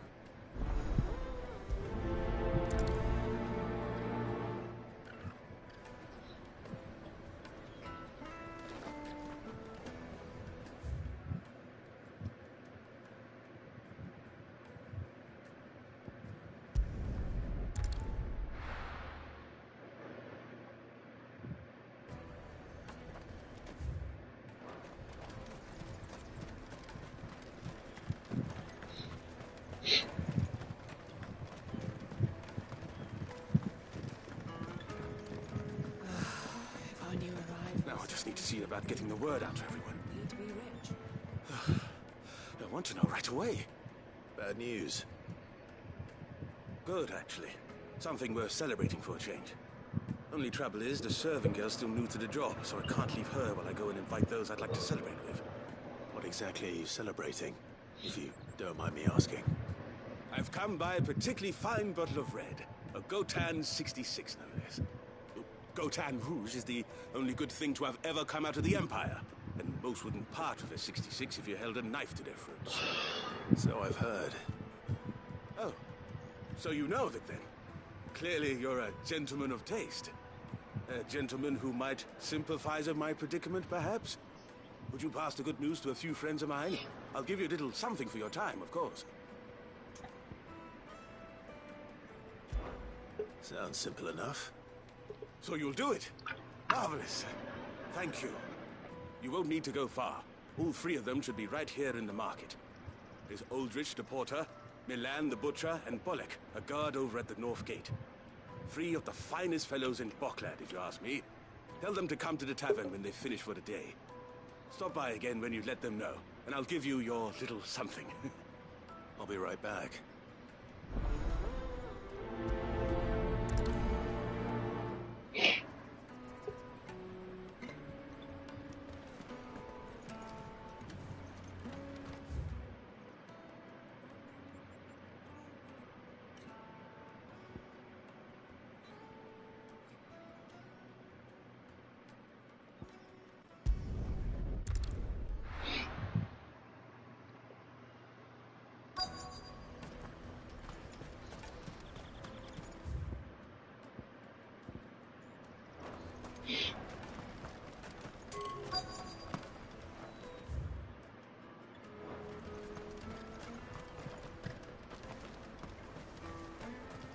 Hurry, man. I must leave. I've been asked to find Aldrich, the porter. I don't suppose that's you, is it? That's me right enough. You need something delivered? The innkeeper sent me. He said there's a cup of Gotan 66 with your name on it when you're done for the day.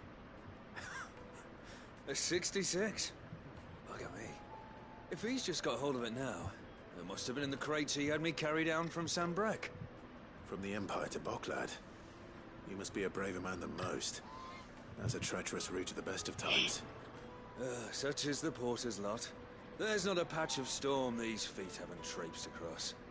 They'd Soraflam one day, then off to Canva the next. The farther you're willing to go, the fatter the purse. Which is why there's no shortage of competition for some of the longer routes. I'd say I've done enough for today to earn myself a cup of something tasty. Thanks for letting me know.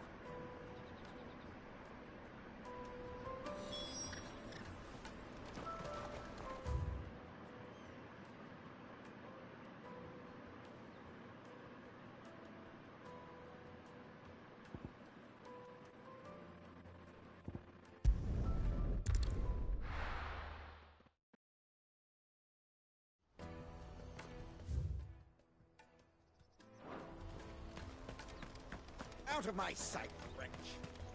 Peaches and pears.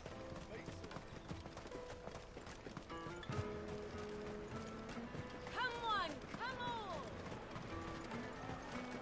on! Caravan stops next to the checkpoint. Are you Milan, the butcher? That's me. What can I do for you? The innkeeper's just had a special delivery. He thought you might like to join him for a cup of wine after you pack up for the day. He knows me only too well. And I've got a ham here that will go handsomely with a nice drop. Wine and ham to spare. Boclad clearly isn't suffering then. Comes with being the place everyone has to pass through to get to everywhere else. Those who travel the Crystal Road bring all manner of goods with them. We get meat from San Brec, herbs from Rosaria. Why, sometimes we even see curiosities from across the Narrow. My old man knew what he was about when he set up shop here all those years ago. Anyway, thanks for the good news. Oh, you know what? Maybe I'll shut up shop early. Wouldn't want to keep our friend waiting.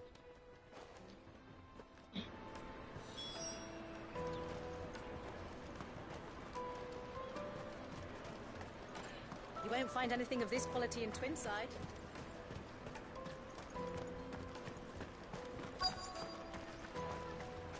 The Empire's your enemy, not us. I'm looking for Bolek. I was told he'd be guarding the gate. Well, you found him. You're not here to enlist, I take it? The innkeeper sent me. He's just taken delivery of a rare vintage, a Gotan 66. He thought you might like a cup. I've never said no to a goat hand. I'm not about to start now. Thanks for letting me know. You must be a busy man. The market would be flooded with refugees if we weren't here to stem the flow. Oh, my heart goes out to them, all right, but we've got our orders. No papers, no passage. Plenty try to slip past us nonetheless. And every now and then, one of them's foolish enough to try and force their way through. And when they do, well, things can get nasty. You know what? That wine's sounding better by the moment. Well done. Wonder if the innkeeper might spare a cup of that wine.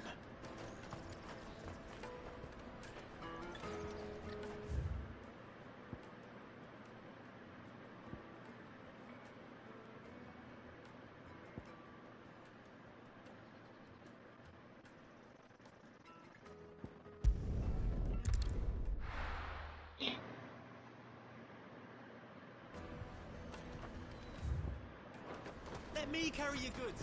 I'm cheap. Porter for hire. That's that then.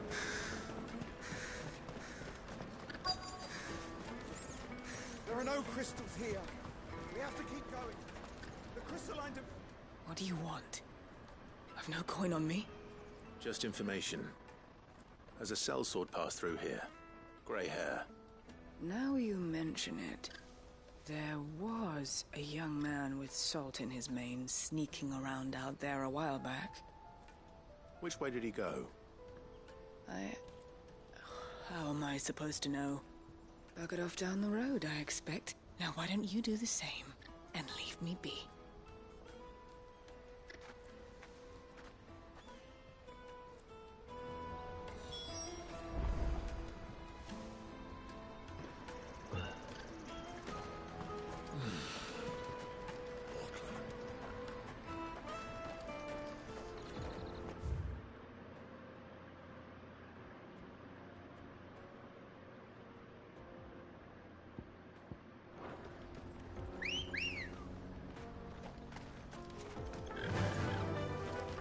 Faster! Why am I not surprised? You'll hand over your coin if you know what's good for you.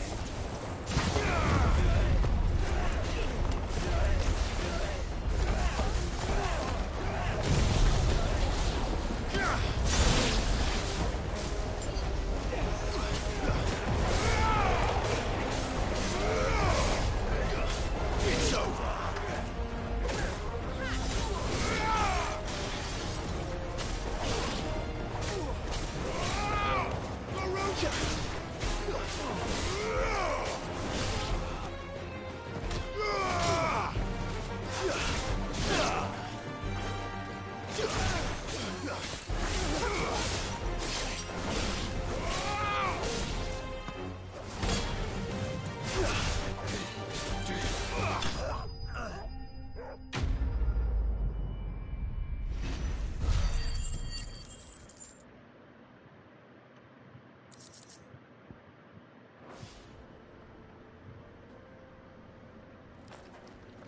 Are you hurt?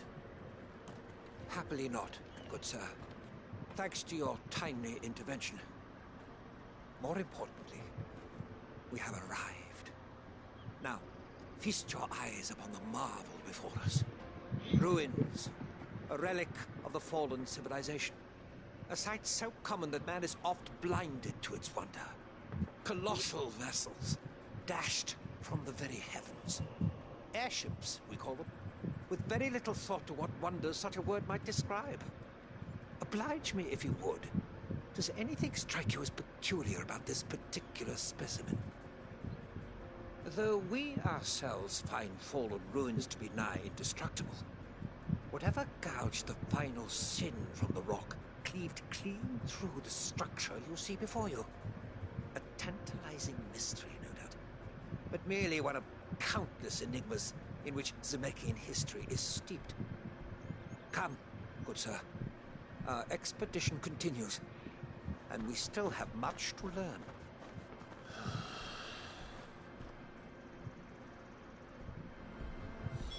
He's passionate. I'll give him that.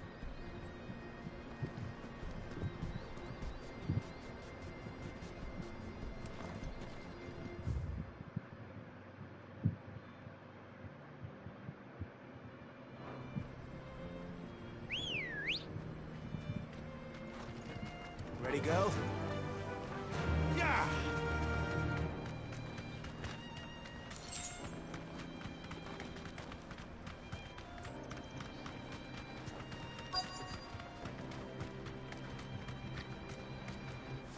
You deserve a rest.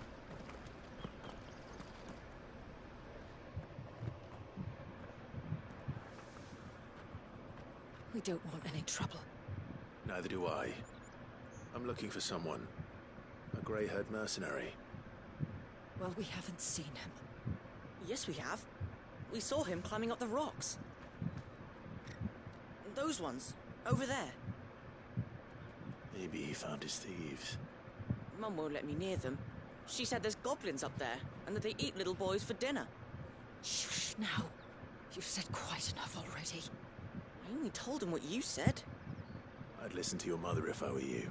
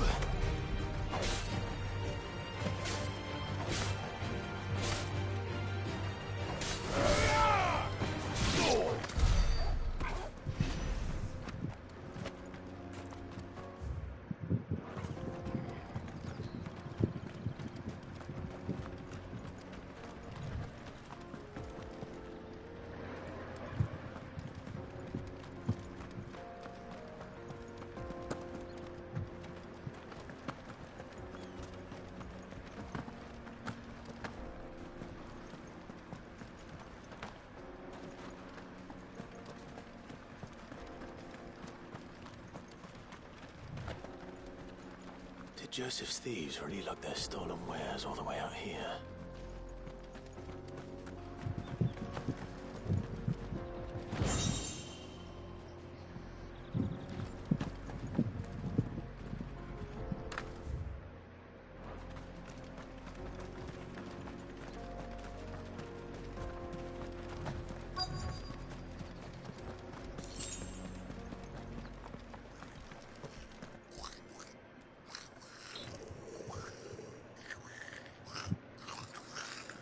I think we found our thieves.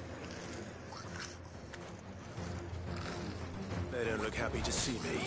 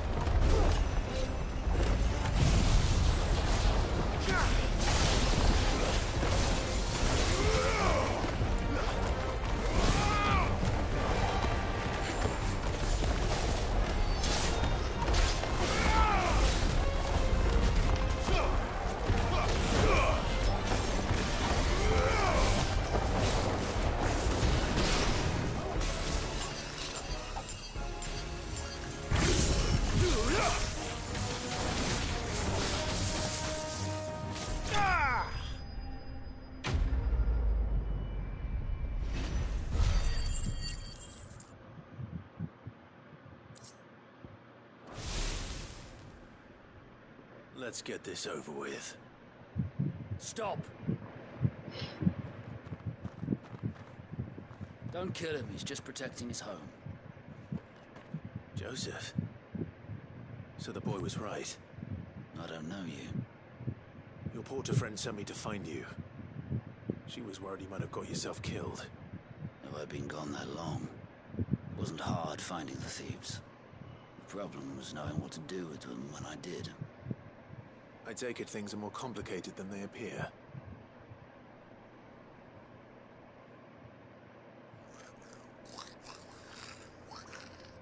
I'd all but ruled out bandits before I even left the market. You know what that is? Because our thieves had no interest in gold or gems, or anything they couldn't eat for that matter. Add to that the rumors of goblins in the area, and the mystery practically solved itself.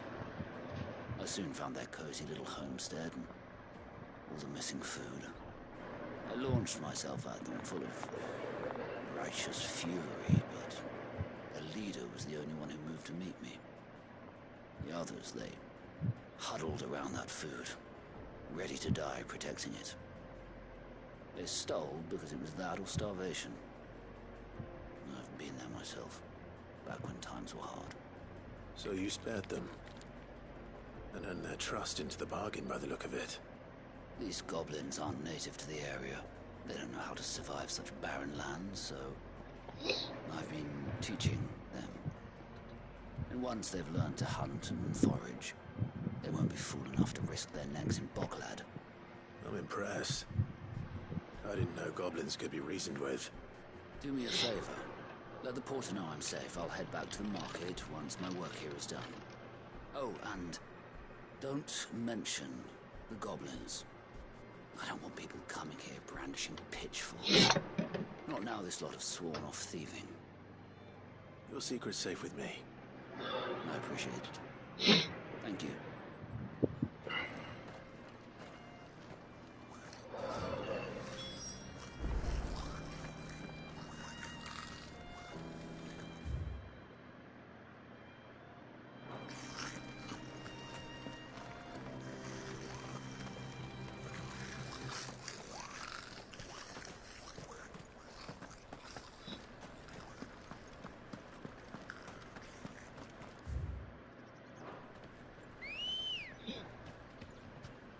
Come on.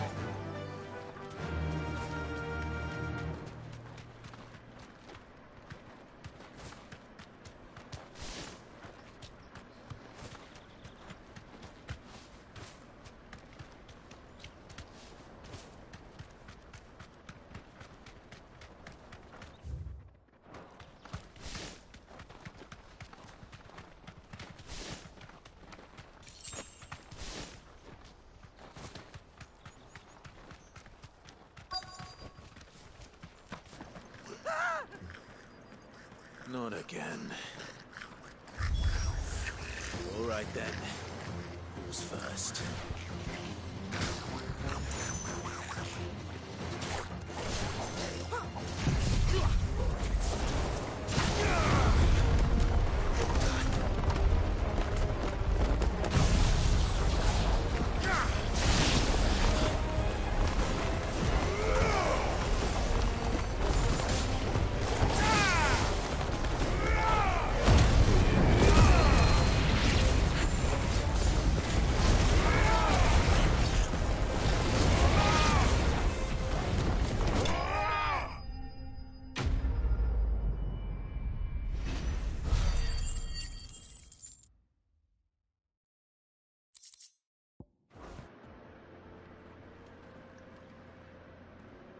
You're going to get yourself killed.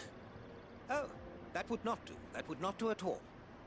Not when such majesty stretches out before us. Behold, the final sin in all its glory. As Moss tells us, a battle was fought here in ancient times. A battle of such ferocity that it tore a great crater in the very land upon which it was waged. In reaching for their holy sanctum, did man enrage the gods, and great was the vengeance that was rained down upon him. Alas, the full truth of the matter is lost to time, though I live in hope that I might see it discovered. But we must not dwell upon such things. There is more yet to see. Onward! History awaits!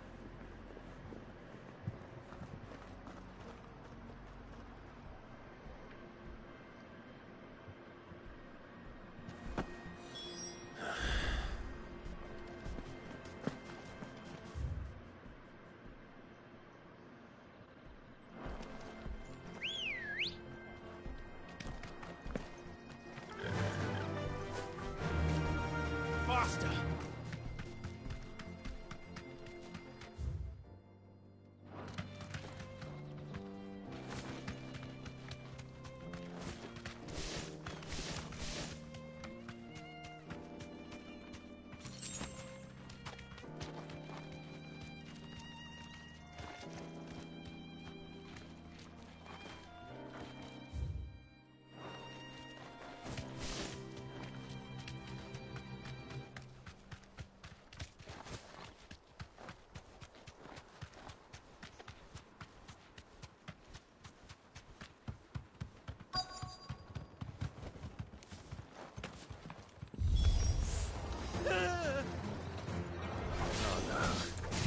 Really got himself into trouble this time.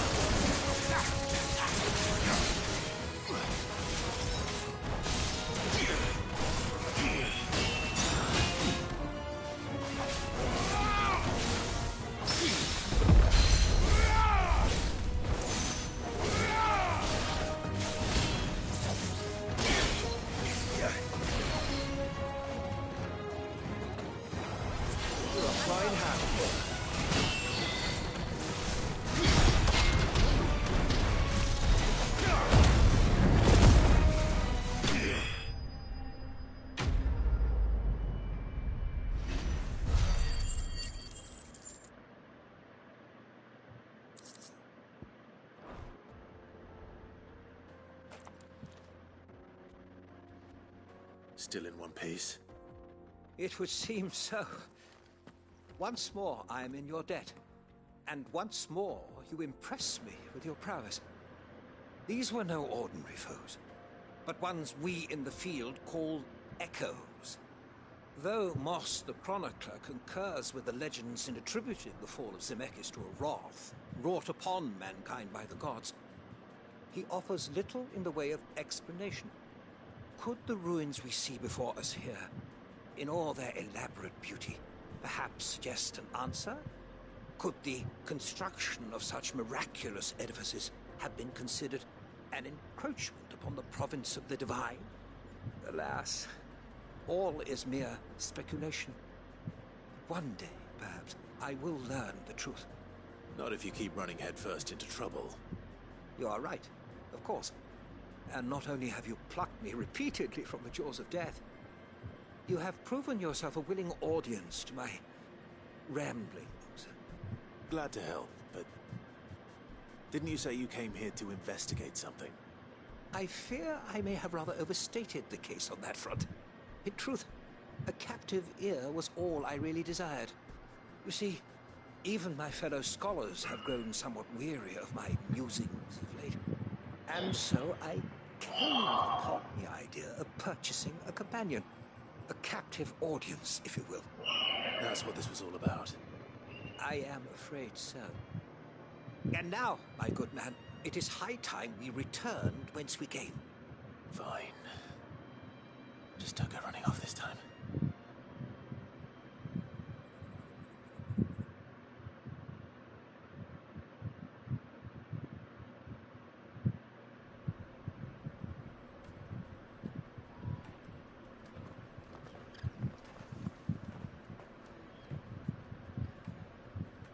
And so ends a delightful day. Here, your reward for humoring my selfish whims, plus a little extra for the trouble I have put you to.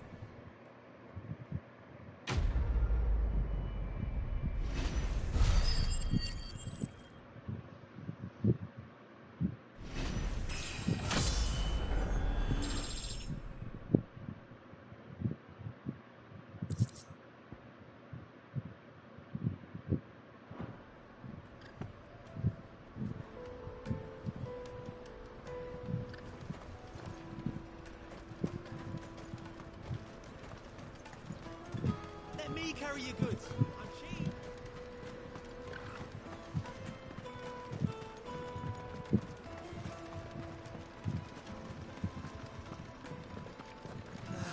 If our new arrivals had brought any coin.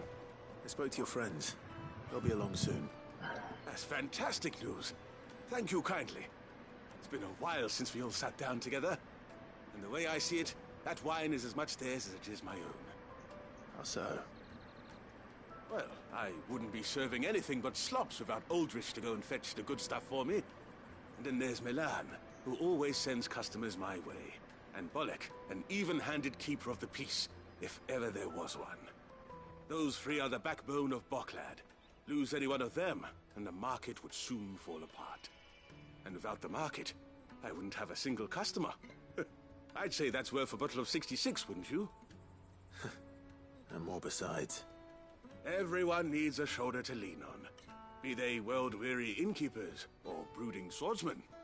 Right. I'd better prepare for my guest's arrival. I hear you had me carrying a bottle of Gotan 66.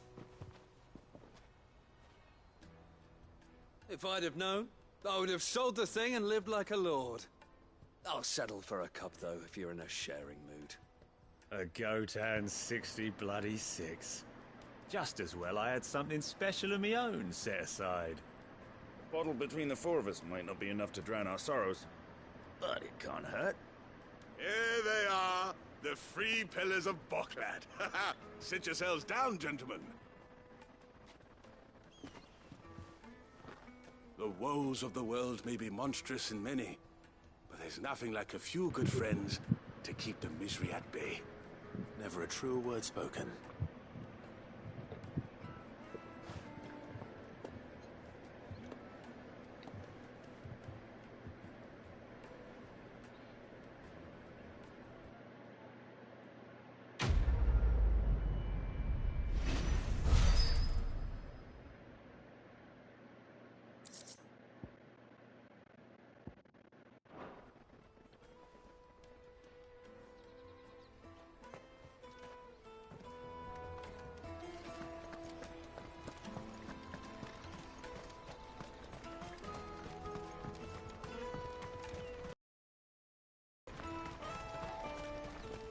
Hurry, man. I must leave for the Dominion.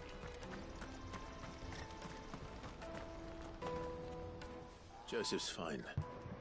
He'll be back once he's tied up a few loose ends. That's a weight off my shoulders. He certainly knows his business. You found your thieves all right. And I dare say they won't be coming back. A good man to have around, that Joseph. And if he says there'll be no more thieving, that's good enough for me. Thank you for putting my mind at ease. Here, for your troubles.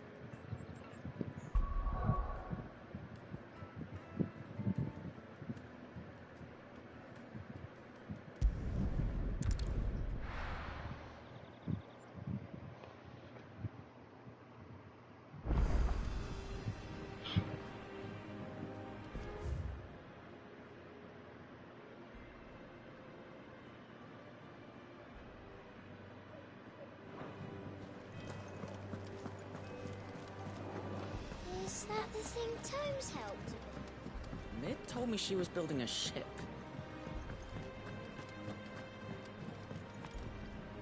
Here for another of my lectures. How may I help you today? Here you are.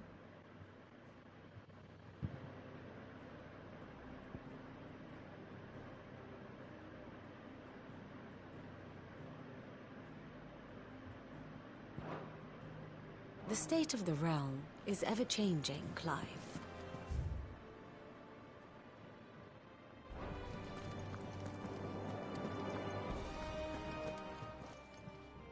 Welcome to the Patron's Whisper. Is everything we've received and everything promised?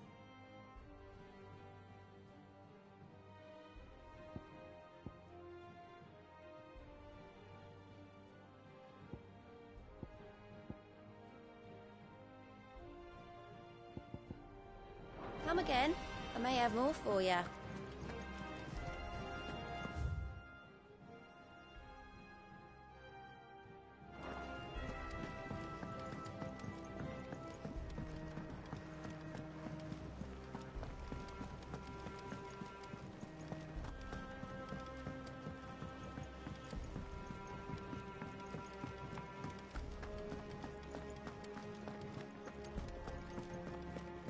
Crack the crystal too?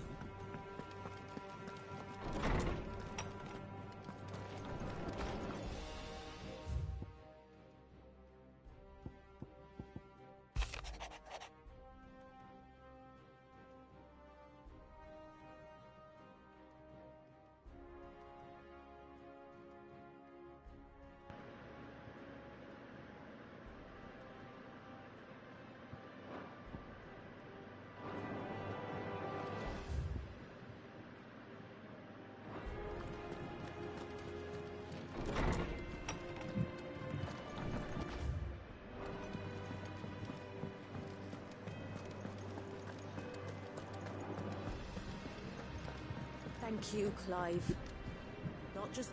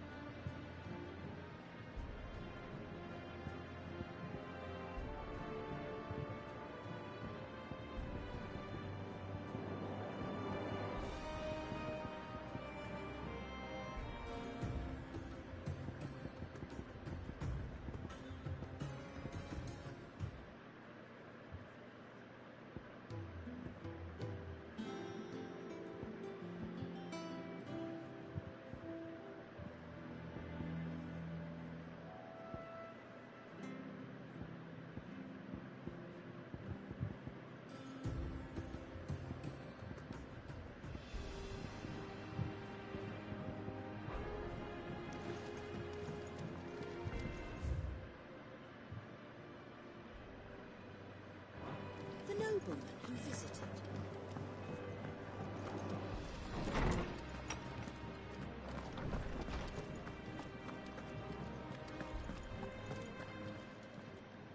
How good it is to see you, Clive. I have a few new notes that might interest you.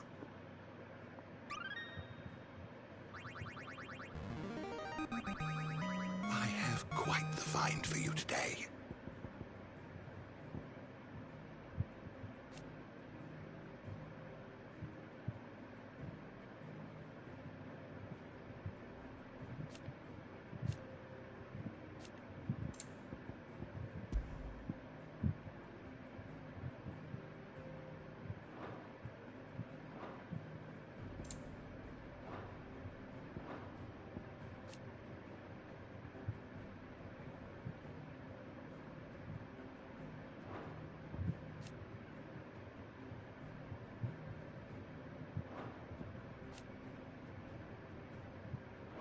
If you have a question for me, I should be happy to answer it.